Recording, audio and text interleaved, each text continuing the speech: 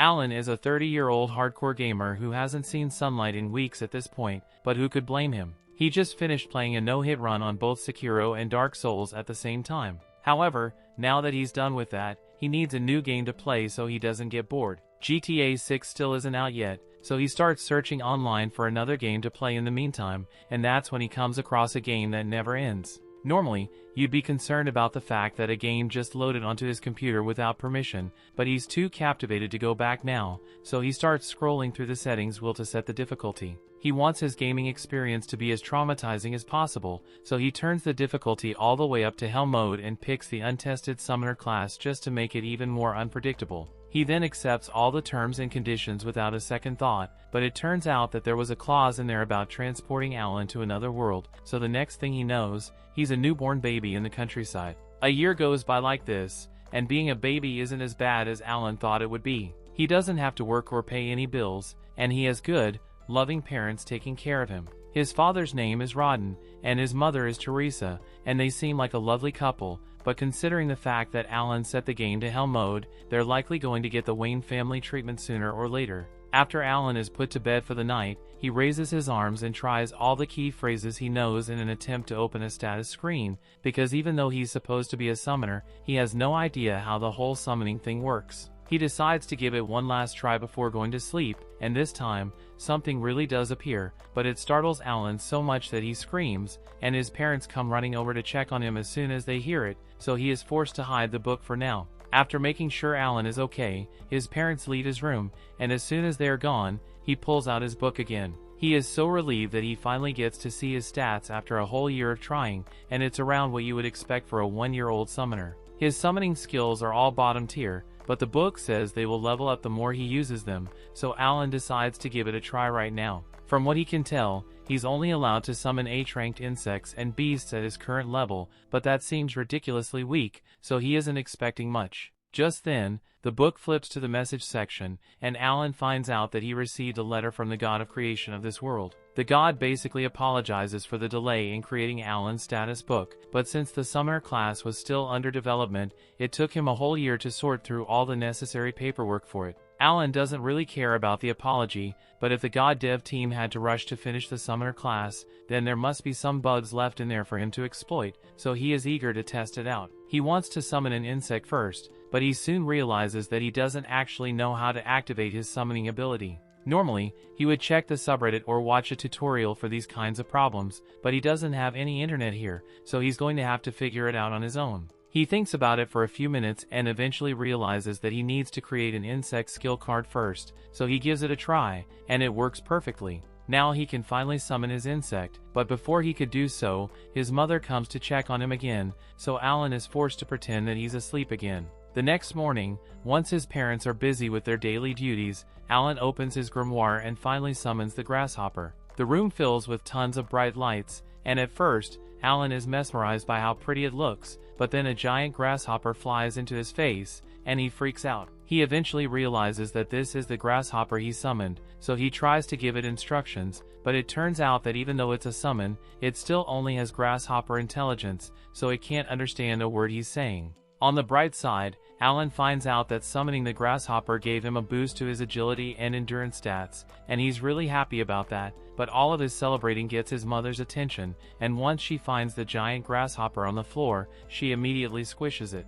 Over the next few days, Alan tinkers with the insect's summoning ability, but he's tired of that now, so he decides to try out the beast to summon next. He summons a mouse, and once again the book sends it flying straight at his face, but Alan was expecting it this time, so he's not as startled. The mouse comes with its own set of buffs, but it's still pretty dumb, so Alan can't really talk to it. That said, one of its abilities is called Scurry, and whenever Alan tells the mouse to use it, it does so without fail. That said, this mouse's ability is downright useless, so Alan figures he will need to level up his abilities in order to summon some of the more powerful creatures out there. His grimoire says he's allowed to stock up to 10 summoning cards at once, and fortunately, the buffs for each summon stack as well, so if he stacks 10 mouse summon cards, his attack and HP go up by 10. This already makes him stronger than any regular baby, but he's going to have to level up his skills if he wants to become truly overpowered. Normally, this wouldn't be hard to do, but remember how Alan selected Hell mode because he thought the difficulty would be fun?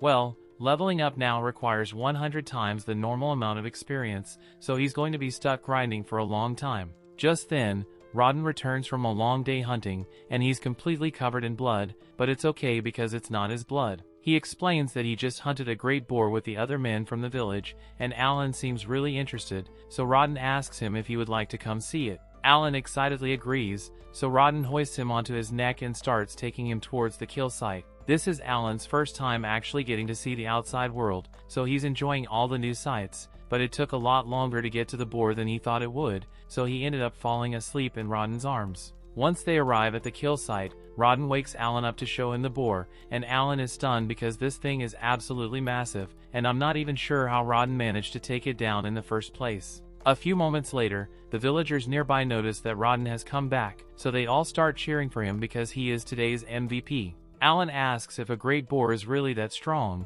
so Gerda explains that it is a C-rank monster, and it usually takes at least 20 men to take one down, so they are pretty tough. This info is really useful to Alan because it gives him a solid benchmark on the strength gap between ranks, but before he can even think about summoning any high-rank monster, Alan is going to have to start grinding XP to level up. 10 months of intense grinding later, Alan has finally risen to a level 2 summoner, and the bump comes with great perks like an all-around boost to his stats, as well as the ability to summon G-ranked creatures and fuse them, but doing so requires a lot of MP, so Alan hurriedly eats his dinner to recover some mana and heads back to his room to try it out. Unfortunately, when he opens his grimoire, it tells him he still doesn't have enough mana to fuse any summons because his max MP is too low, so it looks like he is going to need to do even more grinding before he can try anything new. By the time Alan is 3 years old, he has finally raised his MP stats high enough to use his level 2 skill, and with the fusion section, he is able to create a G-rank bird which he names Chappie. Chappie's main skill is voice mimic, and it can basically copy any voice perfectly, making it perfect for distracting enemies. Alan was also able to summon a frog and a mole, and the frog's only ability is to jump up and down while flashing as a distraction, but the mole is a lot more active and can dig a giant hole in a matter of seconds. The G-rank monster skills are a lot more useful than the H ranks, so Alan is finally starting to enjoy the gaming experience in this world, but it's still going to take a long time before he's strong enough to actually fight anything. And speaking of fighting, Gerda's daughter, Krina, comes looking for Alan because she wants to play with him. Krina's idea of playing is challenging him to a duel, and normally, this wouldn't be a problem, but she's way too strong for Alan to keep up with. He even went all out with his summon buffs just to give himself a fighting chance, but he's still no match for her. By the end of the day, Alan and Krina return home, and apparently, while Alan has been grinding his XP this past year, Rodden and Teresa were getting busy because she's pregnant again. Since his mother can't do physical labor anymore, Alan volunteers to help with the harvest to make things easier for Rodden. He is sure he can do it because with all his buffs, he pretty much has the strength and stamina of an adult now, but Teresa and Rodden don't think it would be fair to make their son work, so they tell him he should just stick to doing basic house chores and playing with Krina. Rodden reminds him that he will eventually grow up and have to get a job, so he should enjoy his time as a kid while he doesn't need to work. Alan is a little upset about being turned down at first, but then he remembers that farm work is unbelievably grueling work, and no father would want to force their 3-year-old to do that kind of work, so he agrees to let it go. Rodden is glad to see that Alan understands, but as they continue with dinner, Teresa recalls seeing Alan in the backyard throwing rocks at a tree a little while ago, so she asks him what that was all about. Alan says he was just practicing for self-defense in case a monster attacks their home, but in reality, he was trying to see if he can learn skills aside from summoning by repeating an action over and over, but he didn't have much luck with that. Rodden is impressed by Alan's work ethic and says he can't wait for his appraisal ceremony. Alan has never heard of the appraisal ceremony before, so he asks Rodden what it is, and he is informed that when you turn 5, you are appraised to find out what talents you may have, and if Alan is lucky enough to receive a powerful talent, he might become very rich and successful in the future. Winter rolls around, and Alan decides to summon a grasshopper out in the snow to see how long it can survive, and it lasts a whole day out here, so he is pretty satisfied. However, that satisfaction quickly fades away when Krina comes outside and starts asking him to fight her again. Unsurprisingly, Alan ends up getting his ass handed to him, but while he was busy with his duel against Krina, he completely forgot about the grasshopper he summoned, and it ends up crawling onto Teresa's leg, scaring her so much that she ends up falling over, and falling over while pregnant is a big deal. Rodden runs over to check on her, and she says she's fine, but she clearly isn't because that fall just sent her into labor, so the baby's coming today whether they like it or not. Rodden tells Krina to go call her mother for help, and once she arrives, she helps Teresa through the delivery process, so by morning, the family has a brand new baby boy. Everyone is overjoyed, but Alan doesn't know how he should feel about this. He still isn't sure why a game reincarnated him into this world, but even though it was unexpected, he didn't have much going for him back in Japan, so he's not upset with how things turned out. That's why he has decided to focus solely on leveling up and protecting his new family, because they matter the most to him. By springtime, since Alan's appraisal ceremony is coming up, he asks his dad for some details on what it's like. His dad tells him that all kids have to do it once they turn 5, and if he happens to have an amazing skill, he has a decent chance of making it to the big leagues. But unfortunately, there is a lot of competition this year since a lot of the other kids are also turning 5, and that includes Krina. They all head to the commoner's city so they can undergo the appraisal, but as they approach the church, Alan notices that a lot of the other commoners look really well groomed. Compared to them, he's pretty much wearing rags, and now that he thinks about it, he's been wearing rags since the day he was born. So his family's finances must be way below average for this world, but that doesn't really bother him. They all gather in front of the church, and as the priests come out, they hear a lot of people making fun of the brokies in the crowd, so they tell everyone that they had better be careful of what they say. Blessings are distributed equally to all, so even the poorest farmer could inherit a powerful skill. The priests tell everyone to come inside for the appraisal, and as they are walking towards an altar,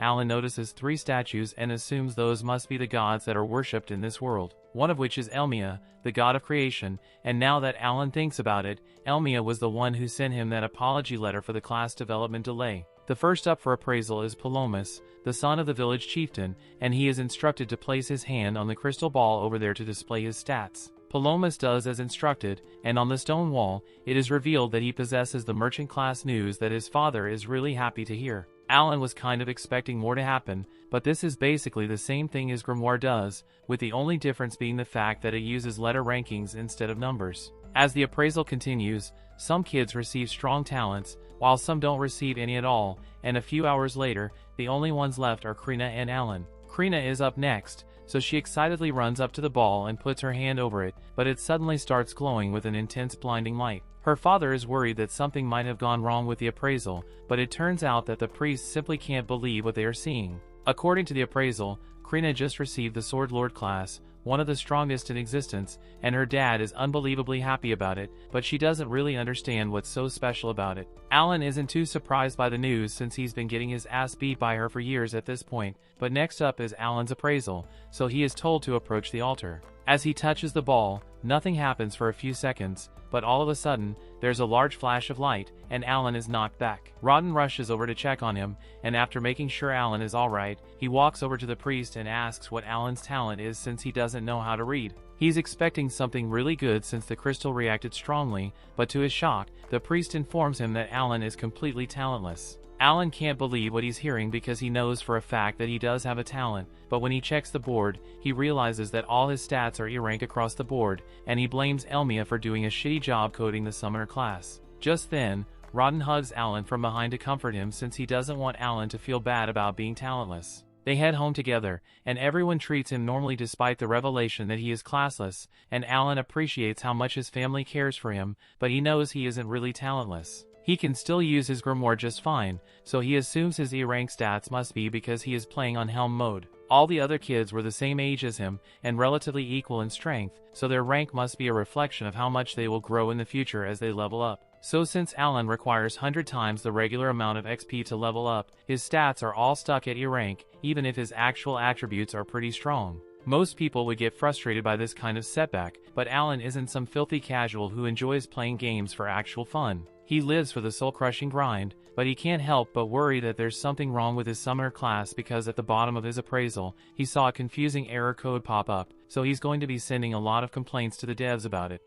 The next morning, Alan goes out with his family to visit Krina's family, but he notices that his dad has been acting a bit strange lately. Over at Krina's house, they are all about to celebrate Krina's appraisal as a Sword Lord, but Rodden still has a sour look on his face, and Gerda says he refuses to celebrate with him until he goes back to normal. At first, Alan wonders if Rodden is jealous of Krina and her family, but he knows his dad isn't that petty, so there must be something else going on here. The two of them continue arguing for a second until Gerda reveals that Rodden mentioned severing ties between their families before they sat down together. Rodden defends his decision by reminding Gerda that Krina is a sword lord now, and that means she practically has a guaranteed ticket out of this tiny serfdom. She might even become nobility if she's lucky, and if that happens, then being close to a poor family like Rodden's would only hold her back. Gerda yells that he doesn't care about any of that stuff, but Rodden keeps insisting that he's doing this for Gerda's good, and the two resume their fight, but eventually, their wives pull them apart and get them to calm down. Alan is a bit surprised by how calm everyone was about this whole thing, so he asks Gerda's wife if it's normal for them to argue like this. She explains that this kind of thing used to happen all the time, but they always made up afterwards. All four of them are actually childhood friends who grew up in the same village, and around 10 years ago, when talks of making a new settlement started, they all decided to join the effort and work together to build their houses. Gerda and Rodden bonded a lot over that back then. Recalling the good times makes them realize how silly their fight was. A little while later, news arrives that the Knight's Order has shown an interest in Krina, and they're coming to see her. Alan assumes the news of Krina becoming a sword lord must be spreading really quickly, but while it's good that she has earned some recognition from the Knight's Order, Gerda is still a little concerned because she is too young to become a knight yet. Just then, one of the kids who got a good talent at the appraisal ceremony confronts Alan and tells him that as a talentless loser, he has no place here. Alan doesn't really care about being insulted, since he still got his summoner power, but Krina won't stand for anyone picking on her best friend, so she tells the kid to back off and nearly chops off his finger before Gerda pulls her back. Just then, the chief announces that the Knight's Order has finally arrived, and everyone is thrilled since they rarely get to see the knights in person. The chief calls for Gerda and Krina to come introduce themselves to the captain. Krina is unbelievably excited because she has always wanted to become a knight, so getting to meet the knight captain must be a dream come true for her. Alan wonders if the knights are going to take Krina to the capital to train her, but before the knight captain could say anything, Gerda speaks up and says he can't let Krina go because she's still too young. The captain says that age doesn't matter because if she's a sword lord, then her skills would be more than enough to get her through the training, so there should be no problem. Unless, of course, they were lying about Krina being a sword saint just to trick the Knight's Order. Gerda assures the captain that he isn't lying, but it's already too late because the captain has decided to put Krina to the test. He orders his vice-captain to prepare to have a duel with this 5-year-old, and without a second thought, the vice-captain agrees. Gerda tries to get the knight captain to reconsider since he doesn't want to put Krina's life at risk, but he is told that if she doesn't fight, then it will serve as proof that she lied about her class, and she, along with her entire family, will be executed. The knights then bring out a sword for her to use, and most children would be terrified by this point, but Krina is so battle-hungry that the second she realizes that she gets to use an actual sword, she says she is willing to accept the duel. Everyone gets into position for the duel, and Leibrand faces off against Krina, so as the match begins, Krina charges at Leibrand with full force. Your eyes do not deceive you, she is swinging a sword that's twice her height like it's nothing, and she is actually giving Leibrand a run for his money, but he is still keeping her at bay relatively easily. The knight captain seems unimpressed by Krina's skills so far, but as the fight goes on, she manages to block one of Leibrand's strikes and prepares to retaliate. However, Leibrand punts her across the street and into one of the walls.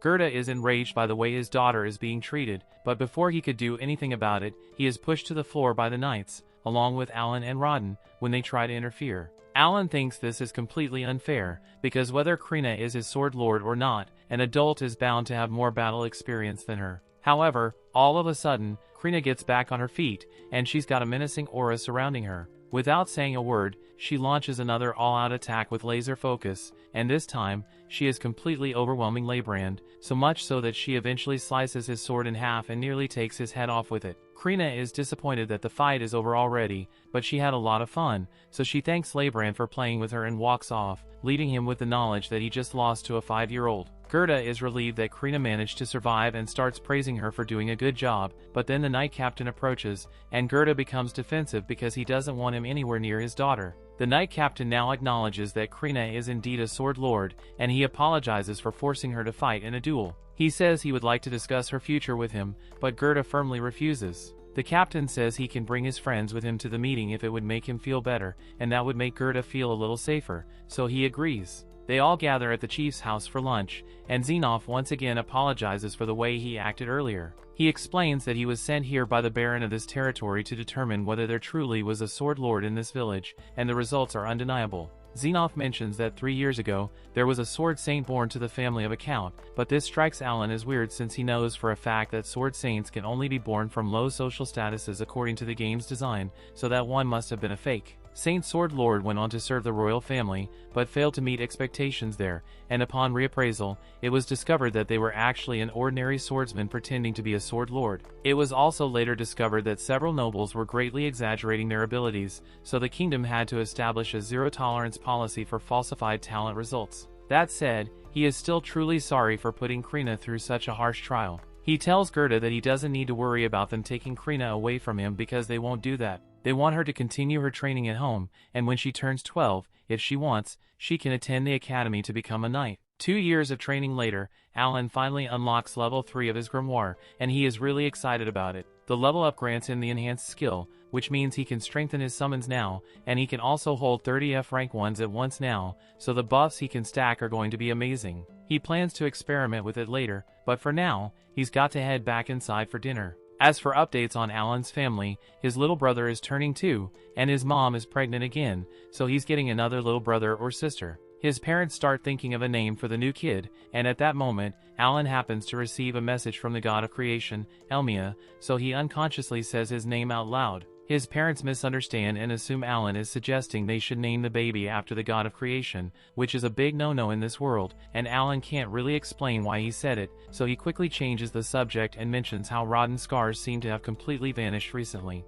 Rodden explains that it's because he passed the trial of the gods earlier today while fighting a boar, but Alan has never heard of such a thing before, so he asks what it means, and Rodden explains that every once in a while, after a battle, you feel your body being refreshed and all your wounds being healed, and Alan assumes it must be the effects of leveling up in this world. Rodden is a strong warrior, so he must level up quite often, but as for Alan, even though his grimoire is level 3, his body is still only level 1 because he hasn't fought any monsters yet, and if he wants to grow stronger, then he is going to have to engage in battle. However, that's easier said than done, because he isn't allowed to leave the village without permission. The only exception to that rule would be hunting expeditions, but the second Alan tries to bring up the idea of joining the next hunt, his father turns him down because he doesn't want Alan putting himself in danger. That night, once everyone else is asleep, Alan opens his grimoire to read the message he got from Elmia, and he already has a good idea of what it's about since he left a strongly worded complaint after the appraisal ceremony. Long story short,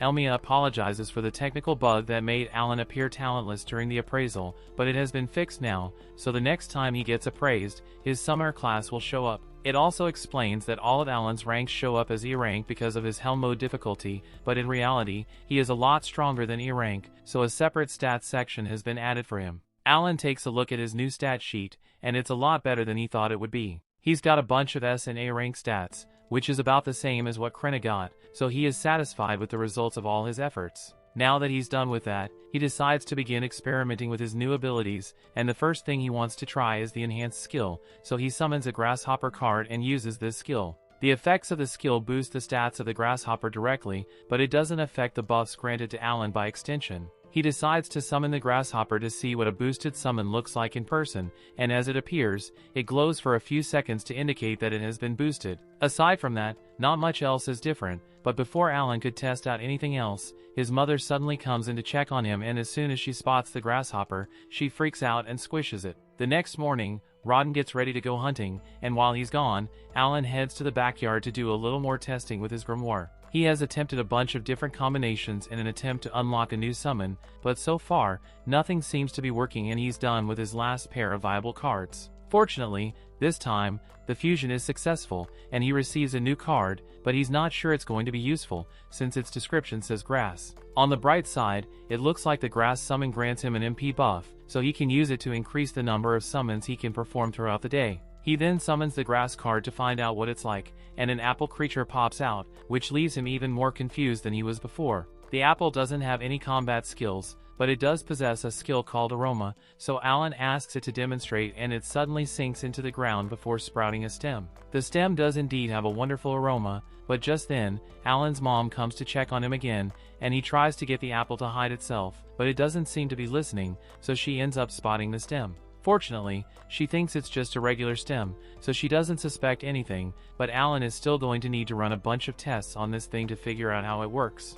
Later on in the day, Alan is training with Krina as usually, and even with the extra buffs from his level up, he is still no match for her strength, but Krina does notice that Alan has gotten a lot tougher. He is surprised to hear that, so he takes a look at his stats and realizes that his sword mastery stat is already at level 3 thanks to all the training he does with Krina, and he is really happy that his skill is improving. Now that he thinks about it, he also recently got a dog summon that has a bite attack, and he would love to try it out, but he doesn't think it would be fair to use it on Krina. After that, Alan spends the rest of the day throwing rocks at the tree in the backyard in hopes of awakening a new skill or something, but it hasn't been going well so far, so he is starting to feel like this is a huge waste of time. He also hasn't had a chance to do any other training since he has to look after his brother most of the time. Mash tells Alan that he is bored of throwing rocks at the tree, so Alan apologizes and says they can do something else after he gets a few more reps in. While Alan is preparing for his final tosses, Mash suddenly notices a bunch of saplings growing next to the house, and he is amazed since he doesn't recall seeing them there yesterday. Those saplings are the result of Alan activating a ton of apple summons at once for the MP buff, and thanks to the buff, he is able to fully restore his MP in 5 hours instead of the usual 6, so he can use over 15% more mana per day now. By nightfall, everyone gathers for dinner as usual, but Rodden isn't back from his hunt yet, which is really odd, especially since they didn't intend to go deep into the forest today. Teresa is obviously worried, but she's trying to stay optimistic about the situation. However, all optimism goes out with Window in on CD. She hears the sounds of the panicked hunters carrying Rodden's body back home. Rodden was apparently injured during the hunt today, and just by looking at him, it's clear that he's lucky to be alive. He got hit by one of the boar's fangs in the gut, and while the other hunters managed to cauterize the wound to keep him alive, he's still on the verge of death. The only reason he even managed to last this long was thanks to the healing herb they gave him on the way here. Teresa is surprised to hear this since healing herb is really expensive, and she doesn't understand how they managed to get their hands on some, so Gerda explains that when the Knight Captain apologized for the way he treated them, part of the apology was a bag of gold coins, which is what they used to buy the herbs, but it wasn't enough to completely heal Rodden. The other hunters all start yelling about how this whole thing is those commoners' fault, but all the noise wakes Mash up and makes him start crying, so Alan takes him back to bed, and the rest of the hunters decide to leave, to give the family some peace and quiet for now. Once everyone has calmed down, Alan asks about what happened, and if a commoner is really to blame for it all. Gerda explains that a few days ago, he and Rodden were summoned by the village chief and told that they should allow the commoners to join them on their next hunt. Boar meat is a valuable commodity, and while most of it has to go to the Baron, the rest is split amongst the people involved in the hunt. They sometimes trade it for other goods, but aside from that, it's difficult to get any decent boar meat unless you hunt for it yourself. Despite this, no commoners have ever volunteered to be part of the hunts, and it's because it's an extremely dangerous task. There are casualties every year, and even more injuries, so commoners usually avoid getting involved. But since Rodden recently became famous as a legendary hunter, many commoners got the impression that as long as Rodden was around, they could just let him handle dealing with the boar while they reap the benefits afterwards, so they asked the chief to include them in the hunts. Rodden and Gerda were against the idea, but they couldn't refuse an order from the chief, so they were forced to let the commoners join, and it went just as bad as they thought it would. During training sessions, all the commoners were slacking off, and when the time finally came for the hunt, the moment they actually came face to face with a boar, they all got scared and dropped their weapons as they ran away. This completely broke up the hunting party's formation, but as if that wasn't bad enough on its own, one of the commoners fell over while the boar was chasing him, so Rodden instinctively stepped in to protect him, but he got skewered in the stomach as a result. The others eventually managed to slay the boar, so Gerda says he will bring the share of meat meant for Rodden by tomorrow, but there's not much else he can do to help, and Alan feels like a total loser because up till now, he had been focusing on only leveling himself up instead of actually helping his family. By the next morning, Rodden regains consciousness, and everyone is happy that he is alive, but Alan is still deep in thought. He had been treating this world like a game this entire time, but to the people that live here, this isn't a game, it's their reality, and they have to struggle to survive, so the least he could do is use his power to help them. A little while later, Gerda returns with Rodden's share of the meat as promised, and he is relieved to see that Rodden is awake, but he's still in terrible shape, so he's probably not going to be able to hunt anymore to prepare for winter. Gerda offers to share his stockpile with Rodden and his family to help, and Rodden appreciates it, but all of a sudden, Alan speaks up and tells everyone that he wants to take over for Rodden. They can all tell that he's serious about it, so there are no objections, and later that morning, he gets to work by fetching some water from the well. The other men there warn him not to overdo it since that much water would be difficult for a child, but Alan is easily able to carry it home. Till now, he had been hiding the effects of his stat buffs, but with everyone already focusing their attention on Krenna since she's an upcoming hero, it should be fine for him to stand out a bit. After he's done fetching water, he heads out into the fields with Gerda to harvest the potatoes. Gerda demonstrates the best method to pull the potatoes out of the ground, and he assumes Alan is going to struggle with it, but to his surprise, Alan is able to do it one-handed. He harvests 3 baskets of potatoes in no time, but after all that work, he realizes that more than half of these have to be given away to the Baron, and that's really unfair. He's trying to figure out how to get more food for his family, but all of a sudden, the chief shows up, and he's here to apologize to Rodden. It was partially his fault that Rodden ended up like this, so he wanted to make things right, and he also brought the guy who caused the accident to apologize as well. The guy doesn't seem like a bad person, he was just too scared to think straight back then, and he accepts full responsibility for the situation. Rodden isn't really mad at him, but he tells the guy to be more careful next time, and he promises not to make the same mistake twice. Later on, Alan heads out into the fields and clears out a wide area because he came up with an idea. He summons a bunch of frogs and has them use their provoke skills to lure out some potential prey. However, instead of the few ducks he was expecting, he actually ends up attracting a monster bird. At first, he thinks it's best to run away while he still can, but then he realizes that it would really help his family if he defeated the bird. Plus, he's got a bunch of stats boosts, so he thinks he should be strong enough to handle it and ends up deciding to attack. He runs in and whacks the bird across the head while it's not looking, and then he summons several dogs to attack it all at once. The dogs are doing a fair bit of damage, but unfortunately, the bird is too strong for them, so it takes them out, one after the other. It then goes after Alan, and since his summons have all been defeated, he has lost the majority of his buffs as well, so he is in serious danger here. He needs to act quickly if he doesn't want to end up as bird food, so when he gets the chance, he summons 2 leeches that start sucking on the bird's neck. Alan had never really tested them out before this, but thankfully, as expected, they seem to have an energy drain ability, so they can weaken the bird enough for him to stand a chance. Once they get himself free, Alan summons even more leeches and wolves, and with their combined efforts, he is finally able to deal the finishing blow and defeat the monster. Alan can hardly believe it since this is his first kill,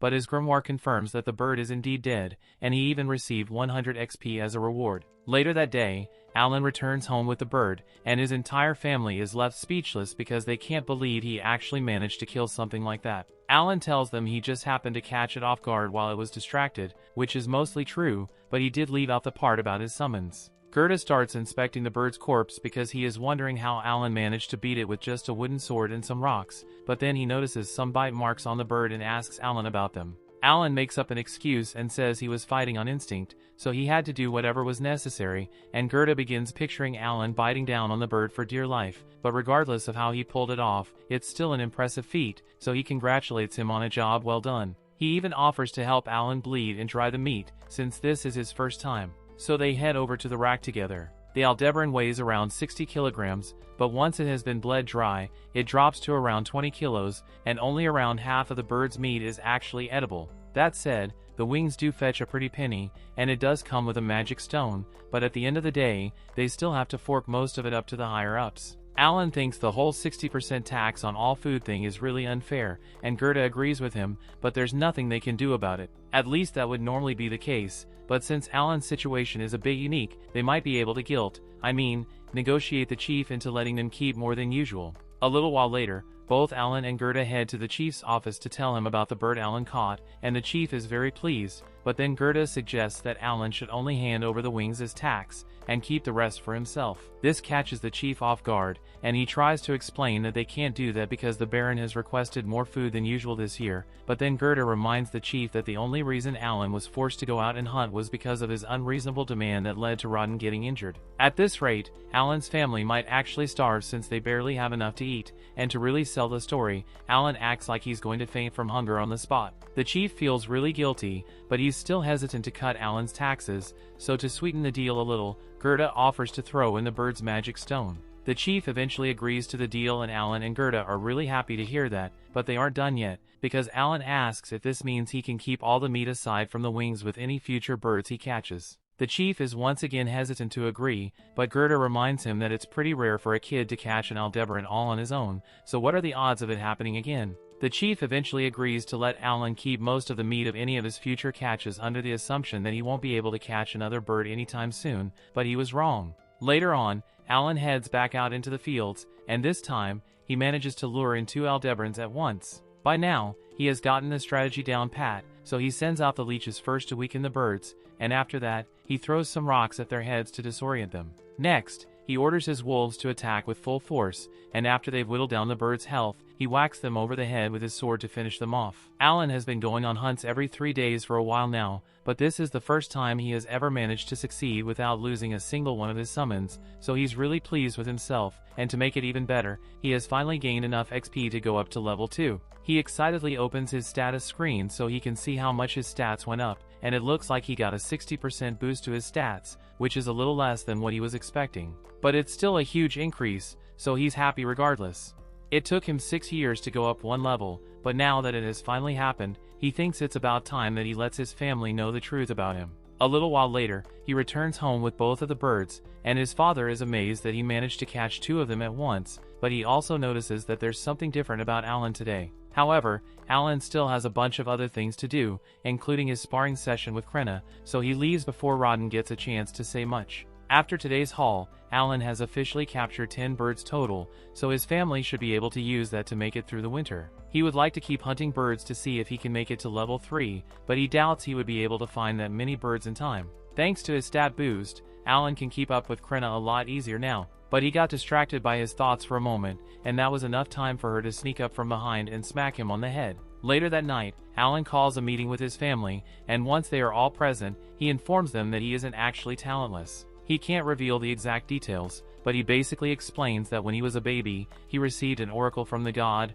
Elmia, and that means he is smarter and stronger than the average person, but he's also going to have to work 100 times harder than normal to grow stronger. His parents believe him, but they are devastated because it sounds a lot like Alan was cursed, and they aren't wrong, but it was actually self-inflicted when he chose to play on hell mode. Alan also tells them that the only reason he was appraised as talentless was because his talent was too new to be recognized. His parents are amazed to hear that and ask if this means Alan really does have a talent, but he tells them he doesn't know what it is yet. He thought about revealing the fact that he's a summoner at first, but he eventually decided not to because he doesn't know how people will react once they find out that he can summon and control living creatures. Even though they don't know what Alan's talent is, they are relieved to find out that he is talented because now it makes sense why he spent so much time throwing rocks at trees and hunting monsters, but they wish he would have told them sooner. Rodden asks Alan what he plans to do from now on, and Alan says he's going to continue doing his best to grow stronger, so his dad reminds him that he should feel free to ask for help if he needs it.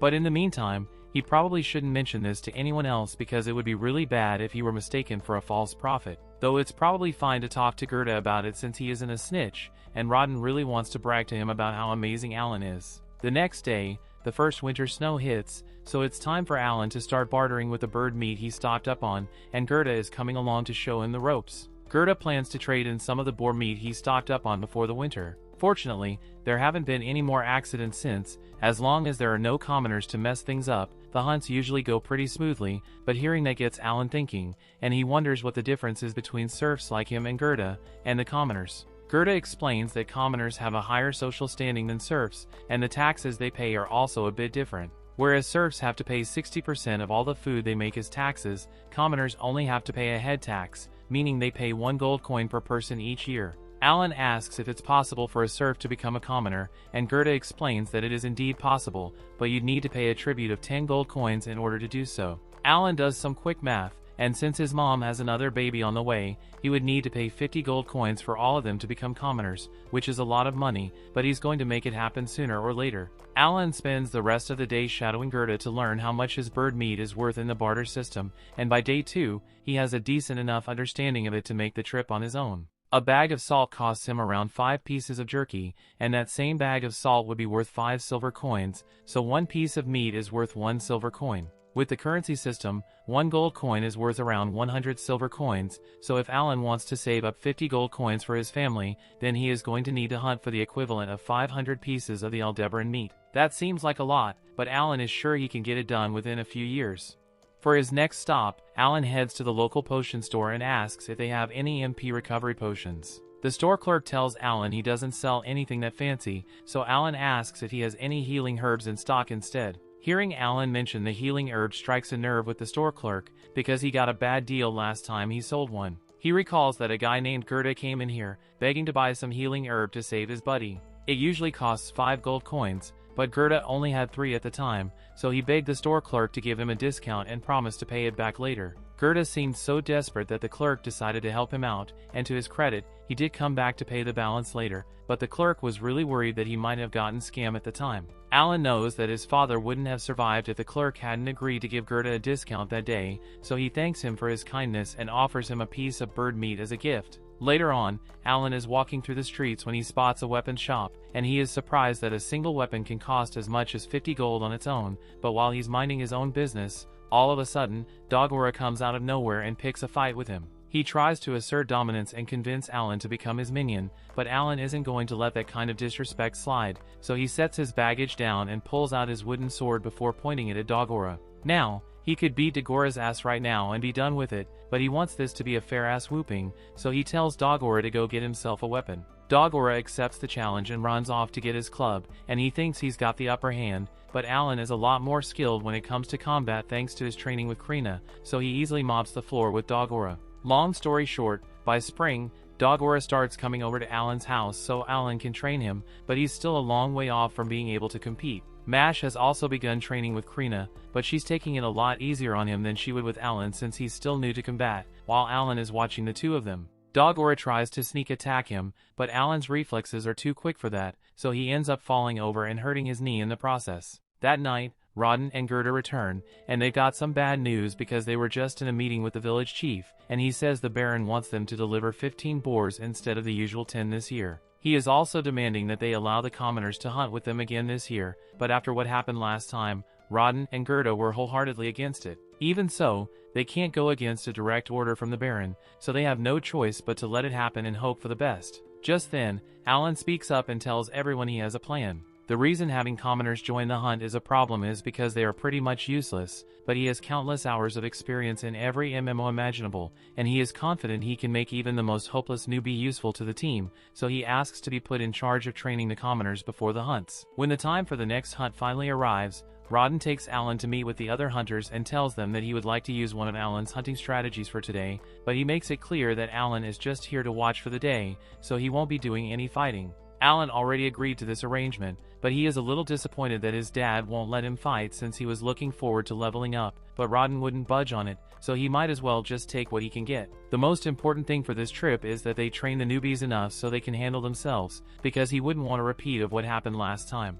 Speaking of last time, the guy that was responsible for getting Rodden hurt comes up to him to apologize again, and he tells Rodden that if anything bad happens today, he doesn't need to put himself at risk just to protect him. Rodden tells the kid that all he needs to do is focus on fulfilling his role, and if he can do that, then hopefully nothing will go wrong. With that, the hunt team heads out into the forest to search for their prey, and this is technically the first time Alan has been allowed to leave the village walls to go into the forest, so he is really excited. Once they make it out into the forest, Gerda reminds everyone of the plan and tells them to get into their positions. A few of the newbies act as bait to lure out a boar, and once the boar comes running out of the brush, it is intercepted by Gerda and his squad. After they've successfully stopped the boar, Rodden and the others come running in from the sides and stab it over and over. This is the strategy that Rodden and the others have successfully used to hunt for the past 10 years, but it doesn't work very well with spineless newbies, which is why Alan suggested a little change. While the others will still do most of the work taking the boar down, the newbies will stand off to the side so they don't get in their way,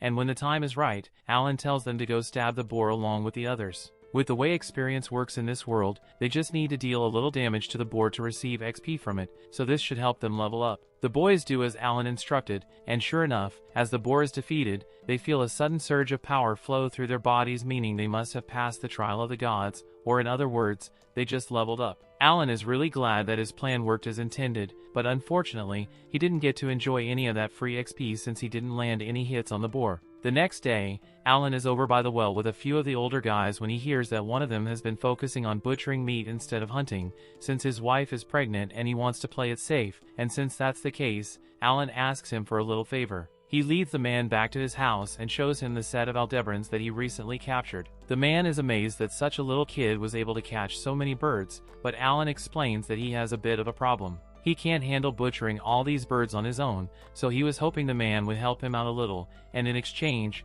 Alan is willing to give him 2 packs of meat per bird butchered. The man is more than willing to help since it's a really good deal for him, but he asks Alan if he's really okay with giving out so much meat as payment. Alan assures him that it's fine, and the reason he's okay with it is because these birds are part of his family's food reserves. Alan caught these birds specifically so he could sell them to earn the 50 gold coins he needs to raise his family's status. Later that day, Alan is back out in the forest with the hunting group, and they've got a few extra newbies with them today. The plan is to gradually expand the group until they have enough people to make 2 groups to hunt twice the amount of boar like the Baron wanted, but Alan is still a little curious about why the Baron is so interested in increasing the amount of boar captured, since it's not like there's a food shortage or anything. Just then, a boar comes charging out of the forest, so all the hunters prepare themselves, and just like last time, after the boar has been brought under control, the newbies are called over to join in for the finishing blow. Just like last time, the newbies all level up from the free experience they gained, but thanks to some quick thinking from Alan, he also managed to reap the benefits of the kill. All he had to do was send out one of his grasshoppers and let it be squished by the boar to technically make himself a participant of the battle, and it worked out just as he hoped it would since he managed to make it to level 3, but he does feel a little guilty for sacrificing one of his summons like that. 3 months later, Alan and the others are invited to go to the chief's mansion to celebrate the start of a new year, and now that the party is over, he and Krina are walking back home. Krina is really happy since they got a lot of free candy, but Alan assumes that was just a reward for meeting the 15 boar quota. They eventually return home and meet up with their families, as they are about to throw a New Year's celebration of their own, and as they all dig in, Rodden begins praising Alan for his genius idea to safely integrate the newbies into the hunting parties, and thanks to that, they should have no trouble meeting the 20 boar quota next year. As they continue to talk, Gerda happens to notice a bottle behind Alan, so he asks what it is, and Alan explains that he received a bottle of liquor from the chief as a gift earlier. Gerda and Rodden are really excited to hear this because they've been looking forward to getting to drink, but Alan reminds them that the liquor was personally given to him, so they can't have it unless he says so. This is all part of his plan to get them to let him fight during the hunts, so he says he will only let them have it if they can beat him in a game. Rodden and Gerda are desperate for that liquor, so they agree to Alan's terms and ask what game he wants to play, to which Alan answers that he wants to arm wrestle. Gerda and Rodden are fine with that, but before the game begins, Alan asks them what they are going to give him if he wins because he needs some kind of reward for his effort. Rodden can tell that Alan already has something in mind, so he asks him to just tell them what it is, and that's when Alan explains that he just wants them to let him fight in future hunts. Rodden doesn't like the idea, but he sees no harm in playing along since he's sure he's going to win anyway, so he and Gerda get ready to arm wrestle with Alan. First up is Gerda, and he seems pretty confident that he won't lose a contest of strength against a 7-year-old, but unfortunately for him, Alan has stocked up on every strength buff available with his summons, so as the match begins, Alan matches Gerda's strength and eventually manages to overpower him. Gerda can't believe he lost, but Rodden kind of expected as much considering all the amazing things Alan has been doing lately, but he is still confident that Alan won't be able to beat him like he did with Gerda, so after a short break, Rodden locks arms with Alan. Just like with Gerda,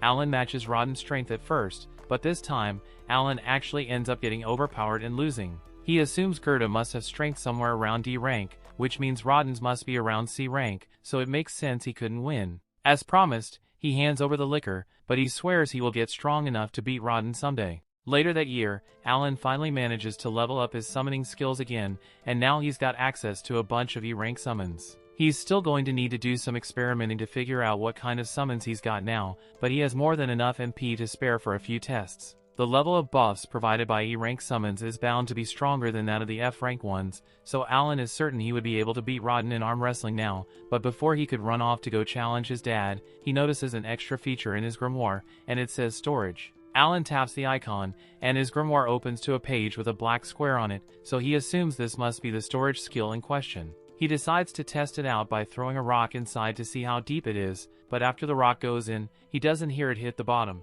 He reaches his hand in to see if he can feel the inside of the storage space, and as he does so, he gets a mental image of the rock he threw in earlier. He decides to try throwing even more things inside, and basically, as long as it can fit through the opening in the book, there is no limit to how much the space can store. But this seems a little too broken to be a random skill he unlocked, so he has a lot of questions. After all, something like infinite storage is a top-tier skill, so he really doubts the devs would go handing it out without a reason. Most of the time, whenever you receive a useful-looking item or skill, it is usually because you're going to need to use it in the near future, so Alan needs to figure out what the intended use is supposed to be. That aside, he also wants to try out his new E-rank summons, so he tries calling one out, but nothing happens. Alan is surprised that it didn't work since he's sure he has enough MP for the summon, but that's when the system informs him that he will need E-rank magic stones in order to summon an E-rank monster. He had no idea he would need magic stones for this, but as luck would have it, he just so happens to have a stash of magic stones he got from few rabbit monsters around the village, so after retrieving them, he heads outside and tries to summon the E-rank insect again, but it still doesn't work. This is when he recalls the storage space and decides to try throwing the magic stones in there to activate the summon, and that seems to do the trick, so Alan is able to summon a beautiful butterfly, although it's a lot bigger than he thought it would be. Just then, Alan's mother comes over to check on him, and considering how squeamish she gets around bugs, Alan doesn't want to risk finding out what will happen if she spots a giant butterfly, so he hides behind his back while making up an excuse to keep her from getting suspicious. He then decides to head out into the fields to try out his next summon, and it's a good thing he did because the summon turned out to be a saber-toothed tiger, and it's really scary in person. He then tries to fuse the butterfly and the tiger to see what he will get, but nothing really happens. He then tries throwing a few more magic stones into storage, and that seemed to do the trick, but he's going to need a lot more magic stones if he wants to try more summons. Later that night, while having dinner, he asks his dad if there are any more rabbit monsters in the village, but Rodden tells him all the rabbits are gone. They dug a ditch around the village a few years back to get rid of most of them since they are pretty dangerous to have around kids, but if all the rabbits are really gone, then Alan is going to need to find another way to gather magic stones. The next day, during training, he decides to ask Palomas about magic stones, and he is informed that they are mostly used to power magic items, but the E-rank ones are seen as practically useless, so it's pretty common to just find them scattered across the ground. Alan hadn't even considered the possibility that he could find the magic stones on the ground, but now that he does know, he's got a lot of scavenging to do. A little while later, Alan has managed to gather enough magic stones to unlock all his new summons, and he can already imagine how powerful he will become if he keeps progressing, because his summon ability allows him to fill out all the roles of an average party all on his own, so with countless beasts at his disposal, he will be unstoppable.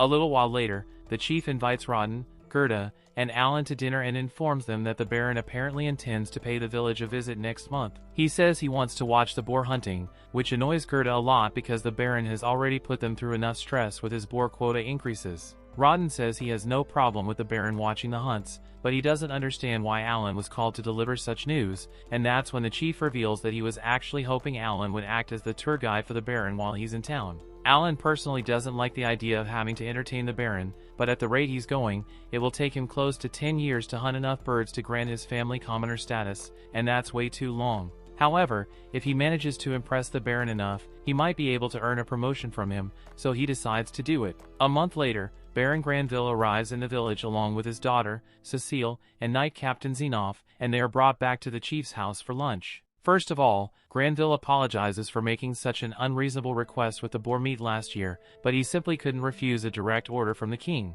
The chief is shocked to hear that the boar quota increase came from the king himself, but Granville clarifies that the real culprit behind it was Viscount Carnal, because he intentionally called attention to the boar meat in front of the king to goad him into making the order. A little while later, the food is served, and both Granville and Cecile are amazed by how delicious the meat is, so Granville asks the chief what the dish is called, but the chief has no idea how to respond, so Alan cuts in and explains that the meat is from a bird he hunted and prepared yesterday, specifically so the Baron would have the freshest ingredients for his meal. Granville is impressed by how well-mannered Alan is, so he asks if he is the chief's son, but Zenoff remembers meeting him last time he was in the village and recognizes him as the son of Rodden, the renowned boar slayer. The Baron is impressed by Alan's manners and asks if he happens to come from a family of former knights, but the chief explains that Alan and his family are just serfs. As soon as Cecile hears this, she becomes outraged that the chief would let a filthy serf set foot in the guest hall, but her father scolds her and tells her serfs are valued members of the fiefdom,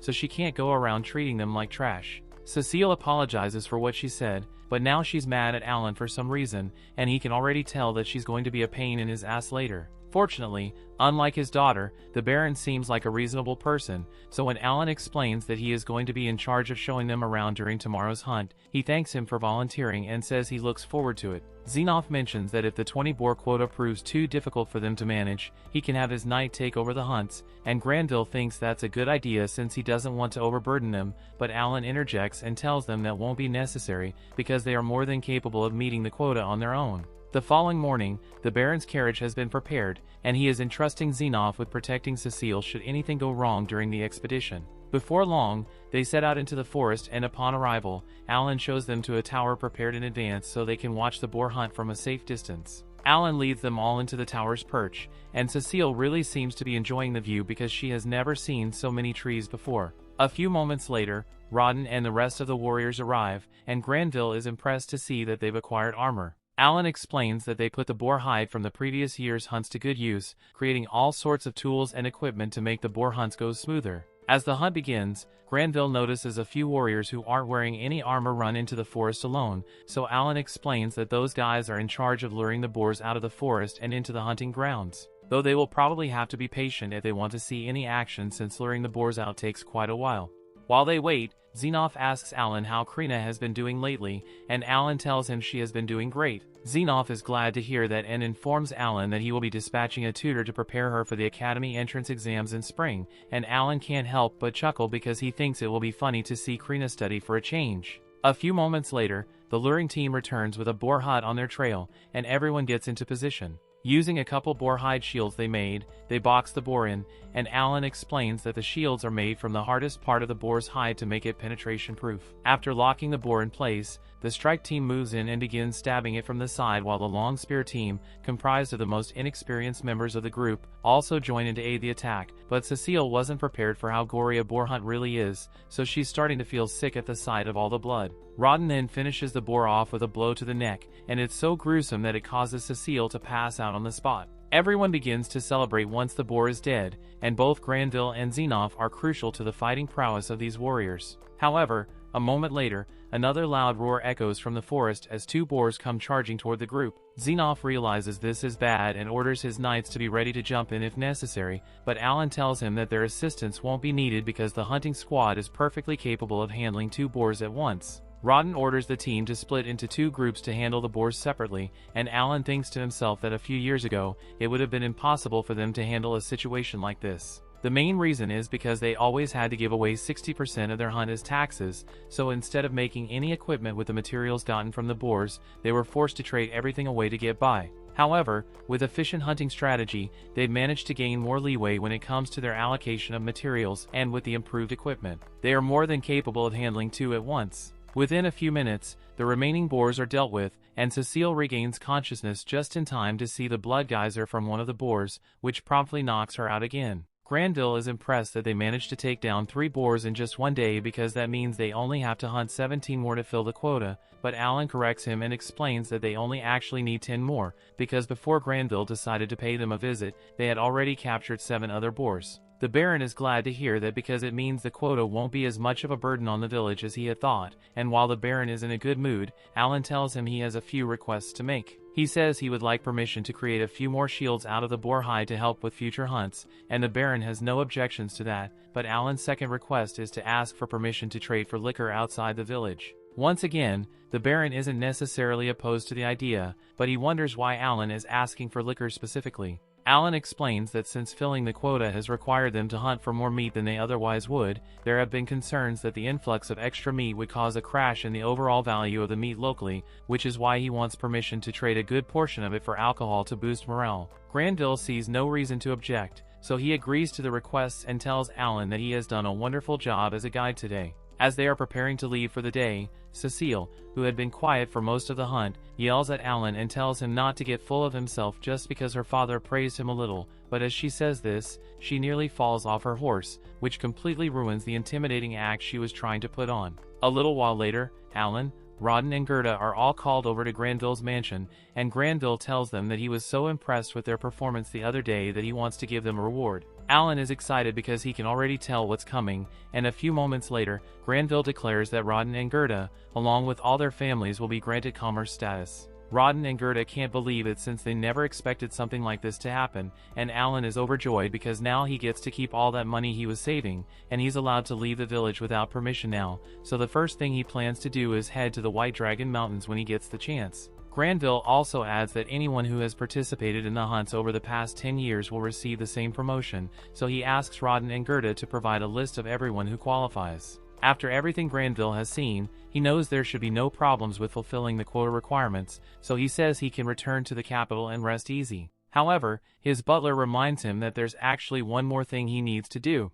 It nearly skipped Granville's mind, but the king apparently wants to use Krena village as an example to the other villages in the kingdom since they have been doing so well lately, so he asks Rodden to tell him the backstory of how the hunts began. Rodden looks a bit uncomfortable after hearing this, so Gerda explains to Granville that the village's backstory is a bit of a sensitive subject for Rodden, so he offers to recount the details in Rodden's place. Gerda explains that around 13 years ago, 100 serfs moved onto the land as part of the king's reclamation decree, and they worked hard for 3 months to make the place livable, but just when things were finally starting to go their way, they were attacked by a giant boar, which destroyed all the food they had stored up for winter. There was no way they would survive till the next year if they didn't do something, so Rodden suggested that they should try hunting the boar for meat, and everyone agreed with him. They didn't have any weapons or equipment at the time. They attacked the boar with nothing but shovels and hoes, and miraculously, they were eventually able to defeat it. Granville is impressed by the story, but he doesn't understand why Rodden is so sensitive about it since it sounds like his initiative is what led to the boar hunts that made the village prosper. However, Gerda informs him that during that hunt, one of Rodden's close friends ended up dying, and Rodden has blamed himself for it ever since. Granville understands how Rodden must feel, and to make up for bringing up such a painful memory, he tells Rodden he is allowed to make any request he wants. Alan thinks this is great and tells Rodden he can ask for some high-quality liquor, but instead, Rodden asks the Baron to allow Alan to work on his estate, even if only as a simple hall boy. Alan internally freaks out after hearing this, because if he gets employed at the Baron's estate, he will have even less freedom than he already does, so he is hoping the Baron refuses Rodden's request. But to his dismay, Granville actually says Alan is too good to be a mere hall boy, so he will employ him as a fully fledged servant of the estate. Cecile is outraged by this since she can't believe a filthy serf is going to be allowed into the mansion, but her butler reminds her that Alan isn't a serf anymore because he was just promoted to a commoner. Alan really wants to find a way to back out of this, but Finn's Rodden seems really happy about the whole thing, so he would feel bad if he ruined it by turning down the offer now. The next day, Alan gets dressed for his first day as a servant at the Baron's estate, and though his family is happy for him, they are also really sad to see him go. Krena is especially upset about not getting to see Alan again, so Alan suggests they should spar one more time before he leaves, and that seems to cheer her up. As their battle begins, everyone watches expecting Krena to dominate Alan as usual, but this time, Alan dumped all his stat boosts into agility, and it made him quick enough to keep up with and even outpace Krena despite her being a sword lord. Eventually, Alan wins the duel by holding his sword to Krena's neck, and she is in shock because this is the first time she has ever lost, but Alan says they can just call this a draw, and they'll have a rematch in the future to decide the real winner. The time soon comes for Alan to leave, so everyone starts saying their goodbyes, and even Dogora shows up to give Alan a knife as a present before he leaves the village. After that, Alan's parents both walk Alan to the village gate, and along the way Rodden tells Alan that being a servant is only the first step for him, and if he works hard, he will definitely move up in life. They eventually arrive at the gate where the chief has already prepared a carriage to take Alan, Cecile, and the Baron back to the city. It's a little awkward in the carriage since Cecile won't even look at him, and he has nothing to say to Granville, but he is going to find a way to make it work. Thus, Alan's life as a servant at the Baron's estate officially begins, and since he is a similar age to Cecile, he is put in charge of taking care of her, which basically means he is required to listen to all her demands, no matter how unreasonable they may be. For example, she asks Alan to carry her on his shoulders so she can reach some fruit that's up in a tree, but after she gets the fruit, she realizes it tastes awful and blames Alan for not warning her about it sooner. She's not a bad person, but she is really annoying to have to deal with all day, though Alan can't say anything about it since that would be disrespectful. She tells Alan to go buy some delicious fruit from the market for her, and Alan agrees to do so, but just then, he notices a giant ship flying overhead, and he is amazed because he had no idea that this world had stuff like this. Cecil doesn't understand why Alan is so shocked and asks if this is his first time seeing a magic airship, but Alan really hasn't seen one of these before, so she decides to leave him be and just reminds him to buy the fruit for her once he's done here. The next morning, Alan wakes up in his living quarters, and while it may look like an old attic room, well actually, it is an old attic, but it's still a bit of an upgrade from Alan's old room. He has used his summoning skills to grow some grass plants with recovery-boosting aroma, so he always starts his days feeling fresh and energized. That said, he's still really hungry, so he decides to head downstairs for breakfast. In the dining hall, all the other servants are already eating, and over the past few days of working here, Alan has gotten to know them pretty well, especially the head servant, Rickle. When Rickle sees Alan, he asks him if he has been getting along well with Cecile, and Alan says yes, but Rickle can tell by looking at his face that she's been rough on him. He explains Cecil is only asking so much of him because he's a servant instead of a hallboy, but Alan has no idea what the difference is. Rickle explains that servants of the family are split into senior and junior ranks, but they are all still technically considered to be part of the family. However, hallboys are different because they are only temporary helpers of the family, so they aren't considered members of the family. Alan is surprised because he had no idea that becoming a servant here made him a member of the family, though now that he thinks about it, it does make sense why his dad was so overjoyed when the Baron made the offer. Later that day, Alan and a few other servants serve the Baron's family breakfast, and the Baron's wife is quite impressed by how well-mannered Alan is despite his humble upbringing. The Baron is also impressed that Alan is so skilled despite the fact that he is talentless, and though the part about him being talentless isn't true, Alan decides to just go along with it. As soon as Cecil finds out that Alan is talentless, she begins bragging about how she has the wizard as talent and her older brother has the swordsman talent, but Cecil's father yells at her to stop bragging about talent in front of her brother because it's a sensitive topic for him. Cecil's younger brother, Thomas, has always felt inferior because he doesn't have a talent, so hearing Cecil brag about it like that made him tear up, and Cecil feels really guilty for making him upset, but she still somehow finds a way to blame Alan for it. Later on, Alan has the afternoon off from work, so he decides to head into town, and his first stop is the Adventurers Guild because that's his #1 goal. He walks up to the front desk and asks the receptionist if he can register as an adventurer here. She explains that she can help him register, but first she needs to ask how old he is. Alan informs her that he is 8 years old, but unfortunately, she tells him that the minimum age to register as an adventurer is 12, so he isn't allowed to become one. Alan is devastated to hear this since he doesn't want to have to continue being a servant for 4 years, but since there's nothing else he can do for today, he decides to head to the notice board to gather some intel. At the board, he notices all kinds of monsters with different ranks posted with bounties, but a few moments later, an adventurer named Raven walks up to him and says, this isn't a place for a kid like Alan, so he had better leave. Alan apologizes and agrees to leave, but before he does, he asks Raven why bounties are organized that way. Raven explains that monsters get stronger the further away from the city you get, so naturally, some of the strongest monsters are located in the White Dragon Mountain. Alan then notices a really old bounty on the wall of the White Dragon, so he asks why no one has taken it out yet even though the reward is so good. Raven explains that the White Dragon is simply way too strong for anyone to beat, but there's a ton of mithril growing in that area, so there are still tons of requests for it and the bounty keeps getting higher and higher. All that information was really helpful, so Alan thanks Raven and heads on his way. He can't register himself as an adventurer yet, but that doesn't mean he can't fight monsters, and since this is his day off, he plans to make the most of it. He runs straight to the city gate, where he is stopped by a guard. Normally, people aren't allowed to leave the city without permission, but since Alan is technically a member of the Granville family, he is allowed to use their seal as identification, and that pretty much grants him access to wherever he wants to go. As soon as the guard opens the gate, he rushes out into the forest so he can start hunting monsters, but he doesn't want to be too careless, so he decides to start slow. Since monsters get stronger the farther into the forest you go, he only walks a few kilometers out so the monsters in the area will have an average of D rank. Once he arrives at ideal location, Alan summons a hawk, and since the hawk has high intelligence, it is smart enough to understand Alan's commands, so he summons 5 more and orders them to fly into the air and track down any monsters in the area. While he's waiting for the hawks to find something, he decides to evaluate the intelligence of his tiger summon,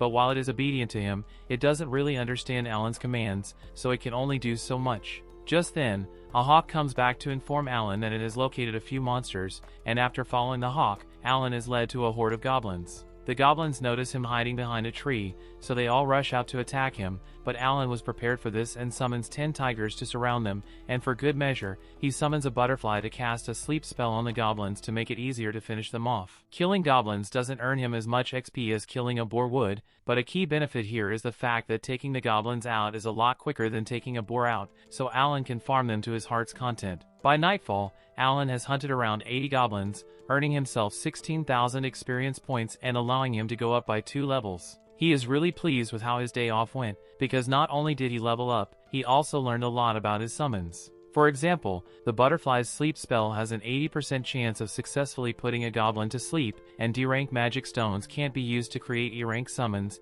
even though they are more valuable. Anyway, even though it's late, Alan wants to keep farming, so he asks the hawks to go look for more monsters to fight, but they all just kind of stare at him without moving. Alan asks what's wrong, and that's when he finds out that the hawks aren't capable of seeing well at night, so they won't be able to scout monsters for him anymore. That's a huge bummer for Alan since he still wanted to hunt a little more, but he's got bigger problems to deal with right now because he was planning to rely on the hawks to help him find his way back to the city. And if they can't see anything in the dark, then that means he is pretty much lost in the woods, but he can't spend the night out here, so he is forced to stumble through the dark until he eventually makes it back home. A month later, Alan commissions a blacksmith to make 3 metal balls for him since he has been meaning to find a way to make his rock-throwing skill more effective, and these are perfect. So after paying for the balls, he tosses them into his grimoire's storage. Over the past month, Alan has gone hunting 4 times, and thanks to his successful XP farming sessions, his level has risen all the way to 12, so he finally feels like he is making some progress.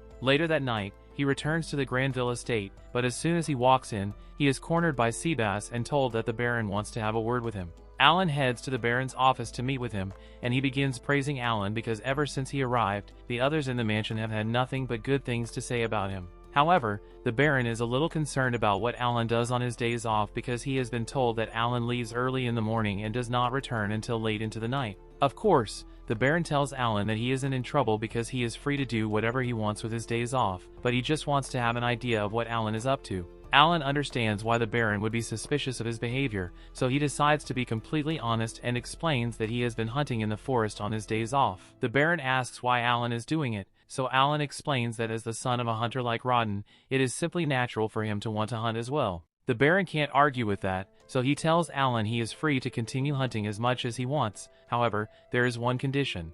Seabass assumes that Alan must be hunting E-rank rabbits since he doesn't know he is strong enough to handle D-rank goblins, so he tells Alan that he cannot sell the meat he catches to any of the local butchers since it could cause a scandal if it became public knowledge. Instead, Seabass offers to have the estate buy any meat Alan hunts at 1 silver coin per bundle, which is higher than the current market rate. Alan is overjoyed by this news, especially since till now, he had just been throwing away all the meat he gathered, so this will give him a chance to earn a little extra money. 6 months later, Alan is out in the forest on one of his weekly hunts, and today, he plans to kill at least 100 goblins and a few horned rabbits to bring back to the mansion. Just then, one of his hawks returns, and he assumes this must mean it has found more monsters, but then a moment later, the rest of the hawks return as well, and they all seem to be acting pretty strange, so Alan realizes something must be wrong. He decides to follow the hawks, even though he has no idea where they are leading him. But a moment later, he comes across Raven and his party in deep trouble against a horde of goblins. Raven is already down for the count, and with Rita being the only other fighter on the team,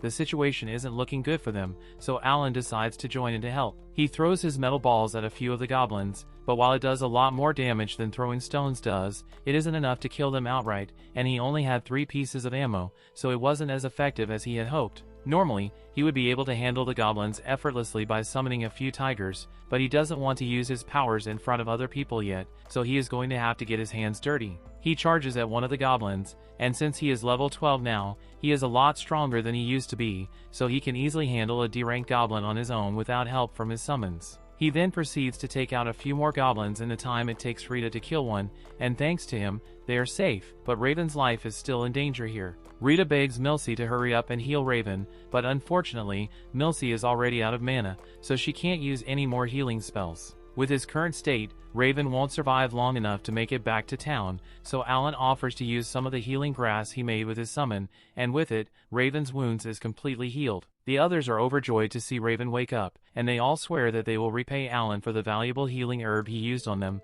but Alan really doesn't want to draw too much attention to himself, but there is actually something he could use their help with. He tells them that he is currently collecting E-rank magic stones, so if they could gather around 100 for him, that would be a huge help. Raven and the others are surprised that that's all Alan wants since E-rank magic stones are pretty much worthless, but since he insists, Raven promises that they will have the stones ready for Alan by next week, and the two say their goodbyes. A few days later, Alan is back on the job as Cecil's servant, and she is currently having him give her a boost so she can reach a jar of jam.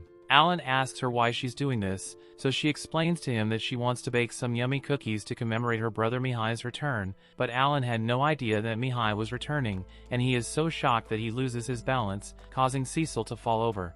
A while later, the family is having lunch, and Granville is quite impressed by how tasty the meal is. Cecil is glad he likes it because it was made with some of the horned rabbits that Alan hunted. Granville is impressed by Alan's skill, but that much should be expected from the son of a warrior like Rodden. Granville also mentions that Krena village has met the quota of 20 boars for the year, and Alan is glad to hear that, but he never had a doubt in his mind that they would be able to pull it off. Just then, Thomas asks why they haven't gotten to eat any boar meat if the quota was met, since it used to be the highlight of their winter meals. They haven't had any this year. Alan is surprised to learn of this, but he assumes it must be because the king is the one who requested the quota increase, so all the boar meat must have been sent to the capital. Thomas asks Alan if he can hunt a white deer for lunch next time, but everyone starts yelling at him to not make such an unreasonable request of Alan, since hunting a white deer is no small feat. However, to their surprise, Alan agrees to do it without hesitation. He has been eager to try a new challenge lately, and he assumes a white deer must be somewhere around C rank, so it should be easy.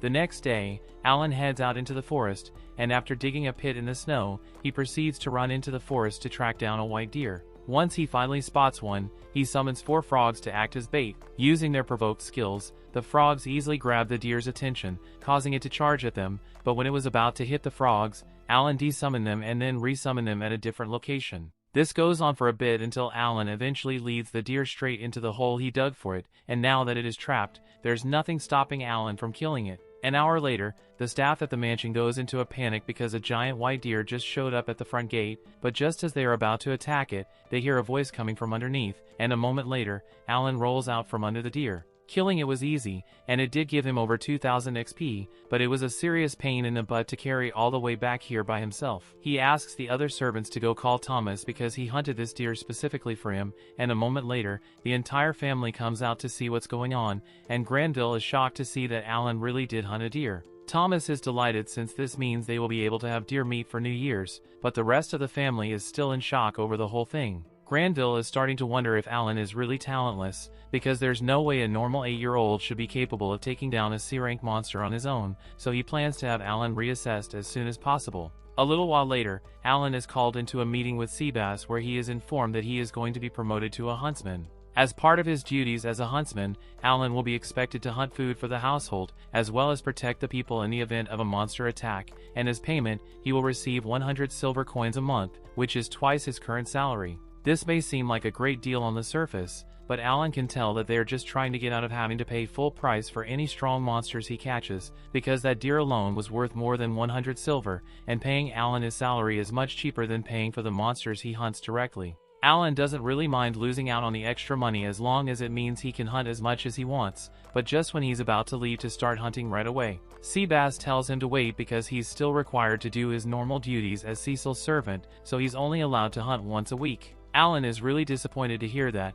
but it would be rude to complain, so he just sucks it up and goes along with it. A little while later, Alan goes to the port with Cecil to meet Mihai since he is finally coming home from the academy to visit. This is the first time Alan has seen an airship so close up, so he is quite curious about how it works, but Cecil is much more interested in greeting her brother as soon as he steps out. She runs over to Mihai and hugs him tight, telling him all about how much she missed him. She asks why he didn't come home last summer like he promised he would, and Mihai does remember making that promise, but something came up, so he apologizes for disappointing her. Alan walks up to Mihai and offers to carry his bags while Cecil introduces him as her servant. Mihai is a nice guy, and just by taking one look at Alan, he can tell that he's quite talented, so he tells him as much. Alan is relieved that Mihai is so mature, because he wouldn't be able to handle another Cecil. But Cecil and Mihai seem to get along really well as family, and it makes him wonder how his own family is doing.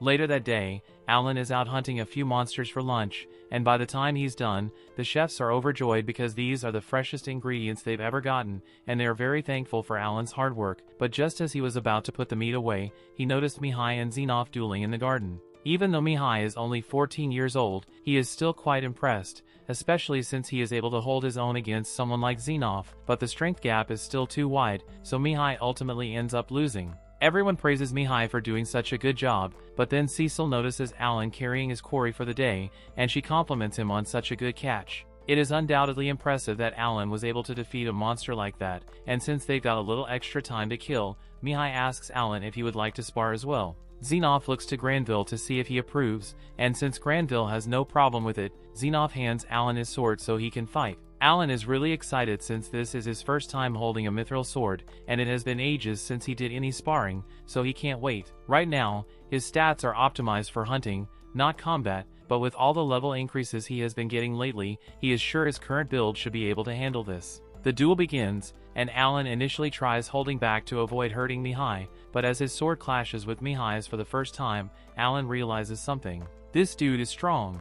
Mihai has spent several years training and studying in the Royal Academy, and all those years of experience play a crucial role in combat, so even if Alan is similar to him in terms of strength, his swordsmanship is still novice level at best, so he never stood a chance. Once the duel is over, everyone once again starts praising Mihai's strength, but Cecil does praise Alan as well, since he held up pretty well against Mihai for a while. Thomas asks Mihai how he got so strong, so Mihai explains that he was forced to clear a dungeon as a summer project last year, and that experience made him a lot stronger. Cecil realizes that's probably why Mihai wasn't able to visit last summer, and she feels kind of bad for him, but Alan is busy thinking about how amazing the training Mihai receives at the academy must be. Cecil asks Mihai whether he's to stay for a while, but unfortunately, he has to head back to the academy in a few days, and he won't be back until summer next year. Alan suddenly asks Mihai to spar with him when he next returns, and Mihai accepts his request. He then shakes Alan's hand and asks him to take care of Cecil until then,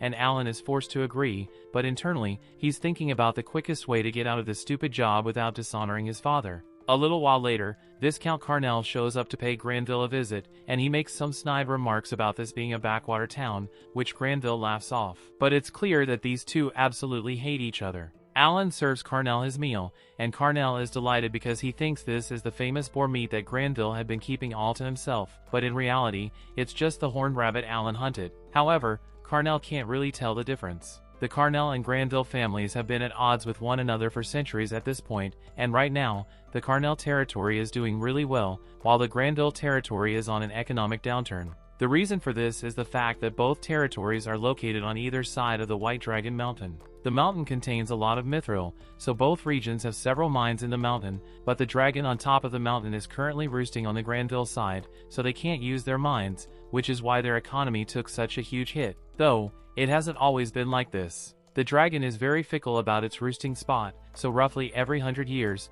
it switches sides, which flips the power dynamics between the two sides. Anyway, Granville asks Carnell why he came here since this couldn't have been a pointless visit, and Carnell was so preoccupied with his food that he nearly forgot to mention it, but he says his oldest daughter recently underwent her appraisal, and he wanted to personally share the news. Alan assumes Carnell's daughter must have gotten an amazing talent, so he is here to rub it in Granville's face, but to his confusion, Carnell announces that his daughter is talentless, and what makes it even more confusing is the fact that Carnell mockingly reminds Granville that 2 out of his 3 children have talents. Granville gets angry and points out that Carnell also has an older son who has a talent, so that means both of them are going to have to fulfill a noble's duty someday. After that, Carnell leaves, and Alan has no idea what that whole thing was about, but it did teach him that being a noble isn't as much fun as he thought. Sometime later, on one of his days off, Alan meets with the party he helped and asks them for advice because he's thinking about hunting a few C-rank monsters. After all, he has hunted over 10,000 goblins in the forest already,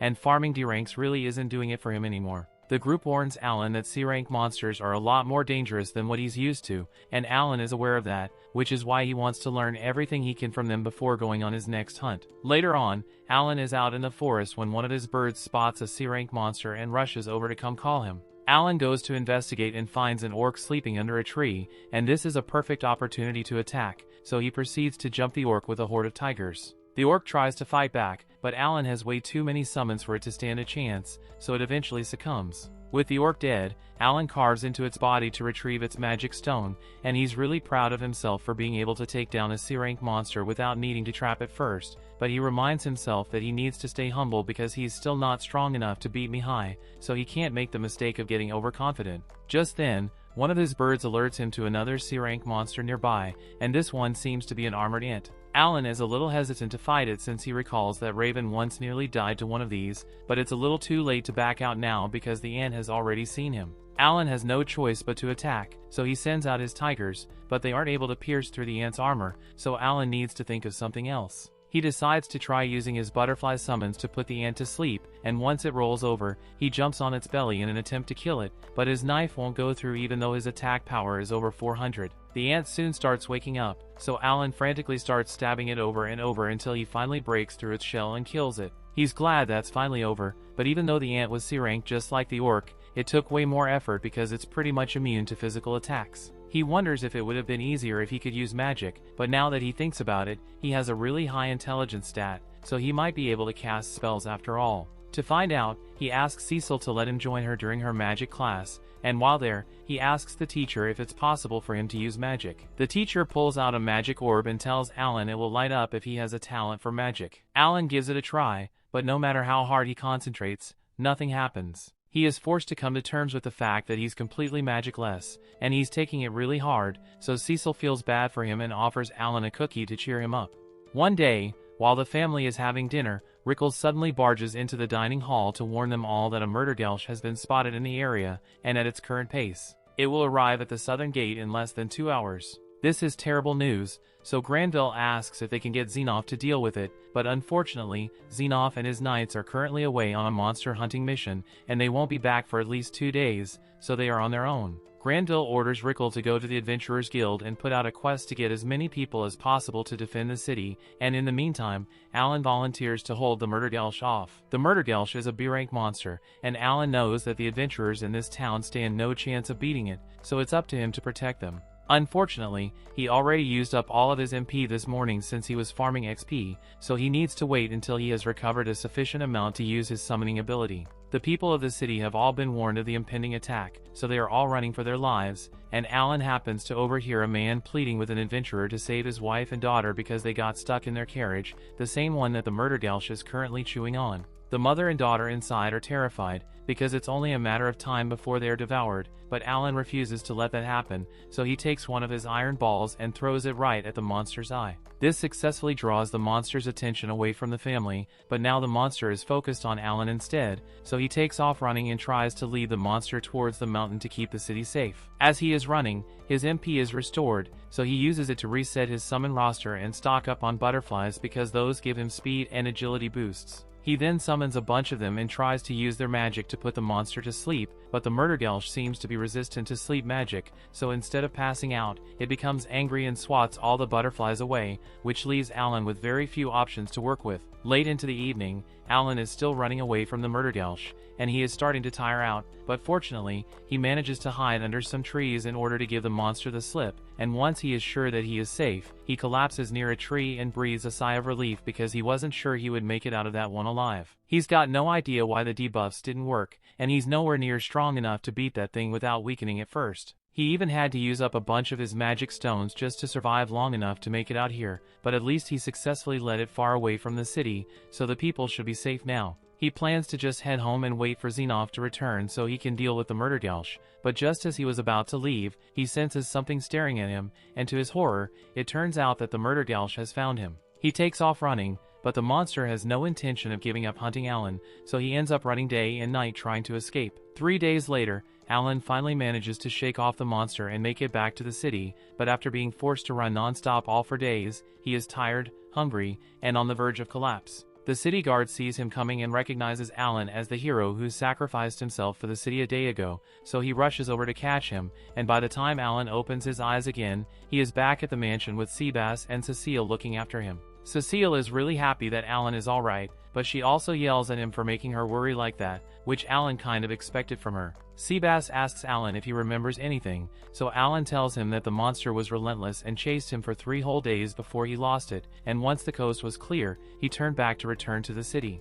Seabass is impressed by Alan's bravery, and he informs him that Granville is just as pleased with what he has done, so after Alan is back on his feet, he would like to meet with him. A little while later, Alan goes to meet Granville, and he explains that he wasn't strong enough to defeat the monster on his own, so he decided to draw its attention and lead it as far away as possible. He then apologizes for doing something so reckless, but Granville tells Alan that he has nothing to be sorry for. Handling monsters like the Murdergelsh would have been impossible without Xenoff and his knights, so Alan's brave actions undoubtedly saved the city from mass casualties. Which is why rewards have been prepared for Alan in the amount of 10 gold coins from Granville, and another 10 gold coins from the family that he saved that day.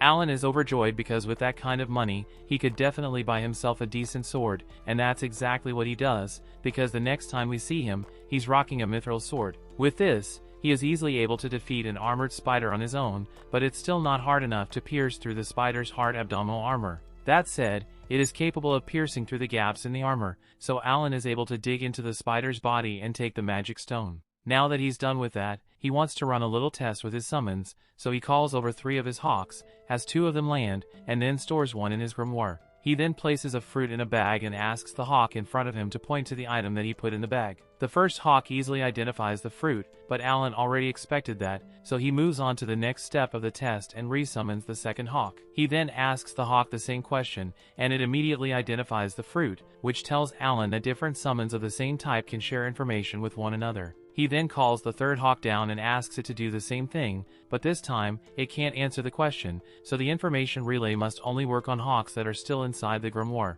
Some time goes by, and in early March, Cecil's brother returns once again, so he gives Alan the rematch he requested. Alan has gotten a lot stronger after farming all those C-rank monsters, but he's still struggling to keep up with Mihai's raw skill. The match ultimately ends with Alan's loss, and Xenov congratulates Mihai for an excellent display of skill, and Alan congratulates him as well, but inside, he is seething with rage because he doesn't understand what kind of training Mihai has been doing at the academy to get this strong. After the duel is over, they all head to the dining room for lunch, and there, Mihai learns that Alan recently fought a murdergelsh. Alan explains it's a bit of a stretch to call what a fight, since all he did was run away, but Mihai is still impressed that Alan made it out of that alive because even he wouldn't be able to beat a B-rank monster like that. Just then, a knight barges into the dining room, and Alan is a little concerned since it didn't end well for him last time this happened, but to everyone's surprise, the knight comes bearing good news. He informs Granville that the white dragon on the mountain has begun to migrate towards Carnell's territory,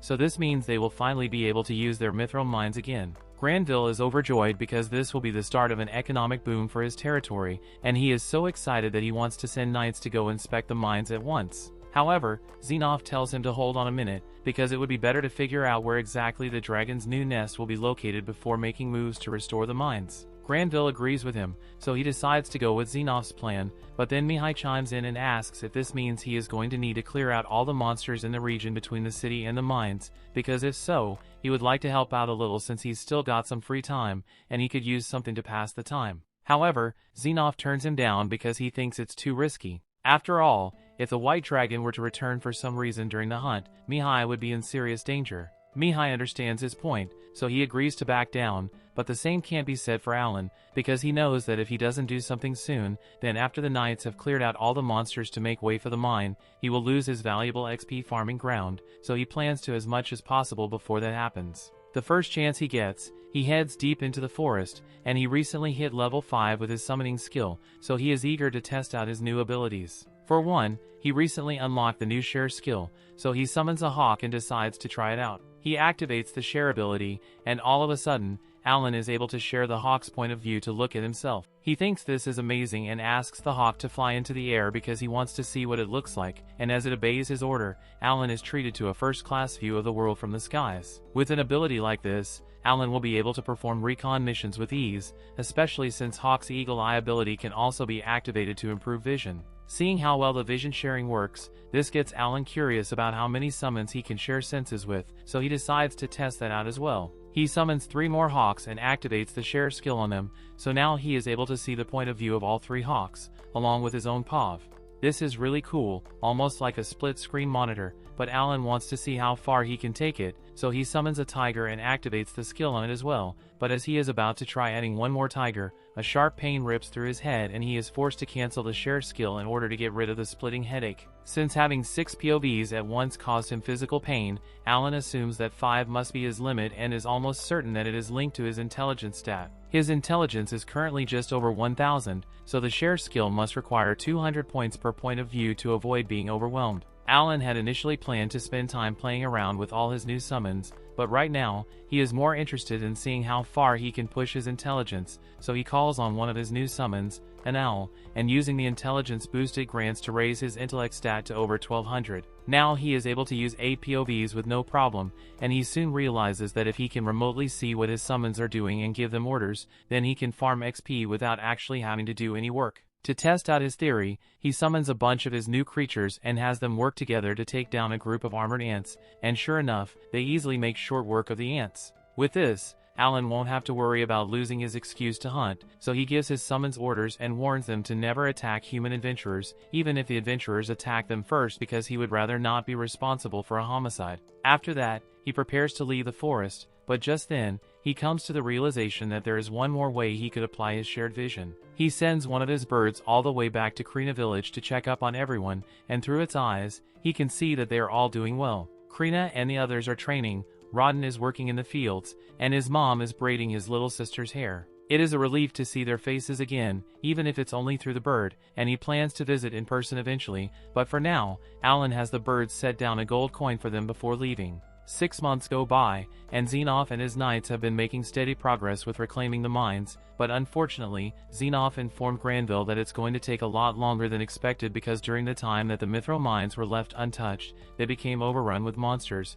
and on top of that, the surrounding villages which had acted as Mithril refineries have also been overrun with monsters. He estimates that it will take at least 3 years to reclaim all of those regions. Granville is shocked to hear this, so he desperately asks Xenoph to try to get it done as soon as possible because he can't wait that long. Alan finds it a little odd that Granville is being so impatient, but then he overhears Granville asking Xenoph if he has any intel on what Carnell has been up to these past few months. As far as Xenoph knows, Carnell attempted to continue mining even though the dragon had moved back over to his side, and ultimately, the entire mining crew suffered for it because they were burnt to ash as soon as the dragon spotted them. It is unlikely that Carnell will be able to continue his mining operations as things are now, but Granville asks Xenoph to remain on high alert because there's no telling what trick Carnell might pull this time. Alan doesn't really understand what they're talking about, but he doesn't particularly care because over the past 6 months, he has been farming XP with his monsters non-stop, and after he turns 12, he plans to quit being a servant here and go register as an adventurer,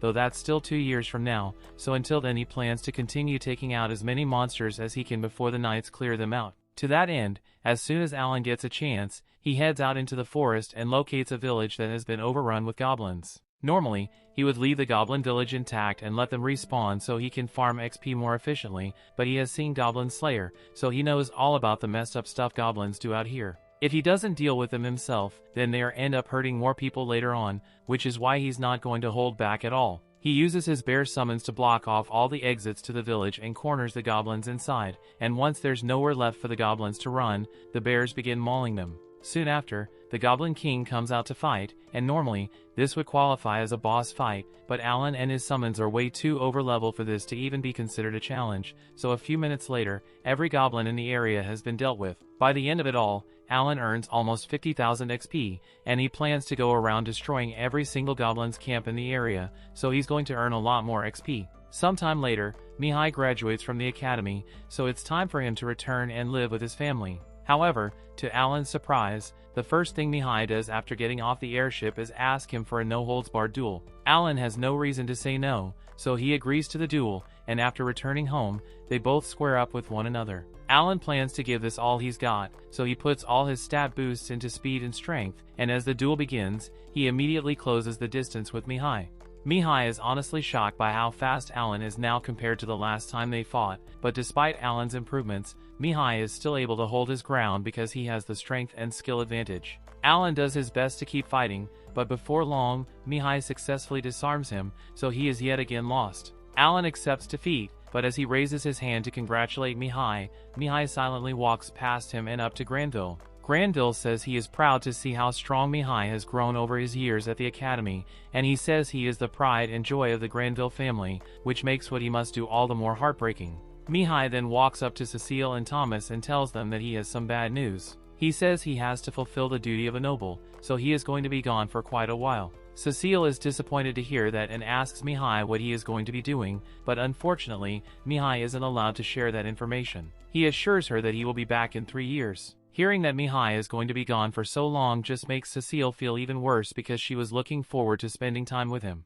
Alan has very little context for this situation, but from what he can tell, a noble's duty must be some horrible task that every gifted noble is required to undertake at a certain age. Kind of like how we all have to go cave diving alone with no gear one day, truly tragic. The next day, Mihai is set to leave to fulfill his duty, and after saying goodbye to his family, he heads toward his carriage. As he is about to step inside, he leans in close to Alan and begs him to watch over Cecile for him while he is gone, and Alan just instinctively agrees. After that, Mihai leaves, and Alan is a little curious about the whole noble's duty thing, but not so curious that he is willing to go snooping around, so he just lets it go. A year later, Alan has made some significant progress in his quest to eradicate all goblin camps in the forest, and he decides to move on to orc camps now. Orcs may be stronger than goblins, but overall, it's not that much of a challenge for Alan and his summons. They all coordinate well to deal with the orcs' attack, and Alan is really happy with how well things are going, but he does wish there were some way for him to tell how much health his summons had left in reserve, because while they may be able to fight without getting tired,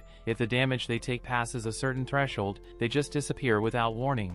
Though in a situation like this, it's not a huge problem since Alan could always just summon more monsters. The battle seems to be going pretty well for Alan, but all of a sudden, he spots a spell headed his way, so he scrambles and asks his 2 knights to protect him. They successfully block the attack, but Alan still wonders where the magic came from in the first place, so he looks back and spots 3 orcs wielding magic scepters. This is the first time Alan has gone up against an opponent capable of wielding magic, and he's got to admit that it really sucks. Those fireball spells do a lot of damage, so if those orcs keep attacking, then it's only a matter of time before Alan's army gets decimated. He can't have that, so he takes out a steel ball and hurls it straight at one of the orcs, blowing a hole clean through its head. Alan is overjoyed to find out that he's strong enough to one-hit KO these idiots, but before he could throw his second steel ball, he realizes that the other orcs have started hiding behind the rocks to avoid getting obliterated, so maybe they're a little smarter than Alan gave them credit for. One of the orc mages goes running over to the orc king to inform him of what's going on,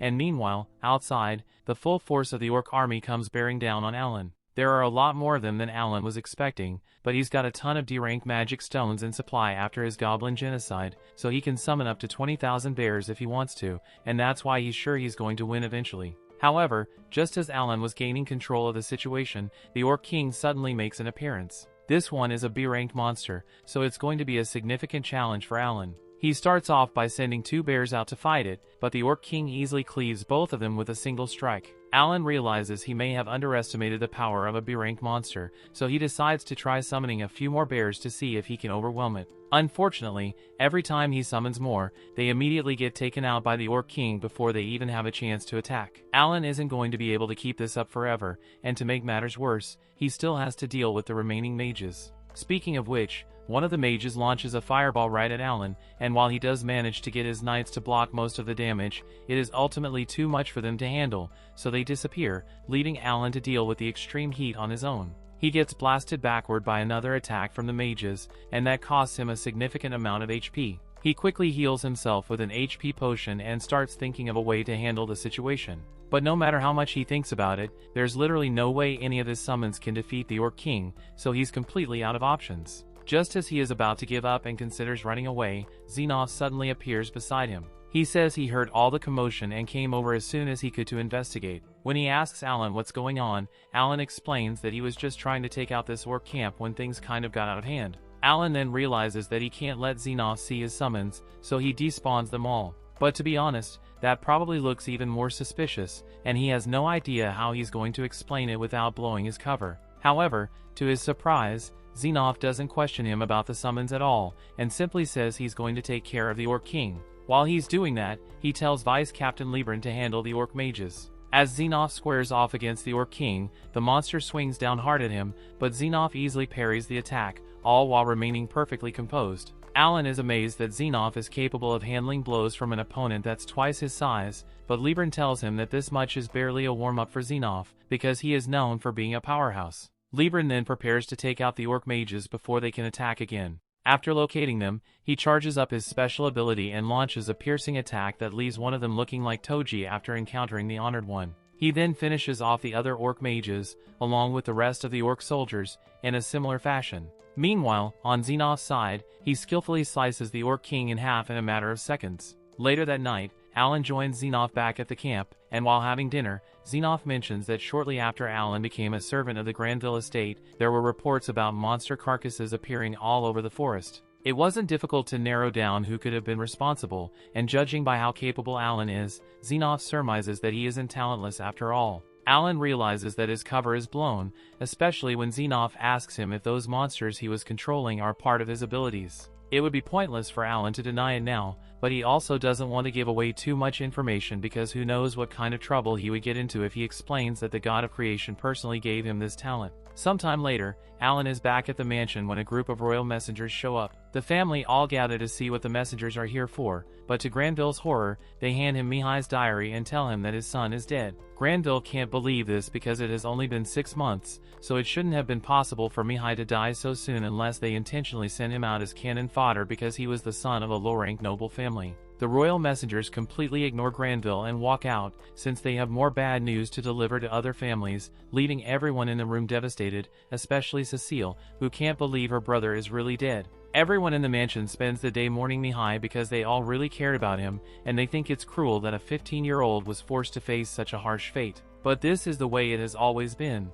Every so often, a noble family must offer up one of their gifted children into service, and more often than not, they end up dying. Cecile can't bear such a harsh reality, so while no one is looking, she climbs out of her window and runs away, causing the entire mansion to go crazy looking for her, and Alan needs to find her before something bad happens. Cecile has made her way out into the city streets, and she has been running for so long that her legs are too tired to continue, so she crouches down and takes out the ribbon she got from Mihai, still refusing to believe that her brother is actually gone. One of Alan's owls has caught sight of her, so a few moments later, Alan arrives, and upon seeing him, Cecile asks if he's here to drag her back home, but Alan says he actually just plans to wait here with her until she feels better. Several minutes go by like this, and Cecile starts yelling at Alan to leave her alone already, but just then, her stomach begins growling because she hasn't eaten anything yet, so Alan reaches into his storage and pulls out an impromptu meal for her. Cecile has no idea where he got all this stuff from, but she's too hungry and grief-stricken to care right now,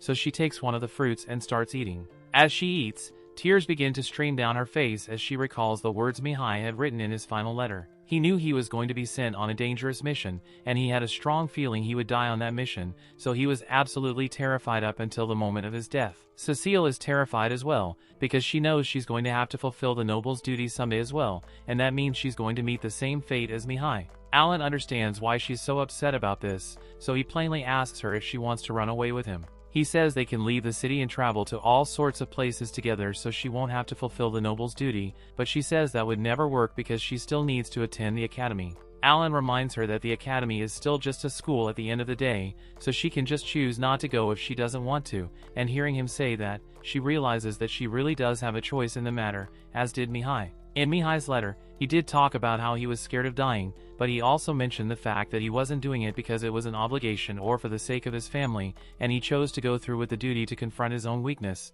so no matter what the outcome may have been, he had no regrets. After coming to this realization, Cecile says she's finally ready to go home, and Alan is glad to hear that, so he gets up and prepares to leave, but then she tells him that her legs are too tired to walk all the way back, so she wants him to carry her, which slightly annoys Alan, but he does it anyway. On the way back home, Cecile thanks Alan for his advice because it really meant a lot to her, and he tells her it's no big deal. They eventually return to the mansion where Cecile's parents are nervously waiting for them at the gate. Her parents immediately rush over to check on her, and Granville assures her that there's no need to be worried about the noble's duty, because now that they've got their mithril mines back up and running, he will be able to get an exemption for Cecile by bribing the royal family so she won't have to do it. However, Cecile looks them dead in the eyes and says she doesn't want to run away from her responsibility, so she plans to fulfill her noble's duty when the time comes. Both parents are shocked to hear her say this, but they respect her decision, so they don't try to talk her out of it. 6 months go by after that, and Alan's life in the Granville household has gone back to normal,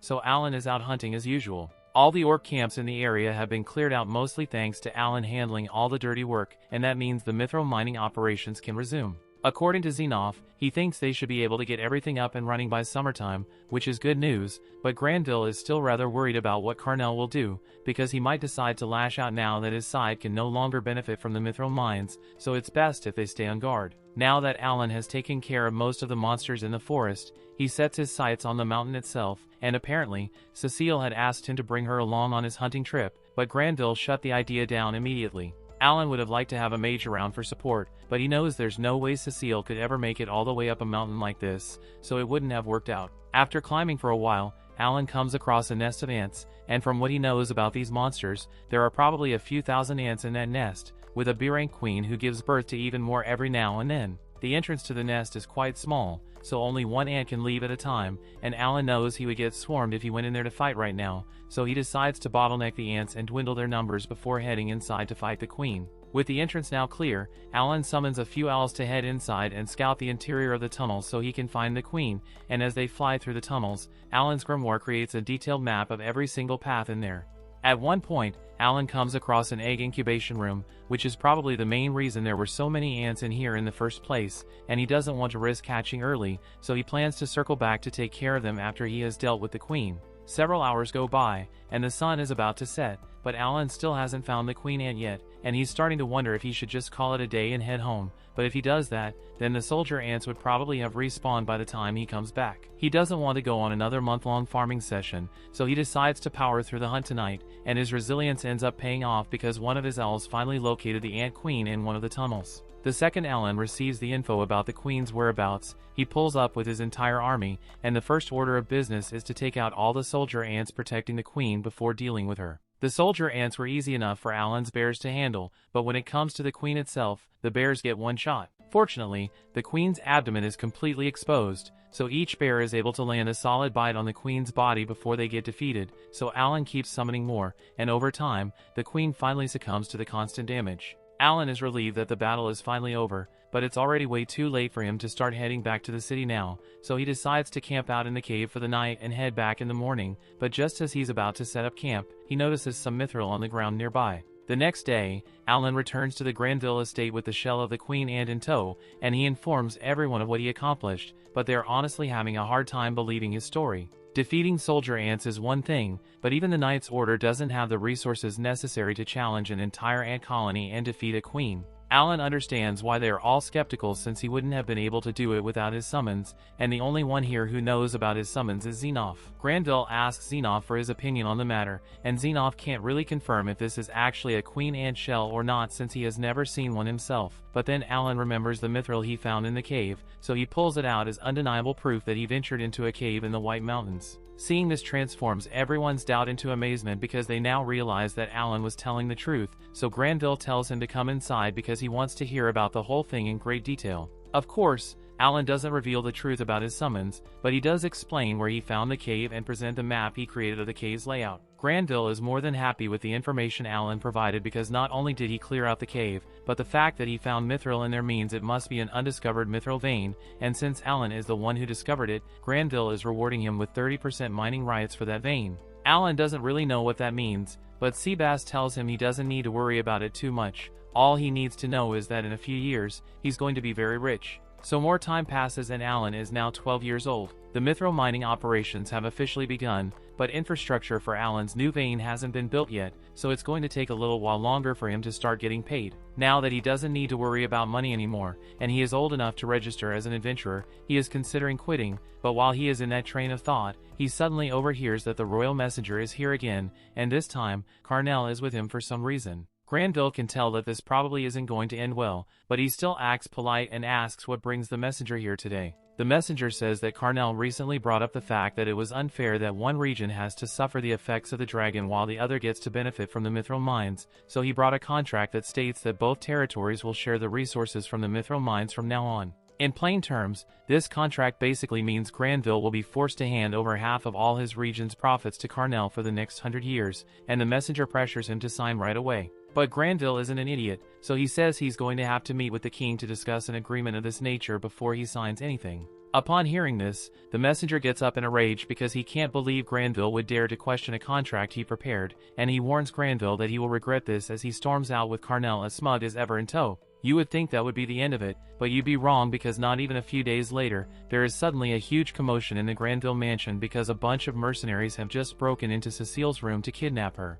Alan is the first to make it there, and he sees the kidnapper is about to run off with Cecile, so he draws his sword from his grimoire and charges at them. The big guy blocks Alan's strike, and he is certain that it will be easy to kill this kid so they can get out of here. But then Alan puts all of his stat boosts into strength, and all of a sudden, the big guy isn't so confident anymore. Alan probably could have defeated them if this was a fair fight, but one of the kidnappers pulls out a pouch of sleeping gas, and once Alan gets hit with it, he passes out moments later. The next time he opens his eyes, he finds himself tied up next to Cecile, which is a huge relief because it makes his job a lot easier. The kidnappers don't know about his summoning ability, and they can't see his grimoire either, so while he's facing the other way, he summons 2 birds on the ceiling so he can get a good view of the situation. The kidnappers are sitting behind him, and they haven't noticed that he's awake yet, so he plans to sneak attack them. However, as he's about to reach into his storage to pull out his sword, he realizes that he must have dropped his mithril sword when he was captured, so the only tools at his disposal right now are those metal balls and a regular sword. He isn't confident that he can defeat these guys while protecting Cecile with such limited equipment,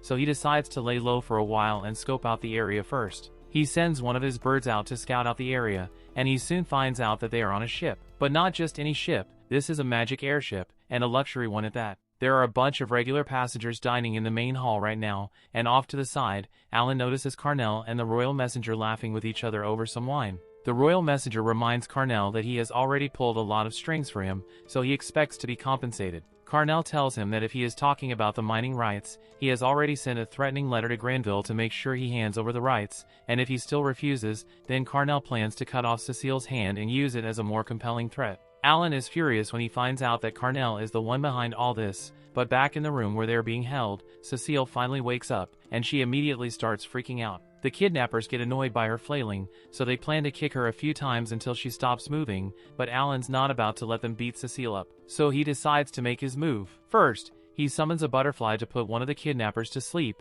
and while the others are confused and wondering what just happened, Alan frees himself from the ropes and prepares to take them down. The kidnappers are about to attack, so Alan summons a bunch of his creatures to throw them off guard, and while the kidnappers are distracted, he proceeds to knock them out. He then walks over to Cecile to check on her, but just then, the leader comes back into the room, and he is slightly amused that Alan managed to take out his lackeys, but that doesn't mean he's getting out of here. All of a sudden, he appears right in front of Alan and kicks him in the stomach so hard that he gets slammed into a wall and coughs up blood. Alan is still trying to process what just happened because it looked like the leader had teleported, but first, he needs to take care of his injuries, so he uses one of his healing herbs. The leader can see that Alan is confused, so he explains that what he did just now was all thanks to his skill, but he doesn't think it's worth giving a whole explanation since he is going to kill Alan anyway. Just then, the leader hears the voice of Carnell yelling at him, and that startles him so much because he wasn't expecting Carnell to be in this room, but it turns out that it was just one of Alan's parrots. While the leader is distracted, Alan uses his spider to bind him to the ground, and then he grabs Cecile and makes a break for the door. The spider's silk won't hold the leader for long, so Alan also spawns 2 knights in front of the door to keep the leader busy and buy enough time for Alan to escape with Cecile. That said, there aren't really many options for escape as things stand, so Alan takes Cecile to a window and takes a look outside to see what he's working with. At a glance, it looks like they are roughly 100 meters up in the air, and Cecile is terrified because she can tell what Alan is thinking, but he tells her it's probably going to be fine because he just put all of his stats into endurance. There's not much time left, so Alan jumps out the window with Cecile, and as they come crashing to the ground, Alan absorbs most of the impact, so Cecile is perfectly fine, but Alan's legs are completely broken. Thankfully, he's still got a ton of healing herbs in stock, so he recovers fairly quickly, and once he is able to stand again, he extends a hand to Cecile and tells her it's time for them to go home. He frees her from her binds and gives her a healing leaf just to make sure she's alright, but Cecile understandably has a ton of questions on her mind, like what were those monsters she saw earlier, where did Alan get such a powerful healing herb, and how was he strong enough to jump out of an airship and survive? Those are all valid questions, but Alan doesn't have time to answer, because they are still in Carnell's territory right now, and Dogra is bound to come after them once the ship lands, so they need to get out of here as soon as possible. He tells Cecile to get on his back so he can carry her, which she does, but then he tells her to hold onto him tightly, and she refuses at first because she thinks it's embarrassing, but then Alan starts running, and he's a lot faster than she thought he would be, so she has no choice but to hold on tight. While running, Alan summons a few owls and asks them to scout around for him, and just as he expected, after the airship lands, Carnell orders Dogra to go looking for them, so they really need to move quickly. To Alan's surprise, Dogra starts heading in their exact direction off jump, which puts them in a really tough spot, so he decides to cut through a bunch of alleyways to test a theory and potentially lose Dogra, while the owls continue to watch Dogra's movements. Alan realizes that Dogra is following the exact same path that they took through those alleys, so he must have some kind of tracking skills that allow him to follow the footprints of his target. That means that as long as he can see the path Alan ran through, he will be able to follow him, but Alan has the perfect counter to that ability, so he jumps into the air and starts running across the rooftops, because there's no way Dogra would think to look for footprints on the roof. This should buy them more than enough time to get out of the city before he figures out what happened, but as Alan continues running, Cecile asks him why he didn't just fight Dogra back there since he is so strong. Alan explains that guys like Dogra are a bad matchup for him, so there's no guarantee that he would win a fight against him, especially not while having to protect Cecile, so escape is their best option. Alan eventually makes it up onto the city wall, and he explains to Cecile that they are going to have to go through the forest to make it back to the Granville territory, which will probably take a few days. However, Alan can't risk leaving any footprints near the city, so he creates a bunch of knights midair and begins hopping from shield to shield so he doesn't have to touch the ground. This way, Dogra will have no means of tracking them down, and once Alan has made it far enough away from the city, he sets up camp with Cecile. Just before bed, Cecile mentions how surprising it is that Alan has a talent after all, but she asks why he didn't tell anyone about it all this time. Alan explains that being talented would only invite trouble for him, so he didn't want to risk it, and considering what happened to Mihai, Cecile understands his reasoning. The next morning, Cecile gets back on Alan's back, and they continue their journey, but just to be safe, Alan checks back in on Dogra to see what he's up to. Dogra looks confused because he can't find any footprints around the city walls, but just when Alan thought he was about to give up, he starts running in a spiral shape around the city. This is really bad news, because if Dogra keeps that up, then it will only be a matter of time before he eventually finds Alan's footprints and tracks him down. They eventually make it to a Granville guard post along the border of the Granville and Carnell territories, and as soon as the guards see Cecile, they are relieved that Alan managed to rescue her because they had heard that she was abducted recently. They ask Alan if they should prepare a carriage to take him and Cecile back to the manor, and that would be great, but just then, one of Alan's hawks relays that Dogra has just found his footprints, and he's on his way here right now. As soon as Alan realizes that Dogra is here, he takes off running and warns Cecile of the situation. She asks him why he didn't just wait at the guard post to fight Dogra off with the knights, but considering Dogra's strength, even if all the knights were to fight together, they would be nothing but cannon fodder for Dogra, so it's best not to get them involved. Hearing that, Cecile begins to feel guilty because she knows Alan has been risking his life to protect her, so she tells him he can leave her behind to save himself. However, Alan would never do such a thing. Sure, Cecile may be a little annoying at times, but he does care about her, so he's going to do everything in his power to make sure she is safe, and Cecile is really grateful that Alan is willing to stick by her side. Alan continues running all throughout the night, and by the next morning, they have gotten pretty close to the Granville estate, so they should be able to make it back by tomorrow morning. However, just when things were looking good, one of Alan's scouts spots that murder gulch that Alan injured 3 years ago, and it's on his tail now that it has caught its scent. Running isn't really an option anymore since the murder gulch is already really close, and it won't hesitate to kill Cecile if it catches her, so Alan decides to stay undefeated before they make their escape. A few moments later,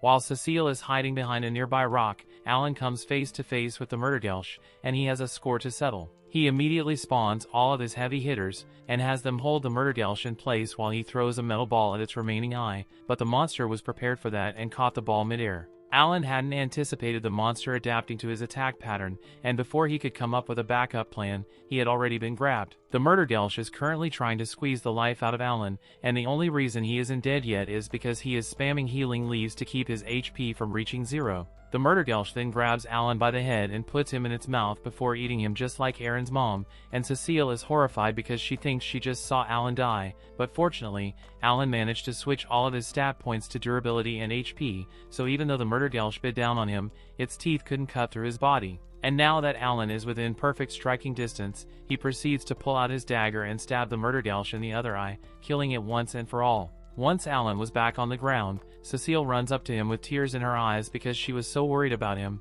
but unfortunately, they aren't safe yet, because all the time Alan wasted fighting the murder gulch allowed Dogra to catch up to them. Dogra immediately kicks Alan to the floor, and Alan still has no idea how to deal with that teleportation ability, so his options are limited here. Dogra begins walking up to Alan and draws his sword as he plans to make Alan's death as excruciating as possible, but just then Cecile launches a fireball at him. This catches both Alan and Dogra off guard since neither of them was expecting Cecile to do that, but it worked because Dogra then turned his attention to her and smacked Cecile across the face. The only reason he didn't kill her for what she did is because he needs her alive to complete his job, but seeing him hurt Cecile made Alan incredibly angry. He has a plan to take Dogra down, but he needs to buy time for it to work, so he starts rage-baiting Dogra by reminding him that he is just a coward who ran away from his post in the war after only a year, and now all he can do is pick on weak children. The rage baiting was successful because Dogra starts taking all his anger out on Alan, and a few minutes later, Alan's plan finally comes to fruition because Xenov has arrived. Earlier, he had sent one of his parrots over to Xenov to inform him of the situation and bring him here since he is the only warrior here who is strong enough to take Dogra out, and Xenov did not disappoint. When Dogra tried to stab Xenov, his blade did absolutely nothing to him, and when Xenov counterattacked, he unleashed a terrifying amount of force, splitting Dogra in two along with everything that was behind him. Afterwards, Xenov escorted Alan and Cecile back to the estate, and the family was overjoyed to see Cecile back safe and sound. A meeting was held to discuss what happened, and that's where Alan informed Granville that Carnell was behind all of this. Since his mines were no longer profitable with the dragon around, Carnell conspired with the royal messenger to attempt to steal half of Granville's mining rights, but he couldn't let Granville inform the king of what he was doing, so he intended to hold Cecile hostage and use her to force Granville to sign. Granville is outraged upon learning all this, so he orders for a carriage to be prepared immediately because he plans to head to the capital right away. However, Alan tells him to wait a moment because he needs to think this through before he takes action. If Granville were to simply report this to the king, then sure, Carnell would probably get what he deserves, but the royal messenger would likely go unpunished. To make sure everyone is dealt with properly, Alan offers to relinquish his mining rights and tells Granville to use those mining rights as a bargaining chip with the king to ensure that a thorough investigation is conducted. Granville is shocked because it sounds like Alan is trying to convince him to bribe the royal family, and that's exactly what Alan is trying to do. He tells Granville that as the head of the family, it's his job to get his hands dirty when necessary to ensure his family's safety, and Granville realizes he is right, so he thanks Alan for the advice and prepares to follow through on it. As a result of the ensuing investigation, the royal messenger was fired, and the Carnell territory was dissolved and put under royal rule for the time being. Later on, given everything they had been through, Granville granted Cecile and Alan permission to receive a special lecture on what a noble's duty is, but only on the condition that they don't tell anyone about this. Basically, as far as the general public knows, the kingdom of Radash has been at peace for a long time, but it is far from the truth. Around 112 years ago, a self-proclaimed demon lord appeared and demanded that the rulers of all the different kingdoms submit to him, but naturally, no one agreed to such a ridiculous request. However, roughly 50 years after the initial declaration, the event known as the Great Calamity took place. The demon lord went on the offensive, and using a massive army of monsters, all B rank and above, he began to invade the surrounding nations, completely destroying 4 of them in only 4 years. To put a stop to the Demon Lord's reign of terror, the different continents banded together to form an alliance to fight against the Demon Lord, and as part of that alliance, each continent was required to found an academy to train fighters before they were sent to the front lines, but their efforts hadn't been enough to stop the Demon Lord, because the invasion had continued. That was until the hero known as Helmios was born in the Empire and restored humanity's hope. He was the first person to ever have the talent of hero, and after he joined the battle, the tide shifted dramatically in favor of humanity. Helmios is currently 22, and he is still courageously fighting on the front lines to this day. Alan was amazed to learn all this because he recalled how the hero and demon lord classes had 5-star difficulties, so they are probably some of the strongest people in this world. As for the noble's duty, it is simply a mandatory 3-year draft into the army for any nobles who possess a talent. It is a rule that is heavily dreaded because even with the hero on their side, half of all noble recruits still end up dying. Later on, Granville calls Alan into a meeting because he has something he wants to discuss with him. He had attempted to get Cecile exempted from the draft, but the king refused because her wizardess talent is too valuable to overlook, thus Granville would like to ask Alan for a favor. He is aware that Alan has some kind of talent, so he offers him 600 gold coins, which is all the money he could gather at the moment, and asks Alan to please accompany Cecile to the academy and protect her when she inevitably gets sent to the battlefield. Alan is hesitant to agree at first, because while he does care about Cecile, this is a huge responsibility to shoulder. That said, he does need to face stronger and stronger opponents if he wants to continue leveling up, so this might be a good chance for him to grow. Thus, he accepts the Baron's request to protect Cecile and promises to defeat the Demon Lord someday. Back in Alan's home village, Mash and Mula asks Chappie where the letter from their big brother is. There isn't one today, but they get something even better. Alan has come to visit them in person, as he's finally back home. It's been 4 whole years since they've last seen each other, so his parents can't believe how much he's grown.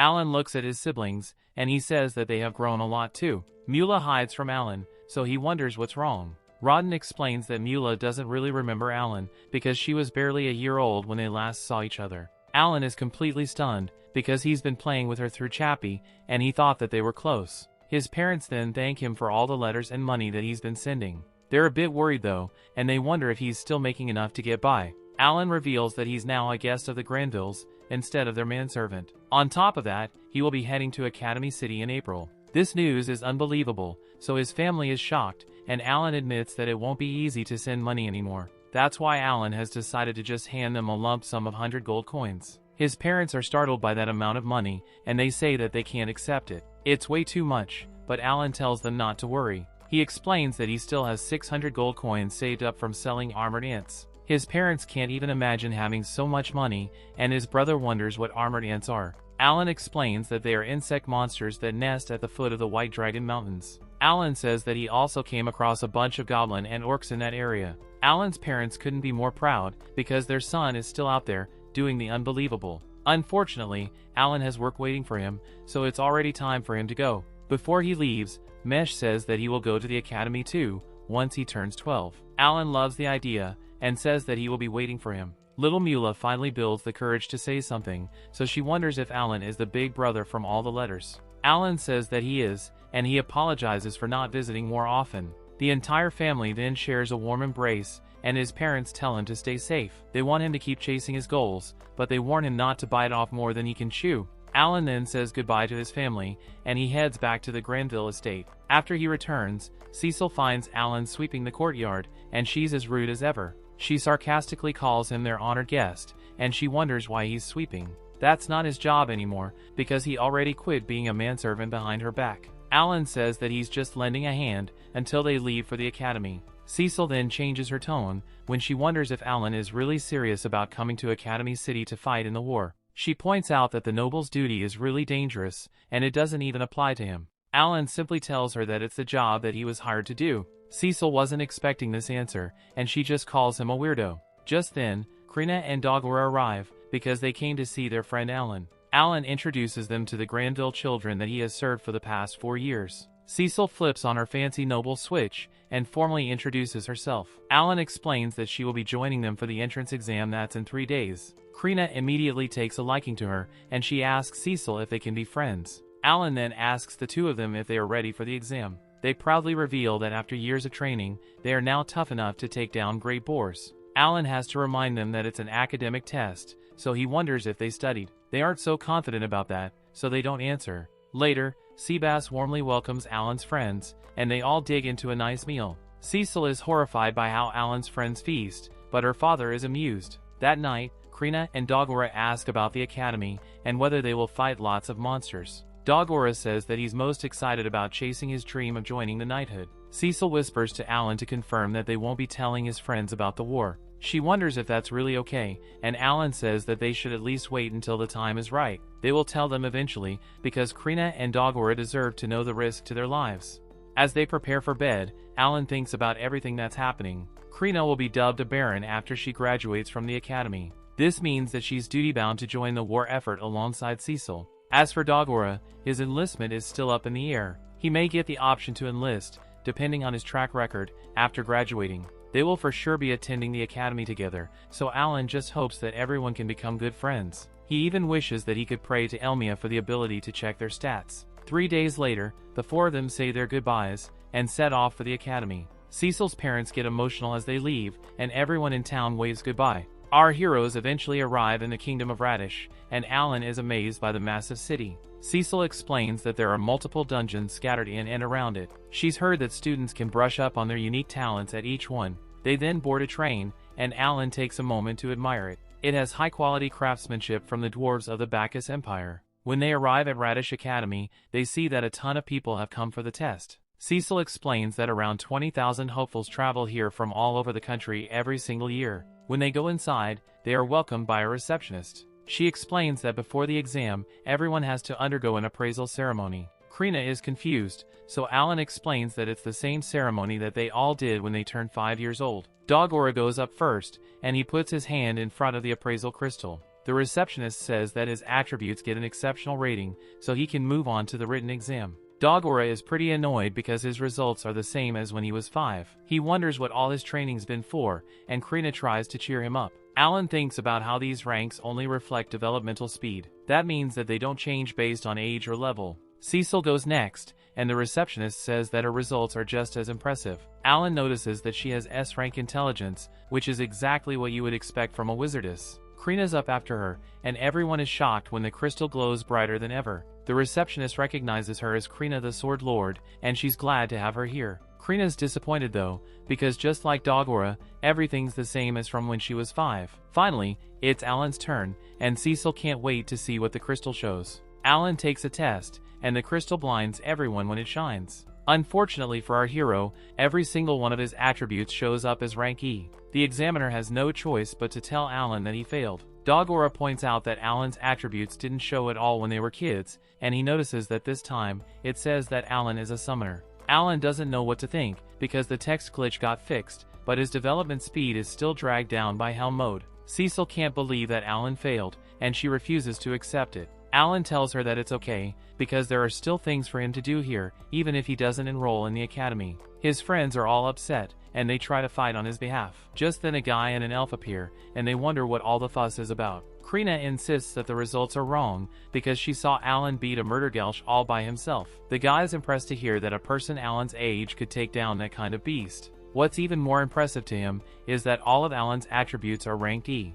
He's never seen a result like this before, and he determines that the person you heard about really does exist. It turns out that this match is an old prophecy from someone named Master Rosen. It said that a boy entirely ranked E would one day appear. The elf calls the guy next to him Helmios, and our heroes are shocked to hear this name. Alan remembers hearing the name during their lecture on the Demon Lord. This is a huge deal, because Helmios is the hero and the hope of all mankind. Helmios approaches Alan, and Alan wonders what he's doing. The hero uses his appraisal skill and reads off Alan's real stats out loud. His attack is 570, while his MP and intelligence are all the way up at 1600. Alan is caught off guard, because he never thought that anyone would be able to see his stats. This is his worst nightmare, so he wishes that the blabbermouth would stop saying it out loud.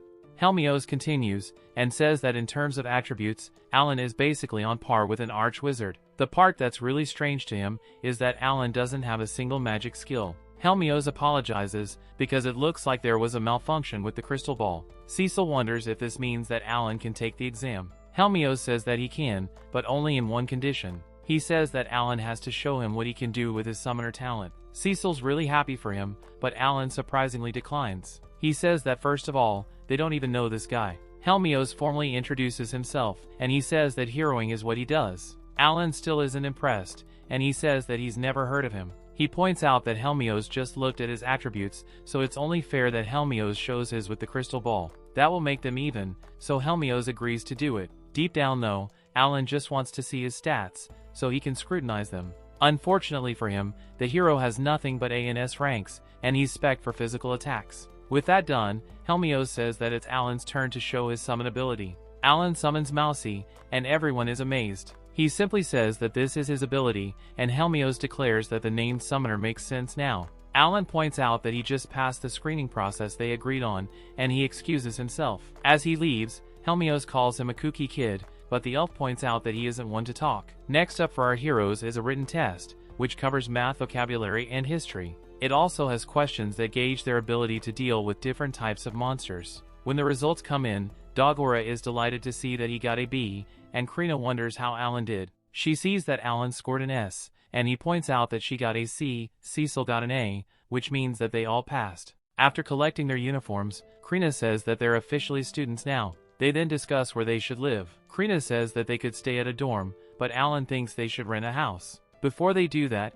Alan explains that students need to apply for adventurer cards. They head to the Adventurers Guild and meet with the receptionist. While their cards are printed, she explains how dungeons work around here. The dungeons here are split into 3 difficulty ranks, which are C, B, and A. The bottom floor of each one has a treasure chest, guarded by a boss. The chest might hold a rare item, so it's worth going for. Alan's really excited, because he already knows exactly which rare item he's after. Alan raises his hand, because he would like to know if he can put in a request to the guild for some D-rank magic stones. The receptionist allows it, and she wonders how many he would like. Alan offers 100 gold coins for 10,000 of the stones. The receptionist is startled, but she accepts the offer and tells Alan to come back in a week. Alan thinks about how he actually wants to stock up 2 million stones over his 3 years that he will be at the academy. Just then, their cards are ready, and the receptionist says that everyone has to start at E rank. They're all planning to adventure together, so the receptionist wonders if they would like to register as a party now.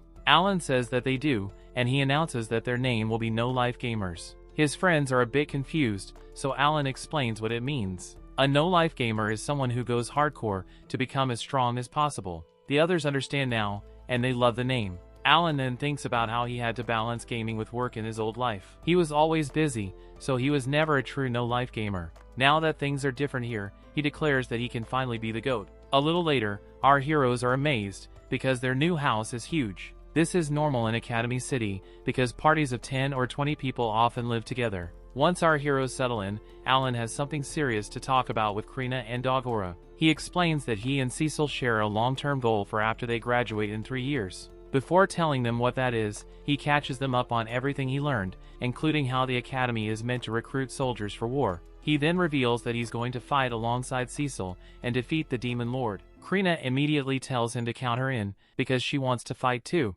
Alan thanks her, because he was hoping that she would say that. As for Dogora, he hesitates, and Alan doesn't blame him. He points out that half the people that get sent to the front lines never come back home. It's not an easy decision to make, so he tells Dogora to take his time. Dogora thinks about how beating the Demon Lord would make him more exalted than any knight. That's all he needs to know, so he signs up too. Just then, Alan's grimoire appears to confirm that the others have joined his party. His friends are startled, and Alan is surprised when he realizes that they can see it too. He explains that it's part of his talent, and them being able to see it means that they're all in this together. Krina then wonders how they should start preparing to beat the Demon Lord. Alan explains that they will pass trials and clear dungeons to get stronger. They also need better equipment and a cleric who can heal. Alan then says that he would like to share one more thing about himself. He reveals for the first time that his skills develop 100 times slower than normal. That's why he needs a huge stock of magic stones and MP to pass the trials. Ultimately, he's hoping to find an MP recovery ring in one of the dungeon treasure chests.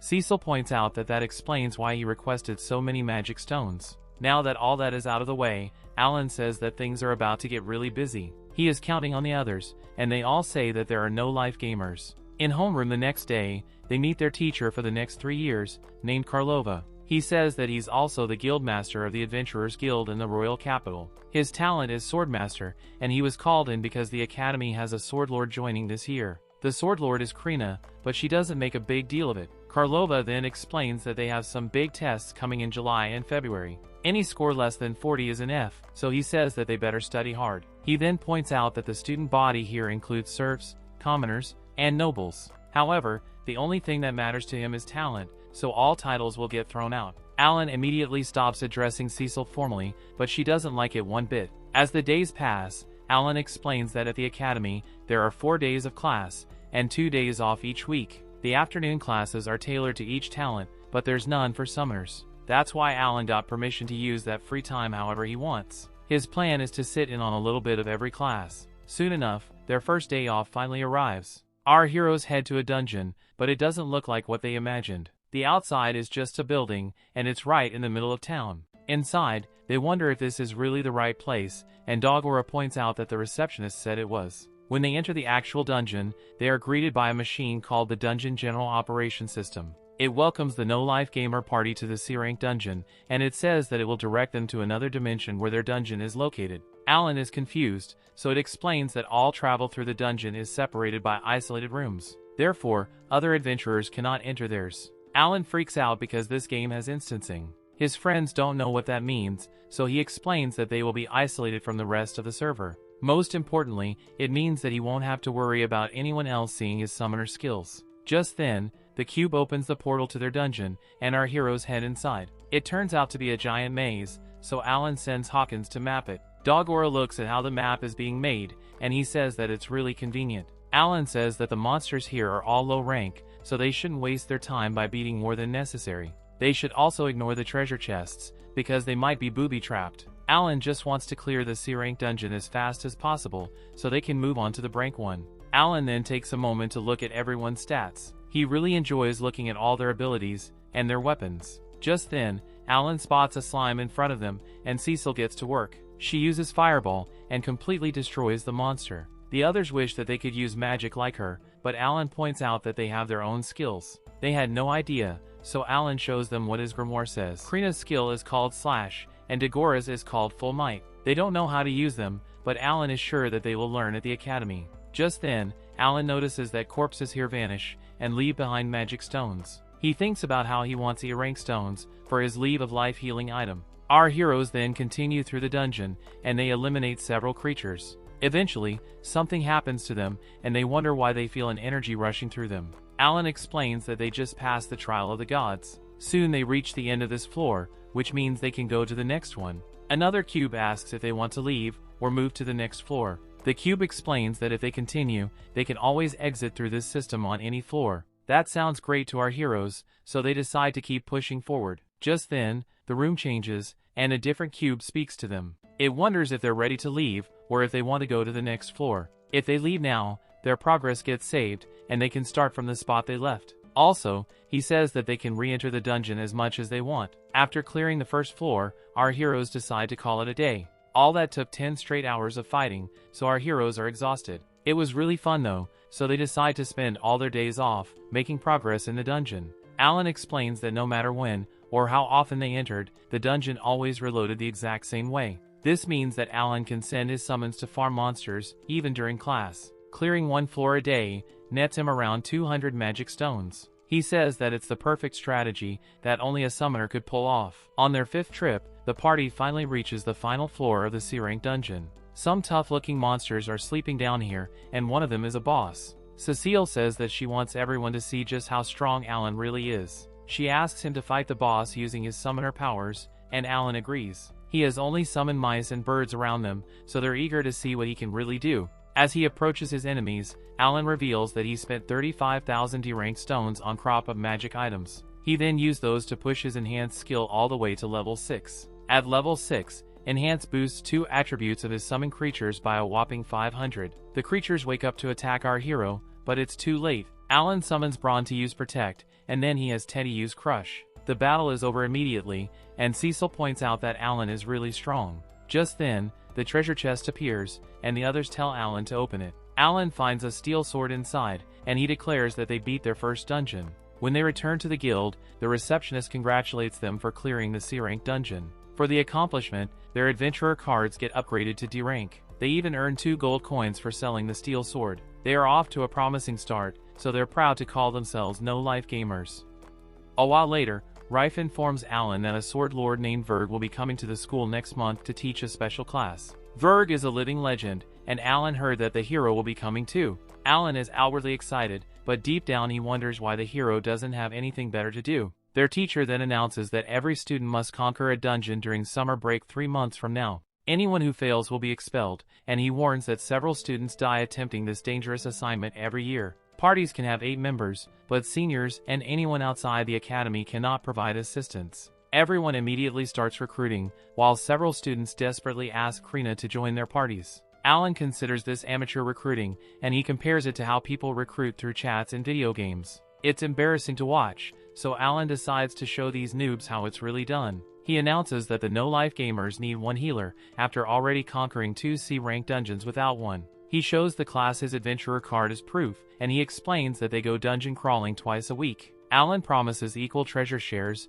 bigger profits, and they only require at least 1 weekly dungeon trip from their recruit. He tells them not to miss out on this offer, because big money could be theirs. One kid hears him say big money, and it catches his interest. During lunch, Cecil points out that nobody came to take up their offer. She wonders if it's because there's no clerics in their class. Alan explains that it's probably because most kids with a healing talent get taken in by the church. Just then, a blonde student named Keel approaches Alan and reveals that he possesses the cleric talent. He says that if they're still looking for a healer, then he would be interested in hearing more about their party. Alan happily tells him to have a seat, so they can discuss it over lunch. Keel says that he's trying not to eat during the day, but Alan thinks about how this guy doesn't look like he needs to be on a diet. Alan offers to pay for his meal, so Keel doesn't even hesitate to accept. In fact, he takes full advantage and orders a huge meal. Keel scarfs down all the food, and Alan wonders if he was hungry this entire time. Keel cuts right to the point, and he wonders how rich they're getting from raiding dungeons.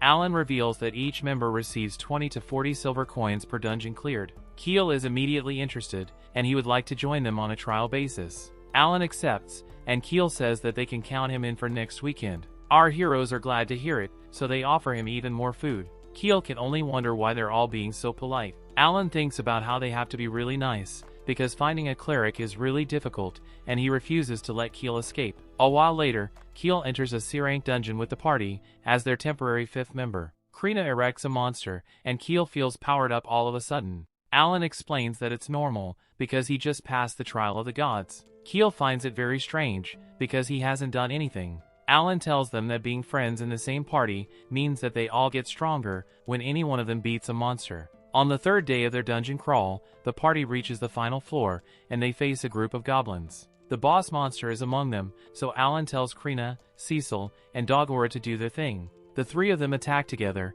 and take out several enemies. One attack gets away, and flies right at Keel, but Alan protects him. Keel is in disbelief to see Alan summoning power for the very first time. The fight comes to an end, but Dogora took some damage after letting his guard down. Keel immediately uses heal, and he completely removes Dagora's wounds. Everyone is really glad to have him here, but Alan is a bit disappointed about something else. He's not able to see Keel's stats, because right now he's only a guest. Alan then goes to Keel, and he wonders where he learned his skills. Keel explains that he practiced on injured church visitors, because healing work paid 10 silver coins daily. Krina is jealous about others being able to use skills, but Keel points out that it took him 2 months of practice to get it right. Dogora is really motivated by this, so he declares that he's going to master his skill too. Just then, the defeated boss leaves a silver treasure chest. Alan says that they're really lucky, and he opens the chest to find a mithril buckler. They immediately go to sell it, and everyone is shocked when Alan tells them that it's sold for 15 gold coins. Everyone receives 3 gold coins, and 1/5 of the collected magic stones. Alan explains that the stones can be exchanged for even more money, and the money-hungry Keel salivates after hearing this. Alan can't help but notice that Keel seems way more focused on money than their summer break assignment. Alan actually likes this, and he wonders if Keel would like to join their party for good. Unfortunately, Keel surprises everyone by rejecting their offer. He explains that he's heard that the cleric talent is a big deal at the academy. He wants the option to work with other parties that might pay more to have him. He doesn't plan to be exclusive to just one party, because he needs to earn as much money as he can. Keel doesn't explain why, and he just leaves. 1 month later, Alan's really excited, as he tells everyone that he's going to go out for some practice. Alan has finally reached another enormous milestone after spending most of his money and magic stones. His fuse ability reaches 10 million experience points and level 6,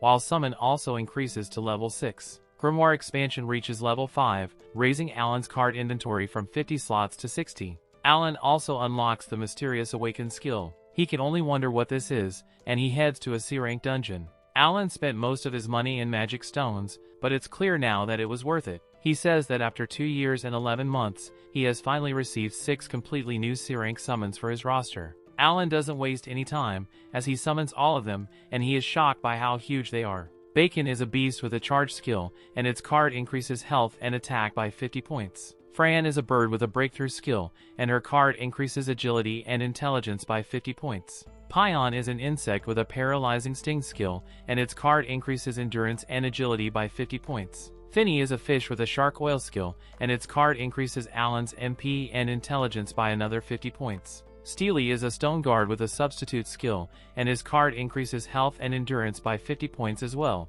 Mappo is a grass creature with a garnish skill, and its card increases Alan's MP and luck by 50 points too. Alan declares that it's now time to unlock the newest type of summon creature. The only way to do this is by trying all possible combinations. Alan tests every fusion combination, and finally discovers the completely new spirit type. The C-rank spirit increases endurance and intelligence by 50, while granting resistance against physical damage. Alan summons her, and he's shocked to find that she can actually speak. Alan determines that this is because her intelligence stat is very high. Alan names her Maria, and she dances around the room from happiness. This is how Alan discovers that she can freely pass through solid walls. Maria points out that it's because she's a spirit, and Alan says that this will come in handy in dungeons. Maria explains that she can also enter human dreams and create nightmares. This catches Alan off guard, and he doesn't plan on using that disturbing power. Our hero decides that it's time to move on to testing the mysterious Awaken spell. He uses Awaken on Denka, and it changes the grasshopper's normal hop ability into the powerful swarm ability. Hundreds of grasshoppers immediately fill the room, and Alan can only wonder what's happening. He realizes that the Awaken skill unlocks the creature's stronger hidden ability. Alan declares that this is another powerful weapon to add to his arsenal. A little later, Verg arrives at the academy beside Helmios and another sword lord named Sylvia. The teacher introduces them and wonders if any students have any questions. Krina immediately asks Verg how someone learns skills, and the teacher thinks about how that's part of next year's curriculum. The other students can't believe that she's jumping ahead, and Verg realizes that Krina is the new sword lord. He can only wonder why she's in such a rush, so she explains that she wants to be stronger like Alan. Verg wonders who that is, and Helmios explains that it's the boy that he told them about earlier. Verg tells Krina to follow him, so Helmios tells Sylvia that they should work with the rest of the students. Verg then orders Krina to attack him, while focusing her mind on using her skill. Alan thinks about how it's time to see how well Krina stacks up against a person with 40 years on the front line. Krina uses her slash skill, but Verg is disappointed. He declares that this is no skill, and he pushes her away. Krina uses slash over and over again, and Cecil's stunned to see how easily Verg is stopping it. Alan can't believe how much of a hard trainer this guy is, because he isn't even explaining anything to Krina. Verg just knocks her down again, and he wonders if she's ready to give up. He says that she can take a year to learn the proper way to fight, and come back to him. Krina refuses, and continues using slash repeatedly. Alan realizes that Krina must feel like she's already behind, because he and Cecil can use skills. Hours pass, and Helmios can't believe that they're still fighting. He wonders if Alan would like to spar with him, but Alan is furious. He calls Verg a geezer, and he thinks about how this old man better start giving Krina some advice. Verg just tells Krina to quit already, but she once again refuses. She points out that Alan wouldn't give up either, because he's not the type. Whenever she saw him, he was challenging himself, or racking his brain about something. Alan is chasing after a big dream, so she needs to step up and get tougher. Everyone is stunned, and Verg gives her some instruction. He tells her to empty her mind of everything, except for her skill. With a clear mind, she should throw everything she has at him. Krina does exactly what he said, and everyone goes silent. She calmly says the word slash just one time, without thinking about anything else. This time her skill activates, and it releases a ton of power. Verg's blade nearly shatters to pieces, and he tells Krina that she did well. Everyone watches in amazement, and he tells her to remember this moment. Krina can't believe that it worked, and she collapses from exhaustion. Helmios wonders if it would be better for Verg to teach by example, instead of putting Krina through this. Verg explains that he got the feeling that Krina was more suited to hands-on training. Still, he's very impressed, because he didn't expect her to learn this in just one day. Alan heals her, and she immediately goes to Verg to thank him for the lesson. Helmios says that it takes a real lunatic to go that hard during training, and Alan couldn't agree with him more. Helmios can only wonder what Alan's big dream is, but Alan just tells him that he will find out after he's convinced that he can trust him. Afterwards, in a dungeon, Alan summons Maria and introduces her to his friends. He explains that this talking spirit will be sort of a bodyguard for them, and she will protect them. Alan summons a bunch of friends, so they can ride on them and move faster through the dungeon. They soon encounter a monster, and Krina determines that this is the perfect time to test out her skill. It's called Air Slash, and it obliterates the beast. Krina declares that she can use skills whenever she wants now, and this makes Dogora jealous. The no-life gamers have just conquered another dungeon, so Alan points out that they all have C-rank adventurer status now. He wants to celebrate with the feast, and he says that it can also serve as a welcome party for Keel. Keel says that he's sorry, because he has to decline. He would feel bad for his family, but Alan doesn't know what he means. Keel explains that his family all moved here with him when he enrolled in the academy. Unfortunately, it's been hard for them to make a decent living because they have no connections here. That's why enjoying a feast on his own would make him feel guilty. Alan reveals that they just so happen to be looking to hire someone to help with chores around the house. He wonders if Keel's family would be interested in doing that, because they would be able to live with them at the same time. They have plenty of spare rooms, and of course he offers to pay them a very good salary. Keel is stunned as he can't understand why Alan would do this, so Alan simply says that it's because they're friends. Keel is hesitant, so Cecil makes the deal even better. She says that they can split their treasure from the dungeon in 6 ways instead of 5. The extra one would be used as a salary for Keel's family. In return, Keel could give all his magic stones to Alan. Keel wonders why Alan would even want them, so the others explain that Alan needs a bunch of them to level up. That's a really fair deal, so Keel accepts their offer. That night, Keel and a bunch of people arrive at our hero's house. Alan notices that he doesn't see Keel's parents, and Keel's younger sister named Nina introduces herself. She thanks Alan for the invitation, and Alan says that it's no problem. Inside, Alan says that there's plenty of food to go around, so he tells the huge group to eat as much as they want. Alan can't help but wonder why Keel's name hasn't shown up in his grimoire, even though they're friends now. Cecil says that she was surprised to learn that Keel is a member of nobility, and the others are stunned. Cecil explains that the way Nina introduced herself was a dead giveaway. Keel comes clean, and he reveals that they're actually former nobles. Their family was stripped of their title, which is how he ended up living with his sister and their servants who had no place to go. Cecil feels terrible about bringing it up, but Keel tells her not to worry. He's gotten used to the commoner lifestyle, but Nina's having a harder time. Nina assures everyone that she will do her part with chores, like everyone else. Dogora tells them that it's no big deal, because they don't care about social status anyway. Alan even explains that he and Krina rose up from serfdom. Keel finds this shocking, because he thought that Alan and Cecil were both from nobility. Cecil explains that she is, and the servants immediately show her respect. She tells him to relax, because there are equals here. Alan explains everyone's background, and Cecil says that she comes from the Granville fiefdom. Keel's entire group stands up in horror after hearing this, and his servant tells Nina to get behind him. Hearing the name Granville has terrified them, and Cecil wonders what's wrong. Keel becomes furious, and he declares that it's all their fault. He can't hold back his anger, as he says that the Granvilles destroyed his entire family. Our heroes are stunned, as they begin to realize what's going on, and Keel reveals that his father is Carnell. Dogora wonders what this means, and Alan explains that they had some problems with the Carnell family. Keel refuses to let him downplay the situation, because a royal messenger told him exactly what happened. He was told that the entire thing was a plot by the Granville family.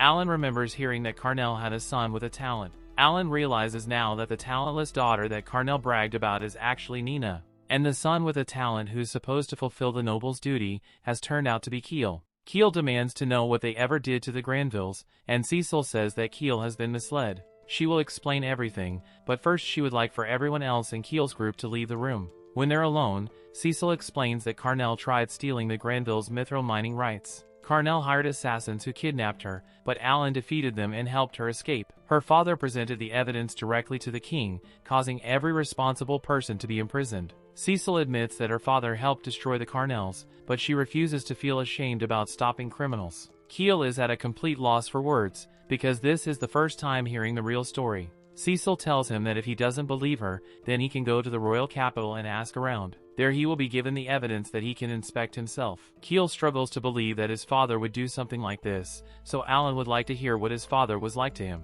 Keel explains that his parents treated him kindly until his appraisal ceremony revealed his valuable cleric talent. His father seemed upset, and that's where Keel's childhood memories ended. After that day, they separated Keel from everyone and raised him in another town, using only a small monthly allowance. He was all alone and didn't get any of the education that's typical for nobles.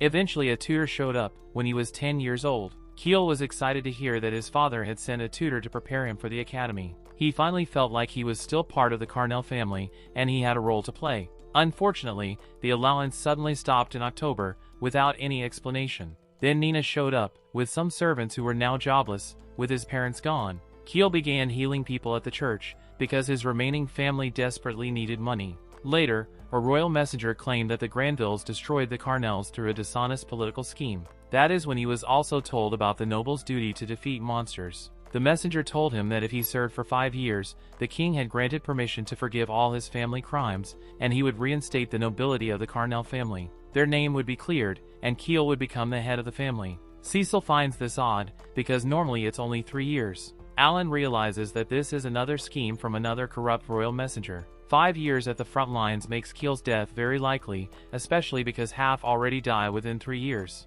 Keel says that he hated his talent for the longest time. However, now he realizes how valuable it is, and the purpose behind it. He apologizes for what his father did, and he's sorry for getting upset. He says that he won't hold it against them if they want to kick him and his group out of their house. Keel still declares that he will restore his family and give Nina somewhere permanent to live. Alan doesn't kick him out, and instead he's glad to see that Keel has a goal. He declares that his goal works perfectly because the no-life gamers also have a goal to achieve. They're on the same path, so he says that Keel should serve in the war with them. Keel is stunned, and he reminds them that he's part of the Carnell family that did terrible things to them. Alan interrupts him to say that it doesn't matter. He points out that half the people sent to the front lines lose their lives within 3 years. The death rate is even worse for 5 years. The royal messenger didn't tell that to Keel, so he is stunned. Cecil reveals that this is exactly what happened to her older brother. Alan then explains that the rampaging monsters are all controlled by a great evil called the Demon Lord. They all have to get much stronger to have any hope of defeating him. A huge part of that is having Keel on their team, so he tells Keel that they should fight together. Keel points out that he would just be using them to further his own goals, but Alan doesn't mind. He tells Keel that he should just fight for what he believes in. Keel says that he doesn't care about the Demon Lord, but what he does want is to get his family back to nobility. That works for our heroes, so they tell him to join forces. Alan reminds him that he doesn't have to shoulder all the burden himself. He says that they can all give it their best, and Keel begins to get emotional. He says okay, and Alan's grimoire finally adds Keel to their party. A while later the servants tell Keel that they have finished bringing in all the luggage. Maria compliments the work, and Keel's family learns that she's part of Alan's talent. Alan's glad to see everything going smoothly, because it seems like their new living arrangement is going to work out. Alan then thinks about how Keel dreams of restoring the Carnells to nobility. A royal messenger supposedly promised that it would happen after he serves 5 years on the front lines. That whole deal seems fishy to Alan, so he determines that he better check it out. Later, Alan's party prepares for their next challenge, as it's time to conquer the B-rank dungeon. Keel points out that this doesn't seem very different from the C-rank dungeons. Alan explains that the monsters inside should range all the way from D to B rank. There are also poison and arrow traps, so Cecil says that they should take some panacea ahead of time. Everyone takes the medicine, but it tastes terrible. Alan wonders if everyone is ready, and he brings up something he heard. He heard that only 1/5 of all challengers manage to clear this dungeon. They have to take it very seriously, so he summons his friends, and they move out. A little later Keel celebrates, as he rushes towards a treasure chest that he just spotted. Cecil stops him, because it's obviously a trap, and Alan sends Maria to have a look. Maria opens the chest, and she is terrified by what she finds. The chest is actually a monster called a mimic, so she runs for her life. Alan tells Maria to use psychokinesis, and she bombards a mimic with her attack. Maria defeats the beast all by herself, and Keel is stunned because mimics are B-rank monsters. Alan says that it's a big deal, because Maria with enhanced stats can beat a B-rank using only half her MP. Just then kind of finds a real treasure chest, and there's a mithril halberd inside. Alan says that they can get 50 gold coins for it, and Keel is thrilled. Our heroes continue through the dungeon, but strangely, Alan soon finds himself waking up. He wonders if he got hit by some kind of sleep trap, and Cecil explains that that's exactly what happened. She says that he should have listened to her and taken a panacea. Alan reveals that he didn't take one on purpose, because he wanted to test things in the dungeon.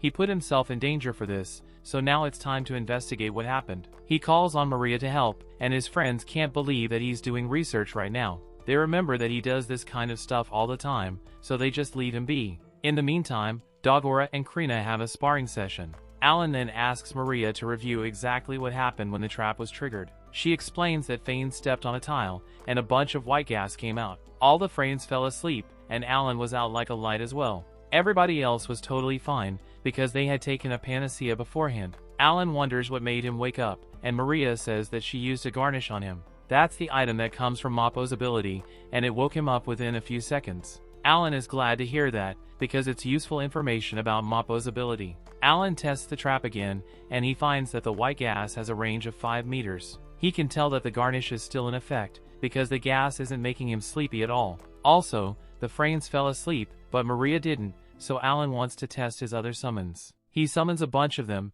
and most of them fall right to sleep from the gas. However, a few remain awake, and Alan figures out what's going on. Up until now, all his grass-type summons only produced recovery items for HP and MP. However, Mappo just created Garnish, which is Alan's first status recovery item. On top of that, Alan just learned how the traps work. He says that sleep traps are guaranteed to work on animal-type summons, but not grass or spirit types. Alan celebrates, because the game devs really made this one too easy for him. Just then, Dogora screams in celebration, because he finally figured out how to use his skill. He says that it packs a wallop, and Alan sees that his skill experience really did go up. Dagora's eager to get back to the dungeon crawling, so he can bust out his skill. He wonders if Alan is done investigating, so Alan says that they can continue. After 2 months of dungeon crawling over the weekends, the party finally does it. They reach the last floor of the B-rank dungeon, and the boss is waiting. It's a B-rank monster called a huge boar, which is one step up from a great boar.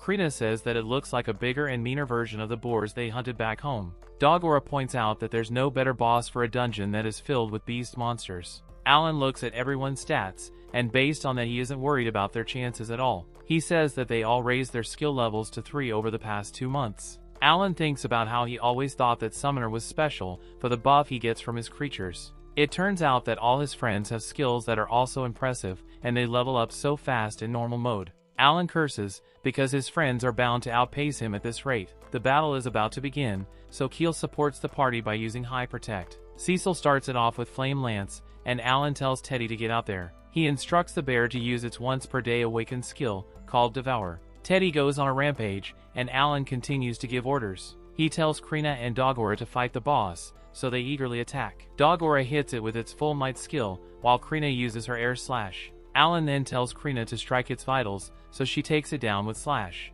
Everyone celebrates, because Krina took down that B-rank monster like it was nothing. Alan says that those Sword Lord skills are deadly, and Keel patches everyone up with high heal. Just then, Keel spots another treasure chest, but this is a silver one. Inside they find Knuckles, made from scarletite, which is a material even harder than mithril. Alan reveals that it will fetch a couple hundred gold coins at the market. The money-loving Keel loses his mind, and he begins to chant big money. Keel likes to say that it's all for his family, but Alan thinks that it might just be that he loves money. He then thinks about how it didn't take long for the party to clear their first B-rank dungeon. He admires his friends, because recently, they have really toughened up. Considering how strong they are, Alan realizes that normal mode is nothing to laugh at. However, even with this advantage, humanity still struggles against the Demon Lord's army, which shows how powerful the monsters are. Alan vows to make sure everyone reaches a high level before they graduate. That of course includes himself, because he refuses to be left behind. Later Alan thinks about what he has done over the past month. He has sent his creature brigade to fight in the B-rank dungeon.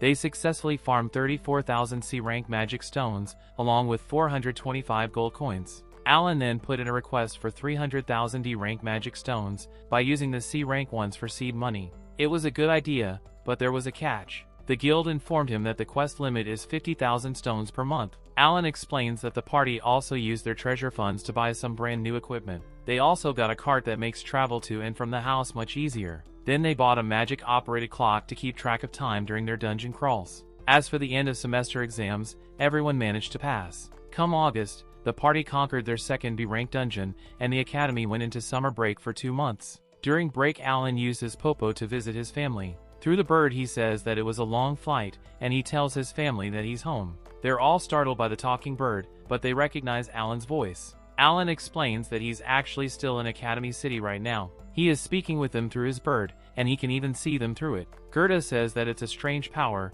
and Mesh comes to greet his brother. Alan has brought letters for everyone, and there are some from Krina and Dogora too. Krina wrote one for Gerda, but he sadly admits that he can't read. Alan offers to read it for him later, and Rodden says that he's glad that everything seems to be going fine. Gerda's really impressed with Alan's abilities, but Mila complains that it's not fair because she didn't get a talent. Alan learns that she went to the appraisal ceremony, but came up talentless. Alan comforts her by saying that she's the same as Mom and Dad. Mila celebrates being same-sex with them, and Rodden has some exciting news for Alan. He reveals that he's going to be the chief of a brand new frontier village. They will be moving in April of next year, to start breaking ground. Alan congratulates him, and he learns that Krina and Dagora's families will be going too. Alan then thinks about how his parents are well into their 30s now. He says that it's the perfect time for them to start a new chapter of their lives. Alan teases his dad by saying that he better learn to read and write to be a good chief. Alan then goes to speak with Granville, and he reveals that he met Carnell's son. He explains that tensions were high at the start, but Keel became a good friend after they talked it out.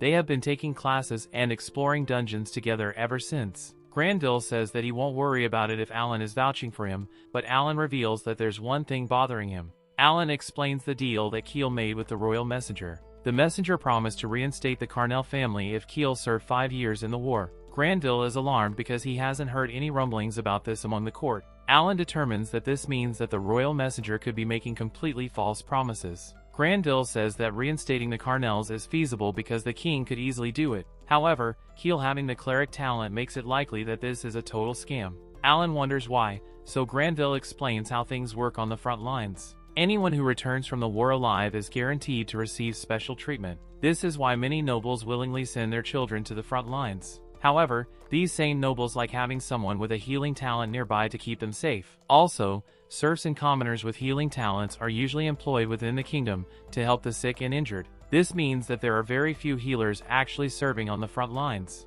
The elves of Rosenheim help make up the difference, but they can't operate individually for various reasons. This makes clerics especially valuable, and many end up being exploited because of it. They are worked to the bone as personal healers for the young nobles. The clerics that do end up on the front line are incredible assets, so those in power try their best to keep them there. The nobles even forge secret pacts to keep clerics at the front lines after their service is over. It's so bad that some clerics never return home except in coffins. Alan fears that this will happen to Keel, and Granville explains further. Carnell sent Keel away the instant he learned of his talent. This indicates that he planned on using the boy as a tool eventually. Alan is horrified to hear this, but now it all makes sense. After Keel became a commoner, the royal messenger tricked him into joining the war. Granville agrees that it's most likely the case, but questions still remain. Alan wonders what the endgame is, and how any of this benefits the royal messenger. He realizes that there might even be another mastermind pulling the strings. Alan then thinks about how Keel is a good guy, despite his greedy habits. He's only saving money, so his family can live comfortably while he's gone. Alan refuses to let anyone exploit his friend, so he comes up with an idea. He tells Granville that he's going to take the direct approach, and asks the king about this himself. Granville stops him, and asks if he would be willing to let him handle it instead. He points out that the royal messenger fooled Keel by claiming that the Granvilles set his family up. Granville refuses to sit and do nothing while they drag his name through the mud. Alan agrees to leave it to him because they won't be going to the front lines for some time. Later, Alan explains that his party had more time to go dungeon crawling over summer break. Eventually, they conquer their third B-rank dungeon and return to the guild. The receptionist hands them their updated adventurer cards and says that they are B-rank now. The other adventurers are stunned because they can't believe that a bunch of students pulled this off. The receptionist assumes that they will attempt an A-rank dungeon next, but she has a warning. She says that very few adventurers explore the A-rank dungeons because of the overly formidable boss monsters. She warns that the dungeons may also contain traps of unknown nature, so they should review the documentation carefully. She also has a recommendation if they want to find some suitable gear. She says that they should participate in the auctions that is held by the Adventurers Guild. They can earn good money by putting their items up for auction, or they can participate in the bidding to obtain items that are extremely rare. Alan interrupts her to ask if there are any MP recovery rings at these auctions. The receptionist apologizes because as far as she knows, they don't have any of those. However, she has heard of HP recovery or poison-resistant rings showing up on rare occasion. Alan figures that it wouldn't be that easy, but the auctions still sound promising. Dogora then wonders if they should tackle an A-rank dungeon right away. Alan is all for it, once they review the details and get the right equipment. Several days pass, and we find our heroes inside the A-rank dungeon. Dogora wakes Alan up, and he says good morning to everyone. The others say that this isn't much of a morning, considering they're underground. Alan then checks his map to see what progress has been made. He's sent Hawkins scouting all night, but there's still no sign of the finish line. Alan says that these A-rank dungeons are way too big, and the others can only wonder how long they've spent on this floor alone. It's been at least 3 or 4 days, and Degora's ready to go home. Alan then asks Maria if any monsters tried to attack them while they were asleep. Maria says that a few did, but she eliminated them all. Alan is happy to hear this, because it means that his trap didn't have to activate. He explains that he used Wally as a backup that would explode if anything got near them. The party keeps moving forward, and Alan spots 2 Orc Kings and 1 Cyclops up ahead. Krina and Dogora charge in, without any hesitation. Alan proudly thinks about how B-rank monsters don't spook his friends anymore. He tells him to charge in, and the battle begins. The party unleashes all their skills, and they easily take down the giant beasts. Cecil and Krina clean up some of the last ones, but Degora's still fighting. He finishes off the last Orc King, and he celebrates his victory. Just then, another monster comes out of nowhere to attack him, and he gets pushed back. In the chaos, Dogora steps on a tile that activates a trap. Cecil rushes to help him, but she gets caught up in it, and they both disappear. Alan realizes that it was a teleport trap, and Krina's horrified. They got sent to a different part of the dungeon, and Keel is really worried about them. The Cyclops goes to attack her heroes next, so Alan tells Krina to eliminate it. Meanwhile, Alan creates as many Maria cards as he possibly can, and he summons them all. He gives them 2 powerful support items each, before sending them to find Cecil and Dogora. Krina finishes off the Cyclops, and declares that they need to go save their friends. Alan stops her, and points out that they won't find them, by rushing around recklessly. He tells her not to worry though, because his summons are already searching. Elsewhere, we see that Cecil and Dogora are in a fight for their lives.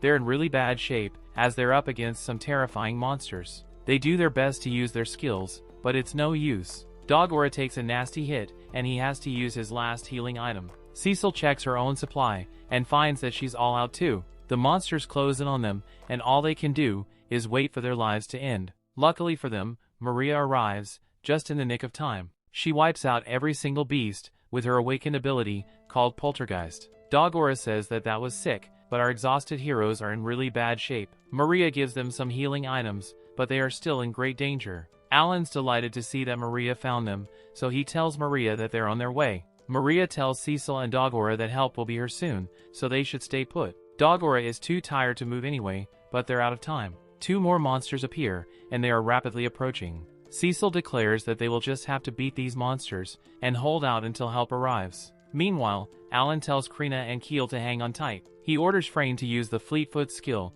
and they go at warp speed. They race through the dungeon, while the others fight for their lives. Alan curses, because knowing where they are doesn't help when the maze is so complex. He calls out to Dogora and Cecil, and begs for them to stay alive. Dogora and Cecile are in grave danger, as they're doing their best to survive. Their lives are about to end, but Alan arrives just in time to tell his Pion to use Paralyze Needle. Pion stings the giant beast, and it stops moving. Dogora releases all his rage, and he takes down the monster. The rest of the group arrives, so Dogora and Cecile thank them, because they thought they were done for. As they are healed, Alan says that they have to think of a way to avoid traps like the ones Dogora and Cecile fell into. He wonders if they should recruit a scout for the party after all. Unfortunately, that would mean that they would have to do C-rank dungeons all over again to catch the new member up. Cecile suggests that they move in a tied formation instead, but Krina has a different idea. She declares that they can just power through all the traps with pure grit, but it's not such a great idea. Eventually, they reach the final floor of this A-rank dungeon. Our heroes stand in shock as they see the A-rank monster that they have to fight. It's a huge boss, and it's at least 10 meters tall. Dogora is terrified, and he wonders if their attacks will even be able to reach the beast.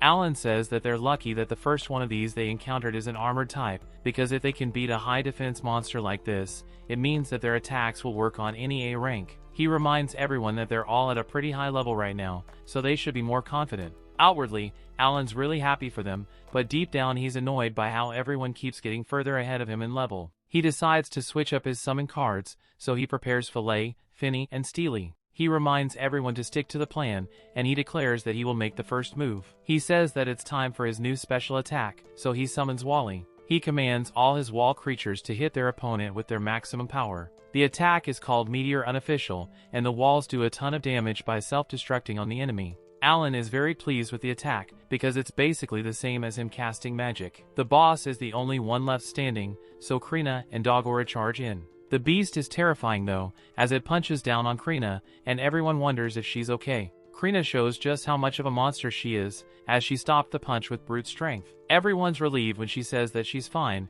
and Keel heals her. Dogora charges in next, and he lands his explosive strike attack. Krina follows it up with her pyroblast, and Alan joins the battle by summoning a ton of his creatures. Their combined attacks prove to be too much for the beast to handle, so our heroes are able to take it down. They all celebrate their victory, because they just beat the toughest dungeon there is. The magic stones they get for winning are huge, and they get another treasure chest. Keel is disappointed, because it's just a wooden one, but he is stunned when he sees that it contains a scarlet axe. Axes are Dogora's specialty, so Alan says that he should have it. Dogora wonders if that's really okay, but the others say that he deserves it. Everyone is really happy, but Alan can't help but think about the future. The front lines of the war are filled with high-level monsters, just like this boss. If they're going to accomplish their goal, they will need to keep leveling up, and they will have to get way better equipment. Just then, the operations system appears to congratulate the members of the No Life Gamers party. It says that it will now present them with their first certificate of success.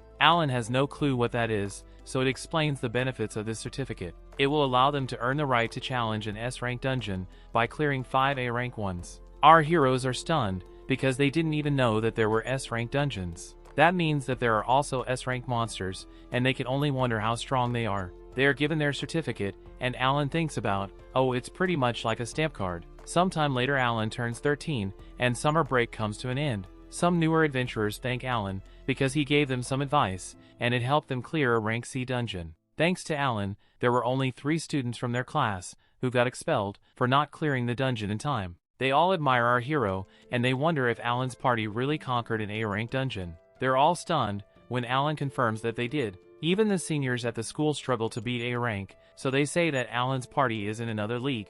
Just then, Krina would like to spar with Alan like old times, but he can't. He explains that his summons are off fighting in an A rank dungeon, so he can't change any of his cards. Their teacher arrives to spar with her instead, but Krina doesn't look forward to getting destroyed. Rife wonders if Alan would like to spar with him instead, so Alan takes him up on the offer, since he isn't a sword lord like Krina. They begin sparring, and it reminds Alan of when he would practice with Mihai. Their battle is interrupted though, when a piece of a broken sword lands in front of them. It came from the fight between Krina and their teacher. Their teacher admits that Krina the Sword Lord is definitely strong enough to beat an A-rank dungeon. The exhausted Krina is grateful for the compliment, and she thanks the teacher for the match. Rife says that Krina's amazing, because she's giving their teacher a run for his money. Alan is just glad that she has someone else to fight besides him. Just then, the teacher remembers that the headmaster wants to see Alan and Krina.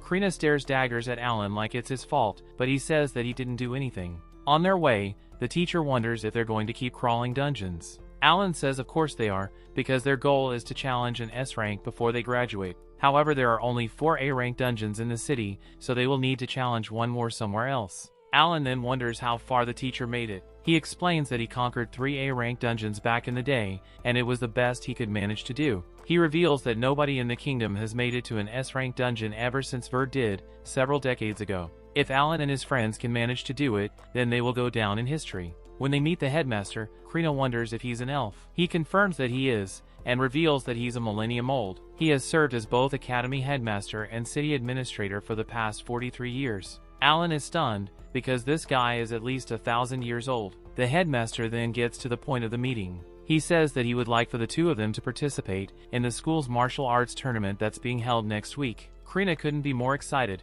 and Alan points out that this is the first time that he's hearing about this. The teacher explains that they didn't talk about it, because normally freshmen like them cannot participate. It's a fighting tournament where 16 contenders fight for the top spot. The most challenging part is that magic is not allowed. Alan points out that Dogora is a stronger fighter than him, so he wonders if he would make a better fit. Unfortunately, the headmaster explains that axe users are not eligible for participation. Also, while magic can't be used, skills are allowed. He says that he's recommending Alan for the slot personally, and our hero realizes what's going on. It's obvious that the headmaster wants Alan to show off what a summoner can do. However, Alan thinks about how unless this can teach him something new, or levels up his skills, then it's just a waste of time. He stuns Krina by declining the offer. The headmaster would like him to know that winning the tournament would earn him the right to fight Verd the Sword Lord. Alan still isn't interested, so he says that that would be great for Krina. The headmaster gives up on trying to convince him, so he says that he will only enroll Krina.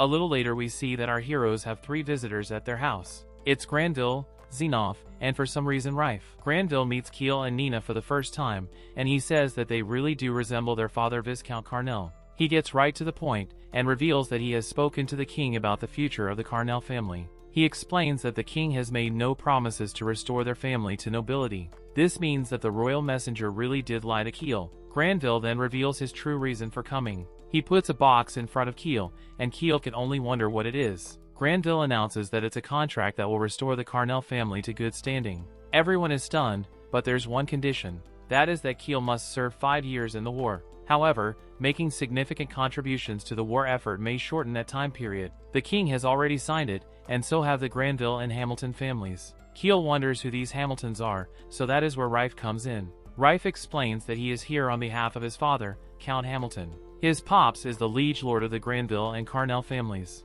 Alan explains that liege lords are upper nobility who take charge and care for vassal families. Rife explains that during Kiel's time on the front lines, the Hamiltons will take on the responsibility of caring for his family. That's great news, so Kiel and Nina are grateful. Kiel says that this couldn't have been easy to get done, so he wonders why Granville is doing all this. Granville explains that members of nobility must take responsibility for their own actions. He simply says that as the head of the Granville family, he's just upholding his duty. He then moves on to the next topic. He brings up the royal messenger who collaborated with the Carnels, and the envoy who came to speak with Kiel. Granville's investigation determined that they both served under a certain member of royalty. It's the crown prince named Envel.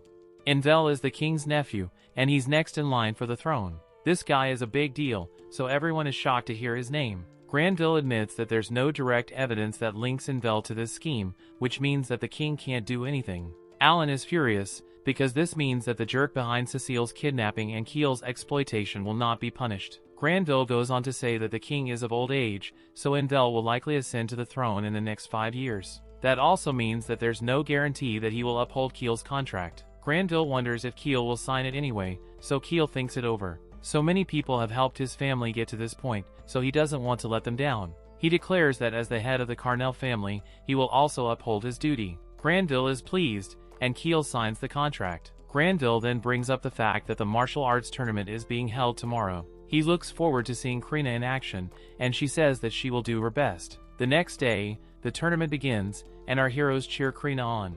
Across from Granville's skybox is the Crown Prince. The announcer of the tournament declares that Krina just defeated the last competitor, which means that she wins the tournament. The entire crowd cheers, but this also means that she now has to face Verg. The announcer points out that Verg uses his swordsmanship to send his opponent packing every single year. Verg is impressed to see that Krina has already climbed to the top. Krina gets very serious as she tells Verg that she's a lot tougher since the last time they sparred. Verg equips his sword, and says that in his years, he has hunted monsters. He has vanquished countless fiends, and he has even slayed demonic gods. There is nothing that he can't defeat, so he tells Krina to come at him without holding back. Krina begins the fight with an air slash, immediately followed by her thunderous blow attack. Her skills light up the entire sky, but she is shocked when she sees that it's like her attack didn't even hit him. The fighters clash once again, but this time, Verg sends her flying. He wonders if that's all she has, and her friends call out to her. Krina can hardly breathe, and she can't believe how hard Verg hits.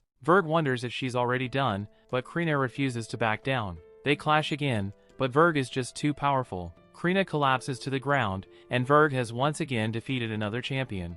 Verg simply tells the unconscious Krina to get stronger, because her friends will need her. Afterwards, everyone rushes to check on Krina, and Alan uses a healing item on her. She regains consciousness, but she's incredibly upset. She poured everything she had into that fight, but she couldn't even land one attack. She sobs uncontrollably, and Alan agrees that it was a really tough fight. Verg had the advantage in both skills and equipment. However, he tells Krina that there's nothing to be upset about. All this means is that she has plenty of untapped potential left. Krina's inspired, and Alan tells her that they just need to get so tough that Krina can wipe the floor with him next year. Granville probably watches them, but he is stunned when the Crown Prince arrives. Envel was very entertained by the fight, because it's been a decade since they last saw a fight like this one. He tells Granville that they should chat, and Alan wonders what's going on. They go to another room, and Alan invites himself as Granville's servant. The Crown Prince doesn't remember inviting a servant, but he still allows it. Alan thinks about how he left the others with Xenoph, so they shouldn't be in any danger. The real question is, what the Crown Prince wants with Granville. Envel says that he assumes that business must be booming in the Granville fiefdom. First the Sword Lord was born among their serfs, then they restored their mithril mines, and then they even took down the Carnels, who were their biggest rivals. Envel gets right to the point, by bringing up the war. He explains that the Gameton Empire is facing a very hostile battlefront in the war, and they want them to send reinforcements. Envel reveals that he's thinking about dispatching Granville's daughter. Granville is startled, but Envel tells him to calm down. He points out that it's only fair that Alliance supporters like Granville uphold the duty that comes with it. Envel is part of the kingdom's first campsite, and they have been wanting to invest less of their resources in the war against the Demon Lord. Hearing all this, Alan finally understands the political landscape. It's split between the Alliance group, who want to help rally against the Demon Lord, and the kingdom's first camp, who want to prioritize their own country. Envel says that he understands how Granville feels about protecting his daughter, because he has a 10-year-old daughter of his own. To make things even worse, she too has a talent. Just then, Envel gets very serious, as he tells Granville to tell the king that he wants to ditch the contract that he made for the Carnels. If Granville does that, then Envel will agree to forget what he mentioned about Granville's daughter. Alan finally realizes that Envel simply wants Kiel to serve as his daughter's personal healer. Granville seems to be considering the offer, as he points out that it's not easy to walk back a contract. Alan is stunned, because Granville might actually give in to keep Cecile safe. Just then, Alan interrupts to say that this is a golden opportunity to reap the fruits of battle. Granville wonders what he's doing, and Envel wonders who he is. Alan introduces himself as the leader of the party that Sword Lord Krina and Lady Cecile belong to. He explains that he was given a mission to protect Cecile from any and all danger. Granville then points out that they're aware of the risks. He has made his decision to not back out of the contract. He declares that if Envel wishes to send his daughter to the front lines, then he will abide by that order. Envel is impressed, so he tells Alan to lay down his life to protect Cecile if he really can. 3 months later, Alan explains that his enhanced skill is now level 7. Today's plan is to repeat a dungeon and challenge the monster. They have attempted this dungeon 75 times already, and this is the first time that they have reached the boss. It's the ultimate boss monster called the Heavy Dragon. The others turn to Alan for instructions, because the lady at the guild said that this beast was too dangerous for them to handle. Alan doesn't hesitate to say that they will be fighting it. He points out that this is the biggest challenge that an A-rank dungeon can throw at them. They all upgraded their weapons and equipped items to boost their stats for this very moment. He says that this time they will use a defensive strategy. He summons Steely and declares that he will attack first. He tells the others to just watch out for the dragon's breath attack. Alan thinks about how last time Cecile complained about him stealing names for his attacks. That's why this time he changes Wally's meteor unofficial attack to the Wally Blaster. Wally's attack causes explosions all over the dragon, but the beast is unharmed. It can speak, so it says that it's insulted that 5 puny humans have dared to challenge him. Our heroes are stunned to hear it talk, because that means that it has really high intelligence. The beast then tells our heroes that their ignorance is sinful. He vows to make them pay, but Alan just interrupts him with another Wally Blaster. This infuriates the beast, but Alan is glad to see that he took out a good chunk of its HP. He then summons Fran, so our heroes can charge in. Krina tries to slice the dragon, but its skin is harder than steel. Alan determines that it must have some kind of physical resistance buff. The dragon declares that it will smash them like bugs, and it prepares its fire breath. Alan immediately tells Steely to use its substitute and sacrifice abilities. The dragon releases its fire breath, and our heroes are engulfed in flames. Thankfully, Steely's abilities allowed him to take all the damage instead of our heroes. Dogora is horrified, because they would have been burned to a crisp if it wasn't for Alan's summons. The dragon says that that was a strange spell, and Alan tells everyone to stay sharp.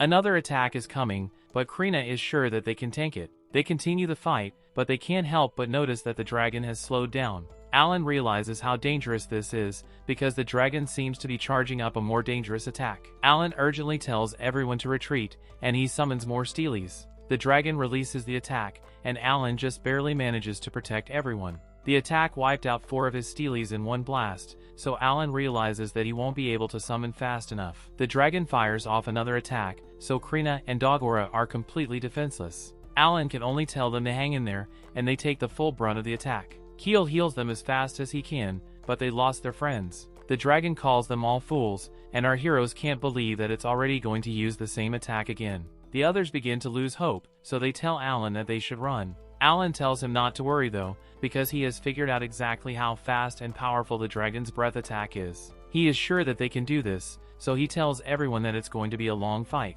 Just then, they're all stunned, as Krina begins to glow. They wonder what's going on, but Alan remembers that he saw this happen before. Krina charges in without hesitation, but the dragon says that they've already dug their own graves. It fires its breath attack again, but Krina keeps charging forward. She pushes through the flames, and manages to cut the dragon's arm off. Everyone is stunned, and the beast screams in pain. Alan notices that Krina doesn't seem to be herself, and he wonders if this is her extra skill at work. He looks at his grimoire, and sees that she's using something called Limit Break. The girl remembers that Krina did this once before, when they were kids. Alan is amazed as his grimoire reveals that all her stats have been boosted by over 3,000 points each. She even has super HP recovery, which is restoring 1% of her HP every second. The dragon calls her human trash, and he pushes Krina back. It prepares to use fire breath again, but Krina immediately puts a hole in its chest. The massive damage defeats the beast, and it earns our heroes 1.6 million experience points. Krina goes back to normal,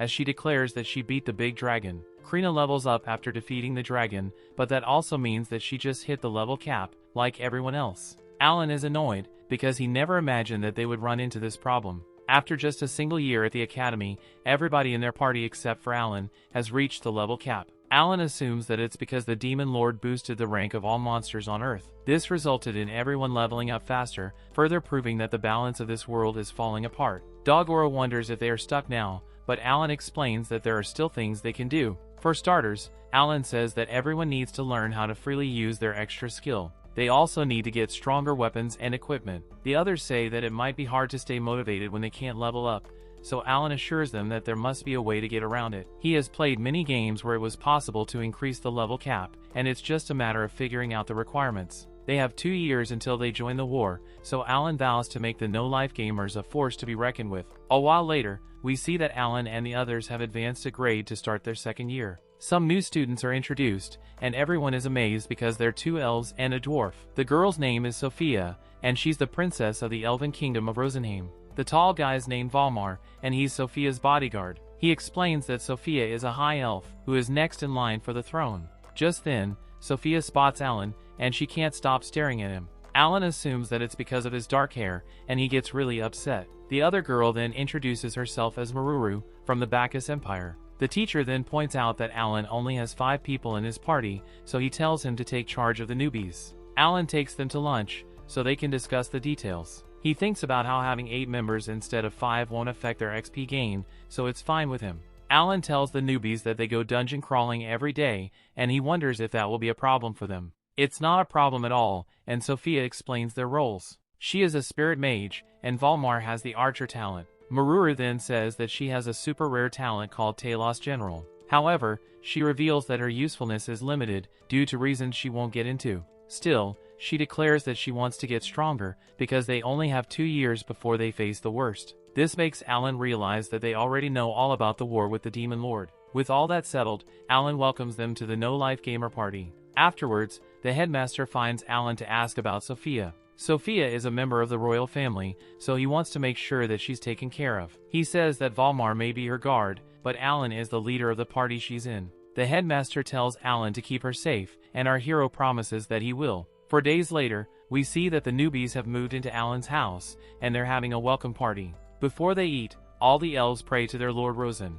Sophia explains that they all worship the deity, who gave them spirit magic. They pray to him every day, so that he can ascend to be the god of spirits. The others wonder if Maruru prays, but she says that she doesn't. The dwarves worship a deity named Digragni, and he told them that they don't need to pray to him. He is the dungeon master, and he controls all dungeons. Also, all the cool magic tools that dwarves make are based on Digragni's creations. As for the humans, Keel explains that they worship Elmia, the god of creation. Offering prayers to him is how Keel was able to use healing magic. Dogora changes the subject to point out that the newbies will be going to a B-rank dungeon. He asks Alan if they will be going with them, but Alan says that it's complicated. He explains that he wants them to finish conquering the A-rank dungeons before summer break. They will help the newbies at the same time, by splitting their party in 2. Alan says that he and Dogora will join the new members in the B-rank dungeon. Meanwhile, the rest of the party will focus on conquering their 3rd A-rank dungeon. Alan is confident that they can handle it, but he will still dispatch some of his summons as support. In the B-rank dungeon, Alan shows everyone their own stats, inside his grimoire. They have never seen this before, and they all think that Alan is really impressive. Alan then summons Maria to do some scouting, and Fran for transportation. This is the first time the others have seen what a summoner can do, so they're even more amazed by our hero. Eventually, they encounter a monster, and the new members work together to take it down. Dogora is impressed, because Valmar eliminated it with 1 shot. Sophia then uses a spell to heal Maruru. She admits that her spells are not as powerful as the one clerics and wizards use, but her spirit magic can still provide excellent healing and support. Maruru then apologizes for being so useless. Her Talos General skill is a talent only found in 1 in 10 million people. It allows her to ride a golem into battle while using magic to control its actions. Maruru says that she can obliterate a dragon easily, but she has to have a golem first. Valmar points out that golems are the main reason that the Bacchus Empire has managed to fend off the Demon Lord invasion. Alan doesn't blame Maruru for not wanting to bring her ultimate weapon into a foreign country.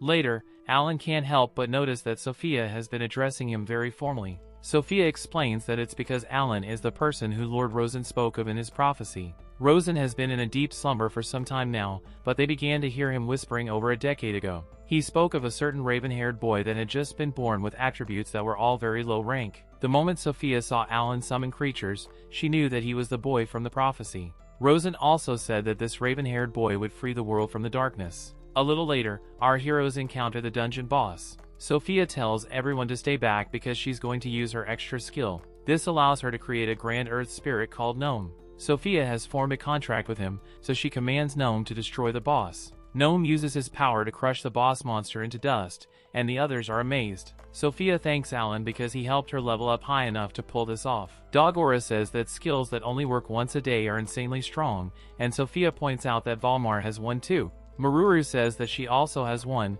but she needs a golem.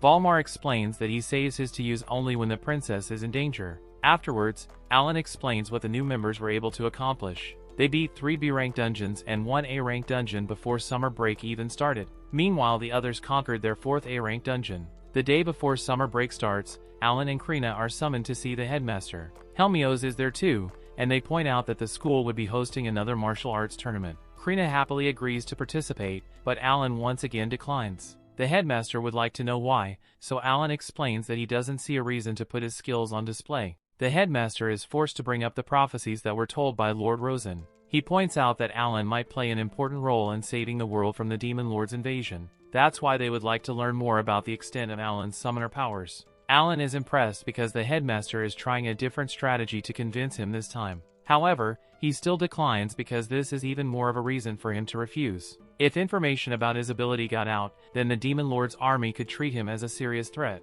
They could realize that he hasn't reached his full potential yet, and try to eliminate him now. Alan declares that there's simply no benefit to having him participate in the tournament. Just then Helmios acts like he dropped his ring by mistake. Krina is stunned because it's an MP recovery ring, and Alan has been looking for one of those for the longest time. Helmios can't believe how clumsy he was being by dropping it, especially because Rosen made this super special ring just for him. He points out that MP recovery rings don't drop in dungeons, and he wonders if Alan wants one.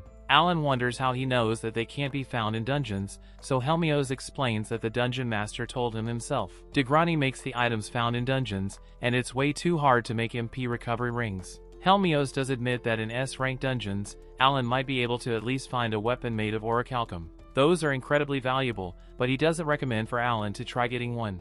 Alan is pretty confident about his party's abilities, so he wonders why. Helmios warns that in an S-rank dungeon, a number of Alan's friends would lose their lives before they're forced to give up. Alan can only wonder what Helmios' point is. Helmios explains that this year's tournament is special. The runner-up will get a chance to duel Swordler Verg, while the winner gets to fight him. Helmios says that if Alan beats him, then he will give him his MP recovery ring. Alan takes a look at the ring, and he's shocked by what he sees. It recovers 1% of his MP every single second. That would be insanely beneficial to his abilities, so Alan really wants it. Our hero changes his mind, and declares that he will join this year's tournament. His only question is if they can use items of their own. They can, so Alan plans to stock up on a bunch of healing items. They have 2 months, so Helmios wishes Alan luck in coming up with a winning strategy. After telling the others the situation, Alan got their okay for him to work on his own over his summer break. Alan knows that he has to raise his summon level to have any hope of beating Helmios. He will also have to obtain a whole bunch of magic stones.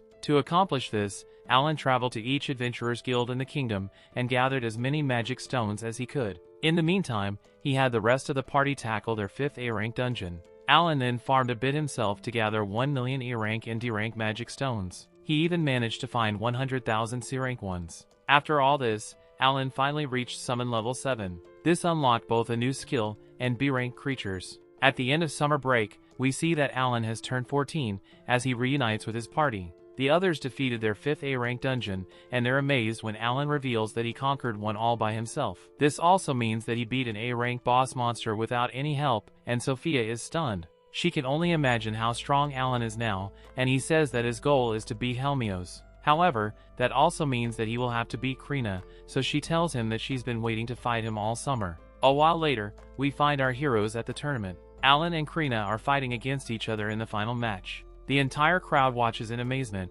because it's last year's champion Krina versus Alan, the talented newcomer. Even their friends are impressed, because Alan's swordsmanship is a lot sharper now, and Krina has improved a lot too. Helmios says that Alan is hiding his ace up his sleeve, just like he always does. He wonders if Alan really thinks that he can win, without using any skills. Krina tells Alan that he better not be holding back, and she unleashes her air slash. She is going straight for the win, so she follows it up with her limit break. It doesn't work, so Alan determines that she still can't use her extra skill whenever she wants. Krina still continues her barrage of attacks, and she compliments Alan for getting a lot tougher. Alan is glad to see her having fun, but he thinks about how he's fighting for his life. Krina pushes him back, and she notices that Alan has brought out his grimoire. She assumes that he's about to summon something, but Krina declares that it's too late. She uses Pyroblast, and everyone is shocked, because she landed a direct hit. That attack is strong enough to eliminate a rank monsters, so the others can only wonder how much damage Alan took. Krina fears that she might have hurt him really bad,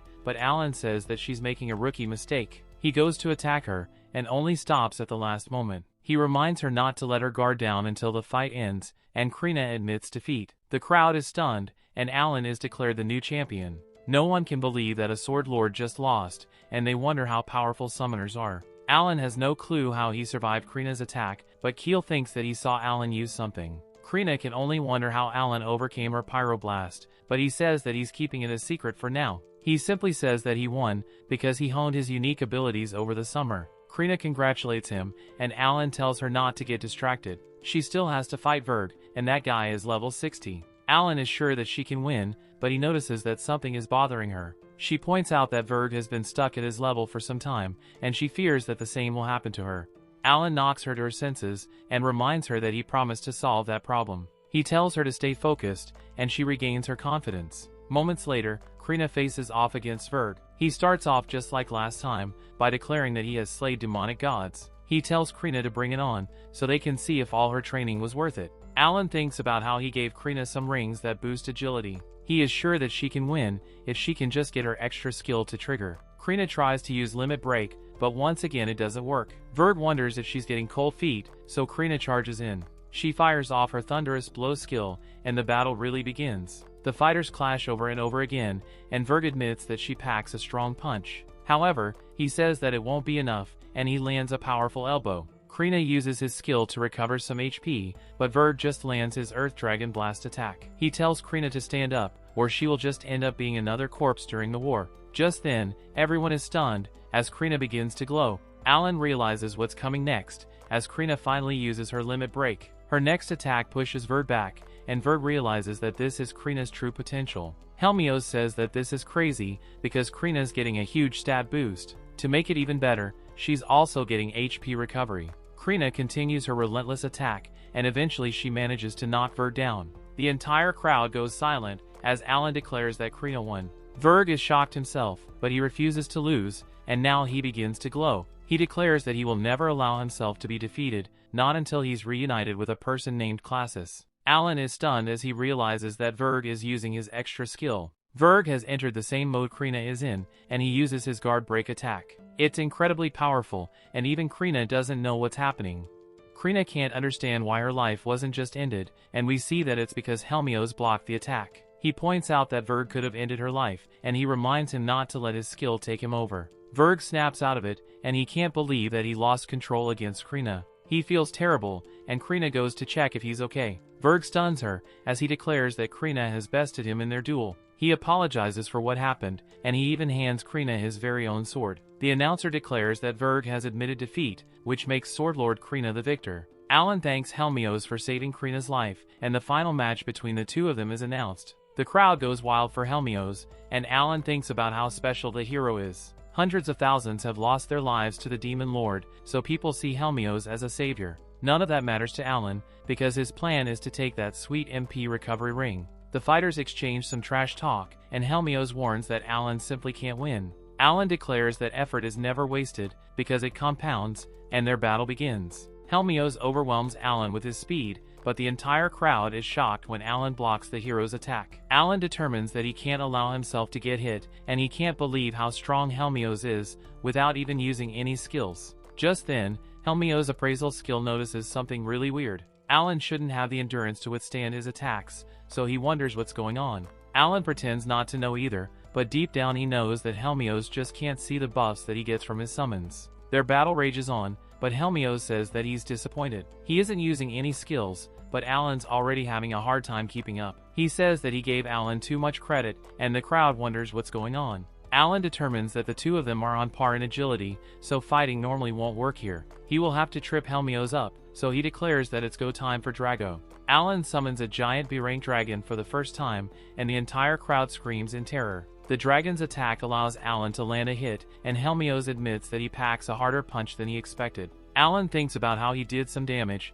but the hero's orichalcum armor managed to block most of it. Helmios realizes that this is Alan's talent, and he admits that summoners have some awfully large friends. Alan's party is amazed to see that he can summon dragons now, and Keel calls Alan a madman for using the hero to test out his new abilities. The dragon declares that he will show no mercy to anyone who threatens his master, and the crowd panics. The announcer begs everyone to calm down, and he explains that this is one of Alan's summoner skills. The match will continue, so Alan tells Drago to use its awakened skill. The dragon engulfs Helmios in flames, with its devastating hellfire of fury. The crowd is horrified, as they fear that the hero's life was just ended. However, Helmios simply flies out of the fire, and he heals himself like it's nothing. Alan looks at his grimoire, as he analyzes Helmios. Helmios has used 3 of his 6 normal mode skills, so one of his other ones has to be an attack type. Helmios pauses for a moment, as he finds it interesting that he can't see the stats of Alan's summoned creatures. He tells Alan that he can fly faster than dragons,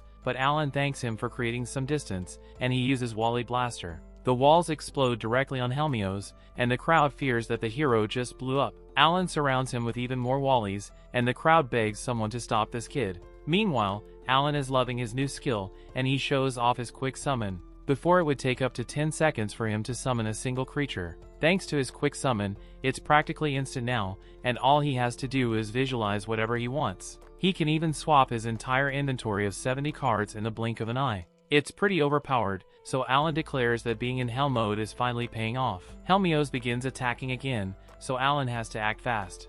He summons Surbai, and the giant Cerberus strikes Helmios with its 9-fold crunch. Helmios manages to stay alive, and he admits that this is like fighting the Demon Lord's army. He eliminates Surbai, and he's surprised to see that it doesn't bleed. Alan tells Drago to use Fire Breath, but Helmios dodges it, and lands an attack on our hero. Alan has to use a Front of Life to heal, and Helmios credits him for making him step things up. His final word of advice is for Alan to surrender if he wants to live. Helmios warns that his next attack cannot be held back, and his sword is covered in flames. Alan refuses to back down, so Helmios unleashes his final skill, which is called Phoenix Blade. This skill wipes out Surbai and Drago in one devastating strike. Alan doesn't even blink an eye as Helmios approaches, and he tells the hero to eat dirt. Helmios attempts to end the battle, but he is stunned when Alan quick summons a giant to block him. Helmios' attack is strong enough to break the shield, but Alan counters by telling Mira to use Reflect. Helmios' attack is reflected, and he gets pushed back. Alan thinks about how Reflect doubles Myra's endurance, and it reflects physical damage back at the attacker. Alan declares that the key to defeating the undefeatable is using their own attacks against them. Helmios is stunned as he realizes that Alan was waiting for the perfect moment to use this. Alan asks Helmios if he wants to quit, because he can reflect everything from now on. Helmios admits that it's scary, but there's something more important happening. He whispers to himself that the Sovereign of Spirits was right about everything. Surprisingly, he celebrates, because Alan being this powerful means that humanity still has a chance. Helmios then thinks about how the endless war left him chasing the Demon Lord's shadow. He lost countless comrades, but he can never give up, because he's humanity's hero. Helmios kept fighting, even though the only hope he had left was entirely superficial. Back then the Sovereign was the one that told him to carry the ring. She said that eventually he would give it to the person who would restore the hope inside of him. Back in the present, Helmios prepares to teach Alan that he's still out of his league. Alan demands for him to fork over the ring, and he thinks about how he's just wasting magic stones in this fight. Helmios promises to end the fight with one more attack, and everyone realizes that he's using his extra skill. He begins to glow, and the headmaster determines that Alan is in serious trouble. Alan realizes this as well, because he's not prepared to take on the hero's extra skill. He summons as much defense as he can, but he isn't sure if it would be enough. Helmios declares that this is the best attack that humanity has to offer, and he unleashes his holy sword. The colossal attack devastates Alan and all his defense summons, so Alan's friends scream out for our hero. Alan is really angry because Helmios almost ended his life. He refuses to give up, as he declares that he will take the ring from Helmios' corpse. He heals up completely, so Helmios is shocked because he has elven healing potions. Alan brings out another sword, and the hero can't believe that he's not quitting.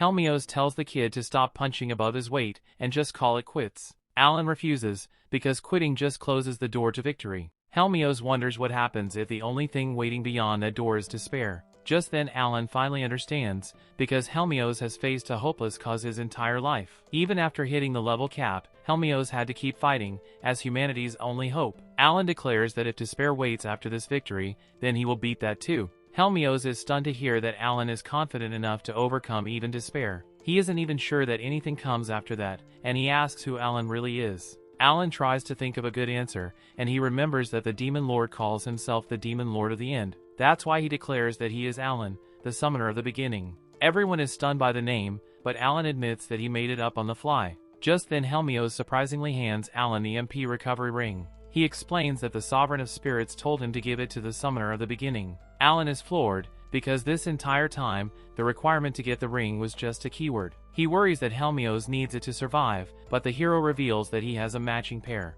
Alan gladly accepts, and then he immediately surrenders, because there's no point in fighting anymore. Everyone is stunned, but Helmios laughs, because it's such an Alan thing to do. Everyone then cheers, as Helmios wins the exhibition match. 1 week later, Alan notices that the Crown Prince is on pins and needles at the award ceremony. It's because Envel now knows that Alan can summon dangerous monsters like dragons whenever he wants. Envel calls the fight the greatest spectacle in Academy history, and he questions why Granville hid Alan's talent. Alan explains that he's an honored guest, and he shocks everyone by pulling out a dagger. Alan thinks about how Envel made a threat to Granville earlier. He determines that this is a good chance to send Envel a message. He declares that he owes Granville a great debt, so he will protect the family as their faithful bodyguard. Only a few months later, we learn that King Radish passed away, and Envel took the throne. Alan determines that the new king took his threat seriously, because there's been no trouble. Sometime later, the party beats a heavy dragon, without having to rely on Krina's extra skill.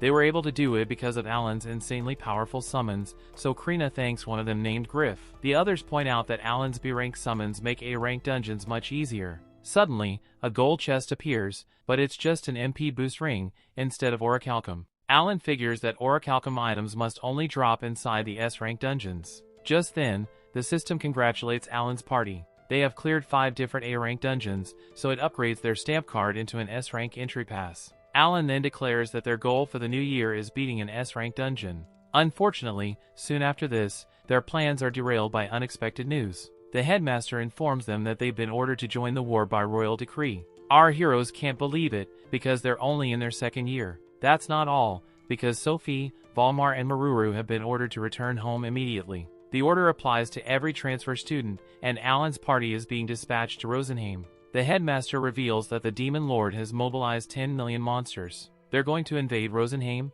Bacchus, and the Central Continent. Alan says that it's crazy, because it's 10 times more monsters than they usually see in a year. The headmaster explains that historically, the army only attacked the Central Continent because it was the weakest of them all. Rosenheim has always been protected by the Sovereign of Spirits, and Bacchus has their golems. The Central Continent was an easy target, but the hero changed everything. His arrival has thrown everything off balance. The headmaster then explains that the elves only have 1.6 million troops, and they sent most of their healers elsewhere. A month ago, 3 million monsters invaded, and they captured over half the elven territory. Sophie desperately wonders if her mother is safe, because she's also the queen. The headmaster reveals that the capital fell 3 days ago, and the queen's whereabouts are unclear. Sophie can't handle this bad news, so she breaks down. All of this happening right now makes Alan realize something. The Demon Lord must have been keeping some of his forces in reserve for this very moment. The headmaster goes on to say that the survivors are preparing for a last stand,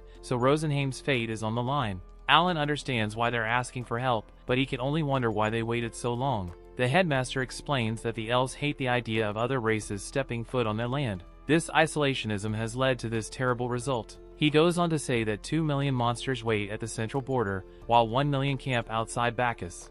Alan finds this very strange, as he wonders why they aren't just attacking all at once. Alan then asks what the healer elves stationed at the Central Continent are actually doing. The headmaster explains that they're making their way back to Rosenheim as they speak. Alan is shocked, as he realizes that the monsters are waiting for the healers to leave. Cecil can't believe this terrible situation, because their army will have to hold off 2 million monsters, with no healers. The only person that can heal is the hero, so the headmaster says that he will just have to hold up on his own. The others point out that there are over 50-man fortresses, and the hero can't handle it alone. Just then, Alan points out that the numbers don't add up, because 10 million monsters were mobilized. Only 6 million have been accounted for, so he wonders about the rest. The headmaster reveals that the remaining 4 million are assumed to be the reserves. What's terrifying is that they've been spotted off the coast of the central continent. That means 4 million more monsters are sitting right on their doorstep. This makes Kiel think that they should go help the Gammuton Empire instead of Rosenheim. The Gammuton Empire is the shield of the central continent,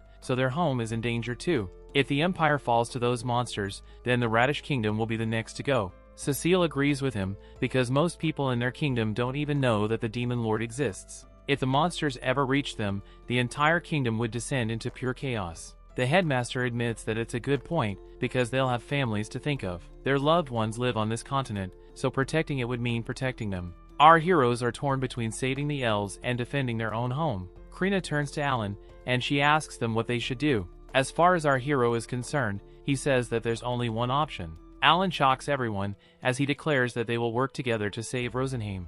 Alan points out that the Demon Lord has waited for years to gather 10 million troops, however that's still not enough to conquer all 3 territories at the same time. That's why the Demon Lord started by putting pressure on Rosenheim with an army of 3 million. His goal was to make all the elven healers leave the central continent. After Rosenheim falls, he will probably send his other troops to attack the weakened central continent. Then at the very end, he will launch an all-out assault on the Bacchus Empire. Alan also points out that his attack on Rosenheim forced the elves to pull out their troops from the central continent. This means that they violated the terms of the 5-continent alliance. The Demon Lord is creating problems between the allied nations and breaking down their established lines of support. Alan declares that they cannot allow this to happen. No race can fend off the Demon Lord alone, and they need to work together. Saving Rosenheim is the key to protecting everyone, which is why they must help them first. Kiel has an issue, as he points out that they will be leading the central continent in a really bad spot. They are going to be attacked by 2 million monsters, and the elven healers have already left them.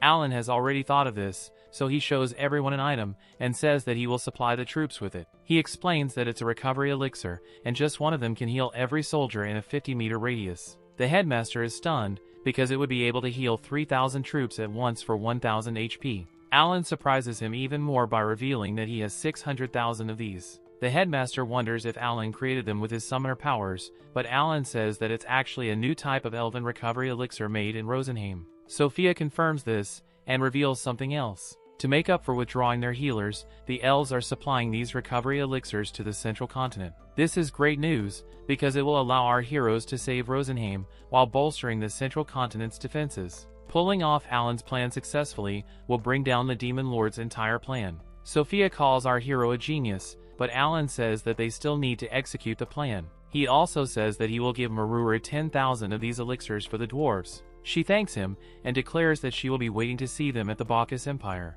That night, Kiel says goodbye to his family, as he prepares to leave with our heroes. He promises to prove himself on the battlefield, so they can go back to being nobles. Nina points out that that won't matter if his life ends, so she makes him promise to come back alive. Nearby, Cecile tells his servant to get a letter to her family. She is sending one just like her brother did, in case something bad happens to her. Cecile is preparing for the worst, so Alan feels kinda bad. He's pretty sure that they're being drafted into the war, because of a grudge that the king has against him. His friends make him feel better, by saying that none of that matters now. They will be going to war, so they happily tell their leader to lead them. Before leaving to Rosenheim, Alan speaks to Drago, and another new summon named Ellie. He tells him that their job is to gather intel on the Demon Lord's forces, and to eliminate as many as they can. He wants them to support the humans, without being spotted. His summons assure him that they will do their best, and then they leave. Afterwards, our heroes leave for Rosenheim, and they say goodbye to the academy. On the way, Krina wonders if the elves won't be kind to them, because they are humans. Sophia can't be sure, so she says that it would be best if they were hoods while they are there. The elves are peaceful people, but they can be snobbish when it comes to other races. Our heroes are headed to a port town that is currently being used as refuge for those fleeing the Demon Lord's invasion. The others hope that Sophia's family is safe, and Sophia hopes so too. She is sure that they are okay, because her family has formidable guards. 4 days later they arrive at the port town, and they're relieved to see that the invasion hasn't gotten here. Alan says that they need to gather intel fast, and find a way to help the elves on the front lines. They are greeted by some guards, who are here to escort Sophia to the Council of Elders. On the way there, they see several people who have been injured in the war. Alan scouts from above and determines that there are upwards of 1 million refugees. They can't just ignore all these injured people, so they agree to use the elixir on them. They don't have much time, so they will have to split up. Some of the group stays behind, and Alan says that he will send his summons to tell them when the meeting is over. When they arrive, Sophia is told some bad news. Her mother refused to evacuate, so she is currently stuck on the front lines. Sophia wonders if this means that she's still alive, but they can't know for sure. Contact with her guards has been cut off, and the town she is in could fall very soon. Just then Alan declares that they still have time to stop the worst from happening, but the elves are horrified to see that he's a human. Sophia calms them down by revealing that Alan is the savior that Lord Rosen spoke of. He is here to save Rosenheim, so the elves would like for him to join their war council.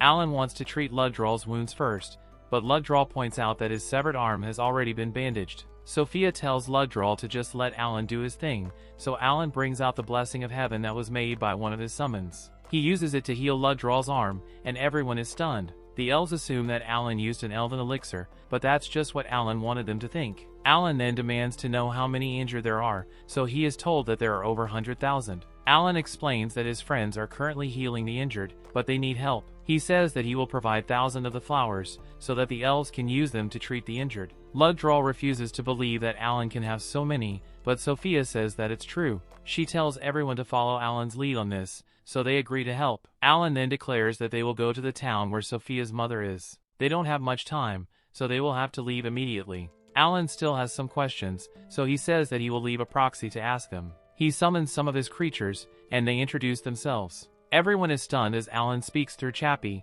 and he tells them that it can transmit his voice. They leave immediately, but some elves outside fear for their lives. Terrible things are happening everywhere, and they are losing hope. Sophia declares that it's her duty to protect them, so they will just have to put their hope in her. The others arrive, so Alan summons a bunch of griffs for them to ride on. Sophia tells everyone to have faith, and our heroes leave. Alan tells his party to hold on tight, because they will be going at top speed. He uses the awakened skill called Jet, and they blast off. Normally, it takes months to get to Tiamat Town, but Alan's summons got them here much faster. They notice a fire nearby, so Alan summons Howlee, and uses his awakened skill to get a closer look. He determines that the town is surrounded by monsters, but it hasn't been breached yet. There is still time to save everyone, so Sophia is relieved. The guards at the gate fear that the griffs are monsters, but Volmar reveals himself, and says that they're with Princess Sophia. Our heroes are taken to the Queen, and Sophia is finally reunited with her mother. Sophia introduces her party, and the elves are stunned when they see Alan. News has already spread about him being the boy that Lord Rosen prophesied. They can't believe that he's supposed to be their savior, because he just looks like a little kid. Sophia's mother has heard about Alan's battle against Helmios, so she would love to have his assistance. Just then a guard says that this town won't last much longer. He thinks that the Queen should evacuate, but she refuses. There are still 700,000 refugees in this town, and she won't leave them stranded. They have a disagreement, so Alan would like to know about the situation. He is told that they have 60,000 troops left who can still fight, and 140,000 that are injured. Alan shows them his elixir, and tells them to use it to heal as many people as they can. They are skeptical, but Alan reminds them that they don't have much time. If they cooperate, they will be able to fend off the Demon Lord's invasion.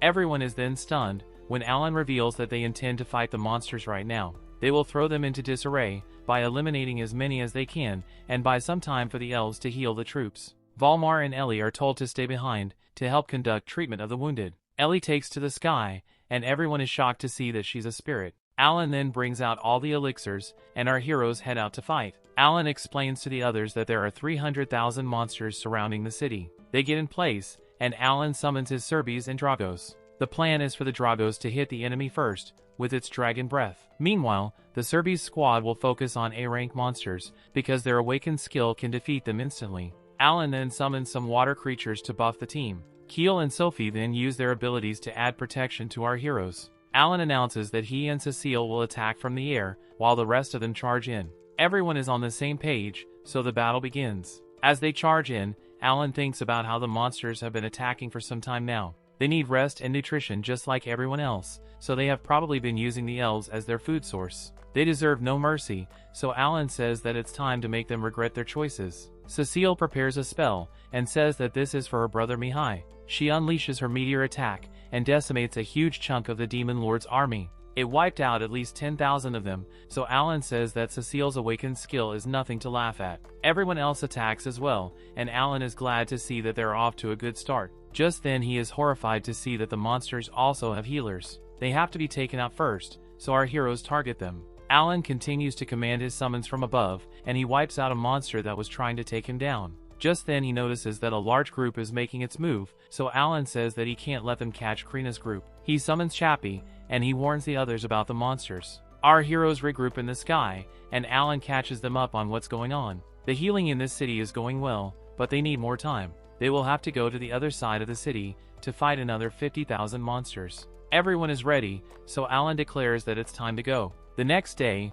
the Queen celebrates our heroes for defeating over 50,000 monsters in a single night. They also use the healing elixir to bring all their troops back to fighting shape. Alan says that the Demon Lord's army is in disarray now, so they shouldn't attack for the time being. Our heroes go to rest, but Alan overhears a guard say that 3 other cities are on the verge of collapse. The Demon Lord's army split up to hunt the Queen, so they're attacking 3 other cities. Alan's team is ready to go, but the Queen is worried about them not getting any rest. They will be fighting non-stop, but Alan says that it's not a problem. Several hours later, we see that our heroes are completely exhausted. Alan was able to post a squadron of his summoned creatures in all 3 cities, and he gave them 500 elixirs each. Altogether, there are 300,000 elven troops, and they should all be ready to fight very soon. The bad news is that Alan ran out of elixirs, so he had to use 2,500 B-rank magic stones to make more. The guards become hopeful, because things are starting to turn around. Unfortunately, Lugdrawl points out that this only buys them a few extra days of survival.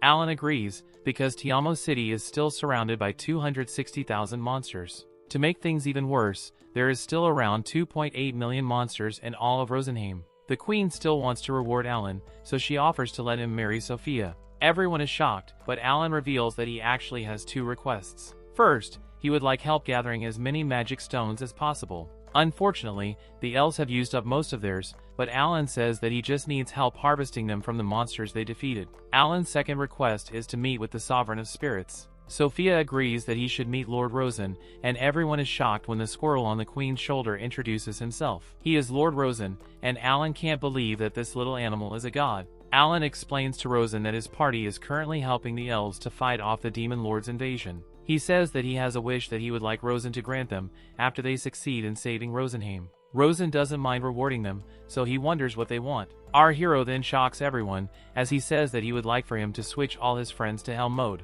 No one even knows what that means, so Alan explains that it's the rule that makes clearing the trial of the gods 100 times harder. He says that his friends have already reached their maximum potential, but this wouldn't be a problem on Helm mode. He wants to switch them over, so they can get stronger. Rosen immediately asks Elmia, the god of creation, but he says that they can't do it. Elmia told Rosen that nobody's mode can be changed. Alan wonders if they could at least get extra mode, but Rosen points out that Elmia won't listen to a minor deity like him. This makes Alan realize that not all deities command the same level of respect. Alan then wonders if it's possible to upgrade his friends to a higher class. Alan is asking for quite a bit, so Rosen can see why Elmia agonized over him so much. Alan wonders if Elmia talks about him, so Rosen explains why Elmia was so worried. Elmia said that Alan was on the verge of becoming Demon Lord, so he panicked and made an even better summoner class. It was supposed to be 6 stars, but he messed up and made it 8 instead. Eventually, Rosen says that he can upgrade their classes. However,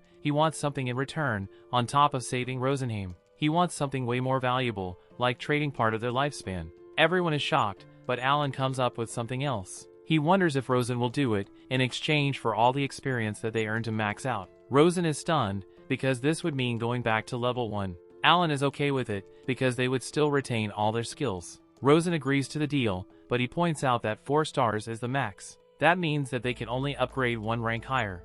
On top of that, he will only do it for the party members that are physically present. Alan agrees, but he points out that he doesn't really benefit from this deal himself. Rosen already knows what he wants, so he agrees to give Alan's sister a 1-star class. With all that settled, Alan declares that it's time to save Rosenheim. Our heroes go to rest first, and the elves discuss how they have no clue what just happened. They didn't understand a single thing, but it's clear that Alan is very special. Later, after getting some rest, the others interrogate Alan about what happened. Alan thinks about how he couldn't really trust anyone before, so he had to keep his reincarnation a secret. However, now he has close friends, and he wonders if keeping this secret still makes sense. He decides that it doesn't, so he reveals to everyone that he is from another world. Cecile wonders if he has lost his mind, but then she remembers all the amazing things he has accomplished. This explains a lot, and Sophia is delighted, because Elmia brought Alan here to be the savior of the world. Alan says that he told them because he trusts them, and he would like for them to keep it a secret. They all agree,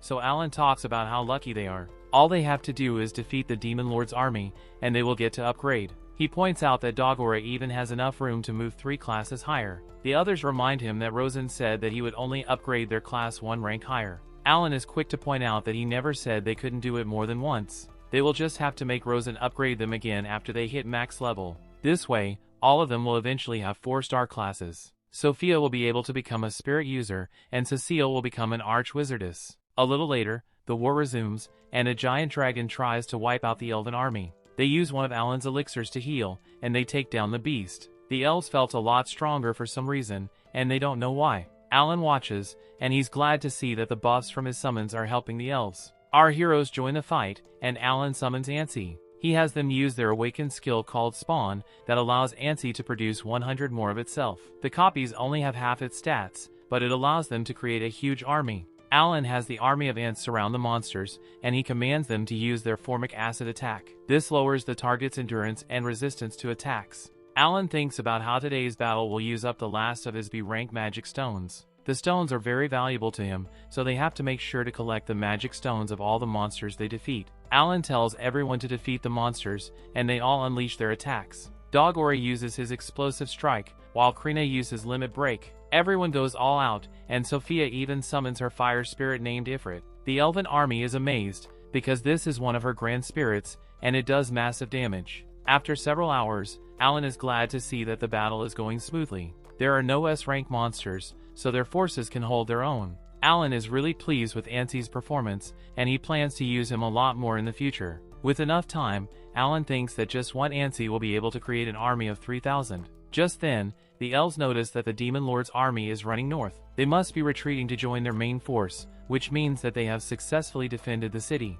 They just beat the Demon Lord's army, so everyone celebrates. Unfortunately, Alan thinks about how it came at the cost of the 3,000 elves that lost their lives. One elf cries for his son who lost his life in battle, but he is shocked when Keel saves his life. Keel's extra skill called Grace Energy allows him to revive one deceased target, and he's just glad that it worked. It doesn't work on people that have passed away a long time ago, and its success rate depends on the user's intelligence. Keel feels terrible because he can't revive everyone, but Alan says that he did more than enough. That night the Queen is told about their great victory. They defeated over 100,000 monsters, and the elves give all the credit to the summoned creatures that helped them.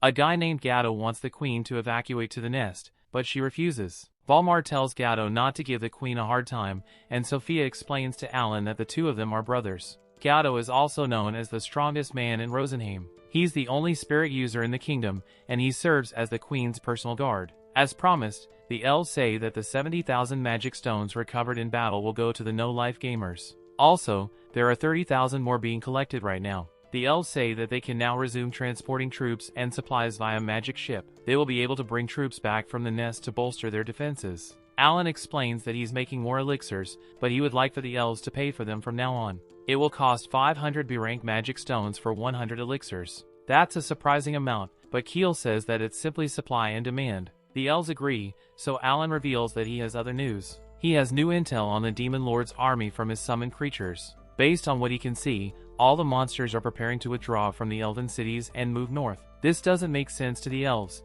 because the Demon Lord's army still has the advantage. Alan declares that his party will go after them to uncover their plan and whittle down their numbers. Once the elves are settled here, Alan would like for their troops to join them. He declares that their next objective will be to retake the capital city of Fortania. The Queen is shocked, because Alan intends to take the fight to the monsters, instead of just holding the line. Our hero then stuns everyone, as he reveals that his goal is to wipe out all 2.5 million monsters that are left in the Demon Lord's army. The next day, Alan says that they chased after the retreating monsters. They lured 30,000 of them away, then defeated them to harvest their magic stones. By repeating this process, they should be able to wipe out an army of 3 million within 100 days. 3 days later, Alan sees something terrible. Lugdral sees it too, and he says that it's beyond what they can handle. Alan tells his aunties to stay with the army, and our heroes go back to town. The queen is horrified when Alan reveals that 1,000,000 monsters are about to attack Tielmo. The Demon Lord's army gathered their forces,